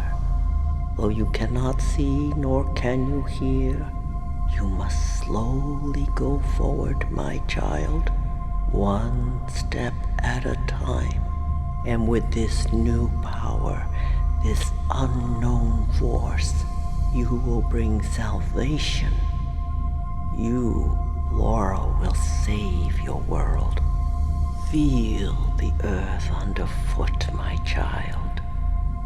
Awaken the sleeping memory of your wings, and believe in the power that lies in the palm of your hands. That power will grant you miraculous things. Now go, my child. Laura, child of destiny, born across the shores of time. Listen well, my child. You do not know that this apparently endless universe does not have an end. That time, so infinite to misleading senses, will one day stop. You know so little, for you are but a child, a newborn, You must journey forth again, and this voyage will be far longer and much more terrifying. Now is the time to find him. Do you remember? Do you remember the name of the one who saved you? It was he who safeguarded your soul. Go and find him, and thus forge that power at last into one. Laura, my child, call his name. Speak his name, so that all lives and all that will be born shall be saved. Call him and recreate yourself as you were meant to be. Now, Laura. All right, we gotta press the button and call his name. David. Turn back the clock.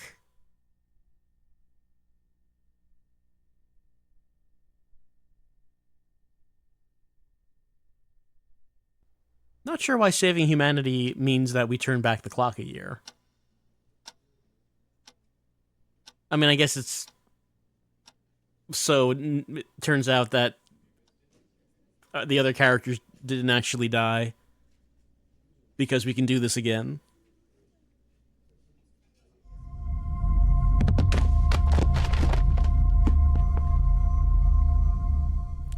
Love how...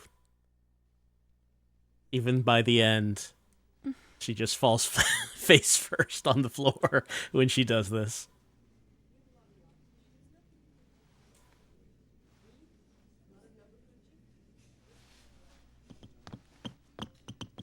Hey, there's Janny. But, I mean, we'll never know her now.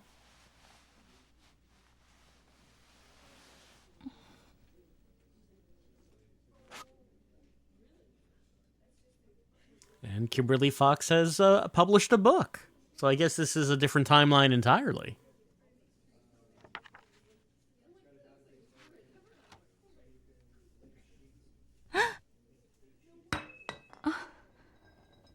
Oh, Butterfingers. Keep dropping that thing.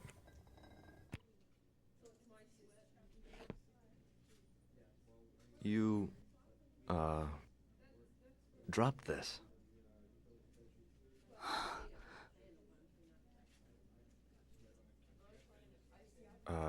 Here.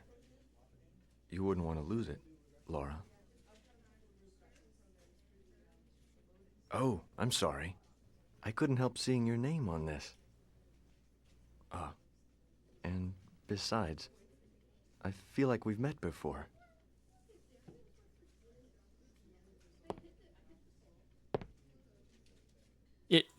Here? Put in hand. Well. Close fingers around item. To hold in hand. That book you have. You read Kimberly Fox? I've read some of her work. I've never met anyone else who's even heard of her. She isn't widely recognized.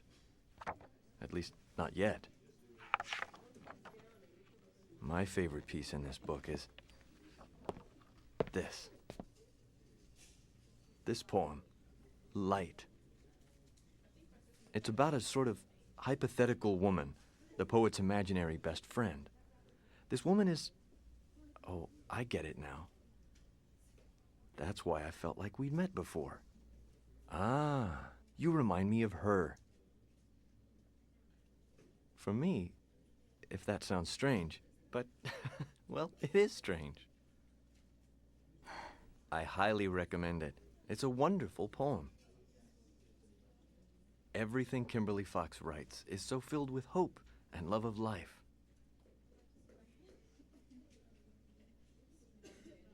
Oh, Laura, look. Hmm?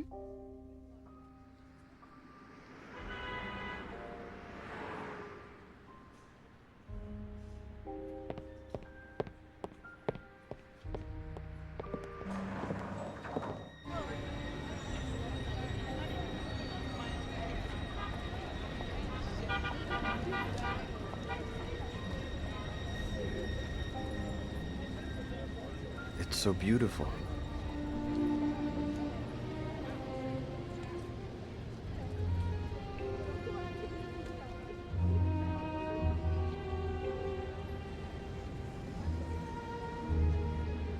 Well, anyway, I guess I'll be going.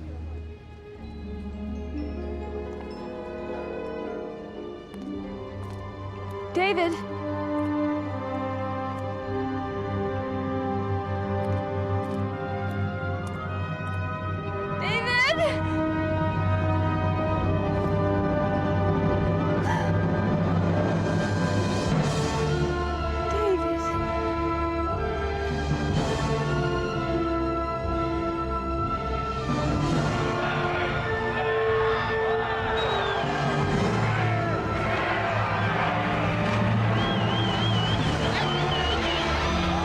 We were in a plane crash and you took care of me for a week? And then you died from an injury and then I ate you? I mean, I don't... That didn't happen on... maybe I'm just assuming that. I like to think that I ate you, though. Oh, and also your brother's dead. I mean, no, he was, but, like, everything's happening again, so he's not dead. And your dad? And your mom, who was a flower? I wonder if your mom is still a flower now. Maybe she never became a flower. We should go to Canada and check on your parents.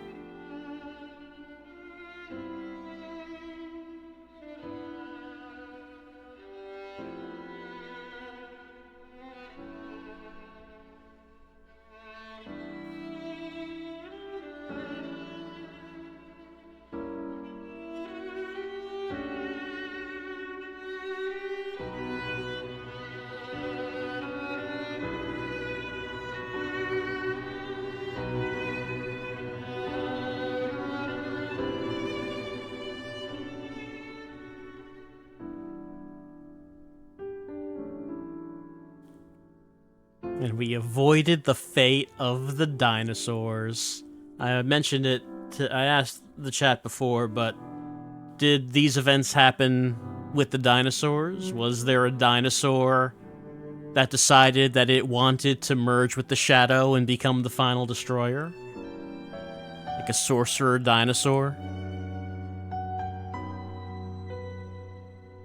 Did the Great Mother have a champion for dinosaur kind back then? And did that champion fail? Or did the Great Mother just not even bother back then? So many questions.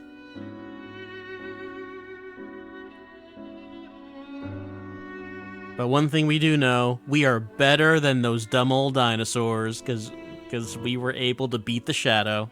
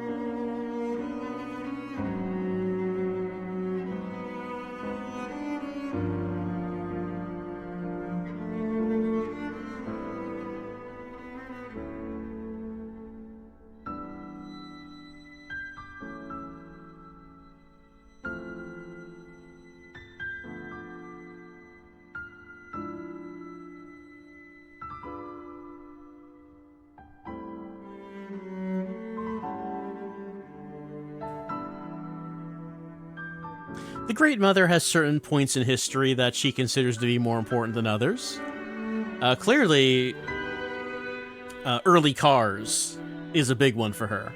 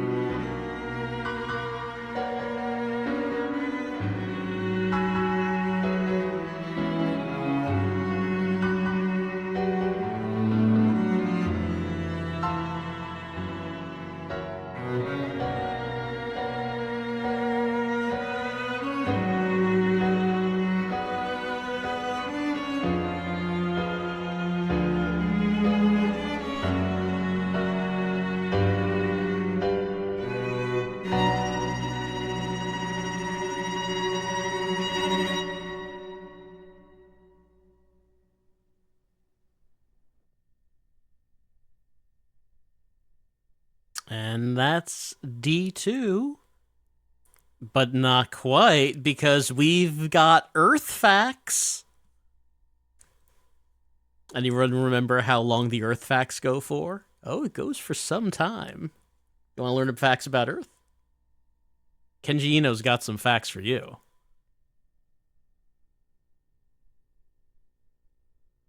And we're going to watch all of them.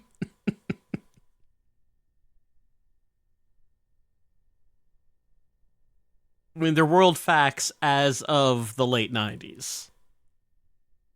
So I'm sure that the things it will point out, I'm sure we've improved on, you know, in 26 years since the year 2000.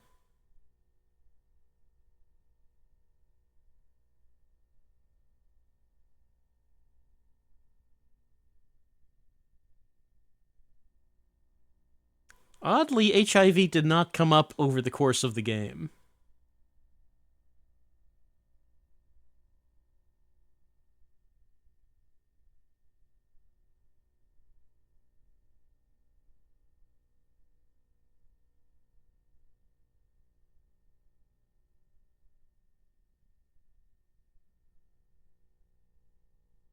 How we doing with that starving people number?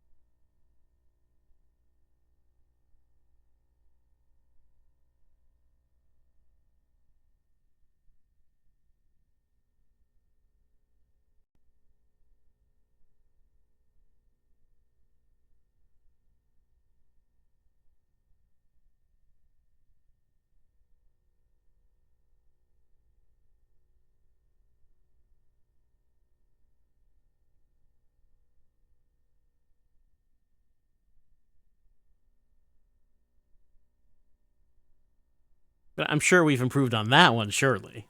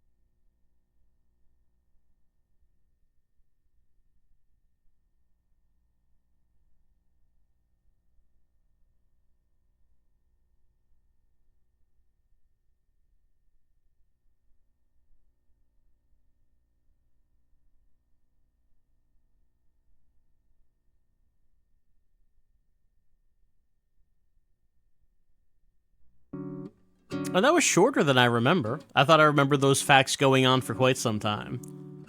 All right, hit the credits. And hit the song of Kim's poem. Falling away, falling behind. I'm in a game of hide and seek. Sun shines outside my mind. I wonder if I'm alone. I've never actually heard the Japanese voice acting for this game. Be outside. I don't want to raise my eyes, all small, folded up tight. So I count the roses, yellow, red, and white.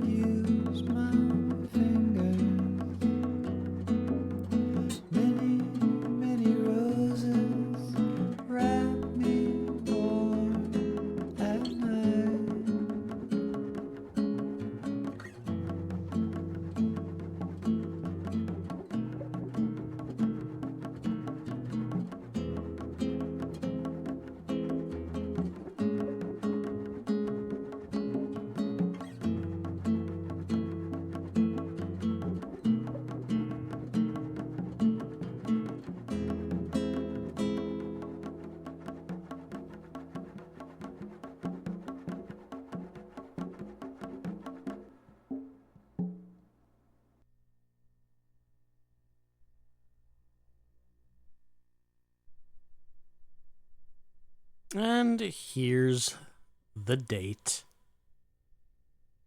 I mean, it says 7/21. It's 5/20. Oh, 17. Okay, I didn't see the 1. Yeah, okay. 17/21. All right. Well, it's D2. I enjoyed playing through this again. It's funny because it's a game that, from any analysis, there's a lot of stuff that it does wrong, but I still enjoy it. I find it to be a compelling game despite a lot.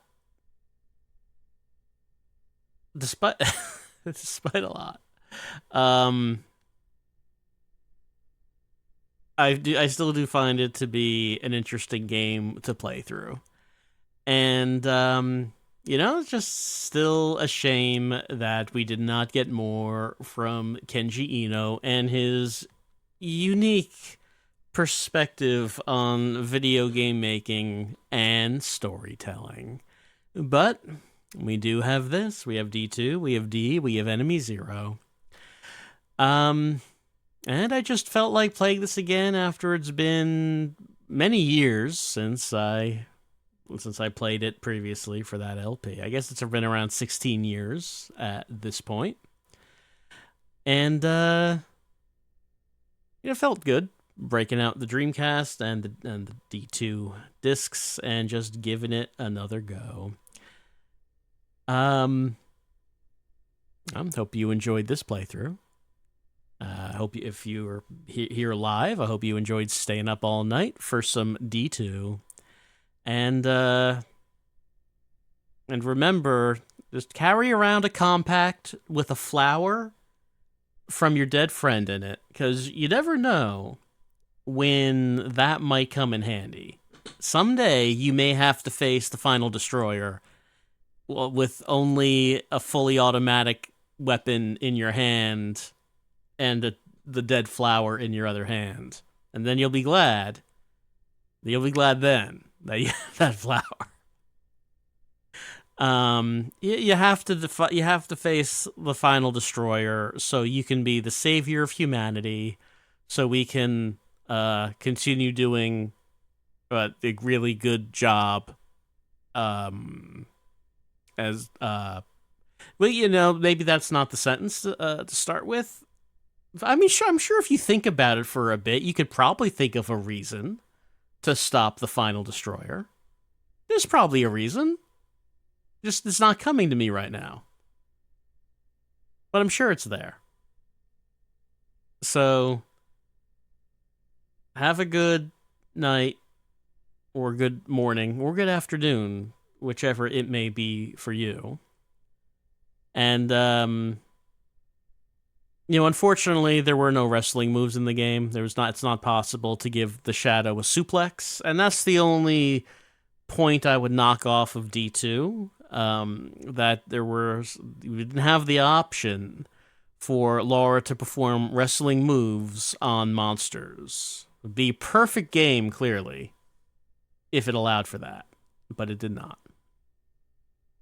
So, that's D2.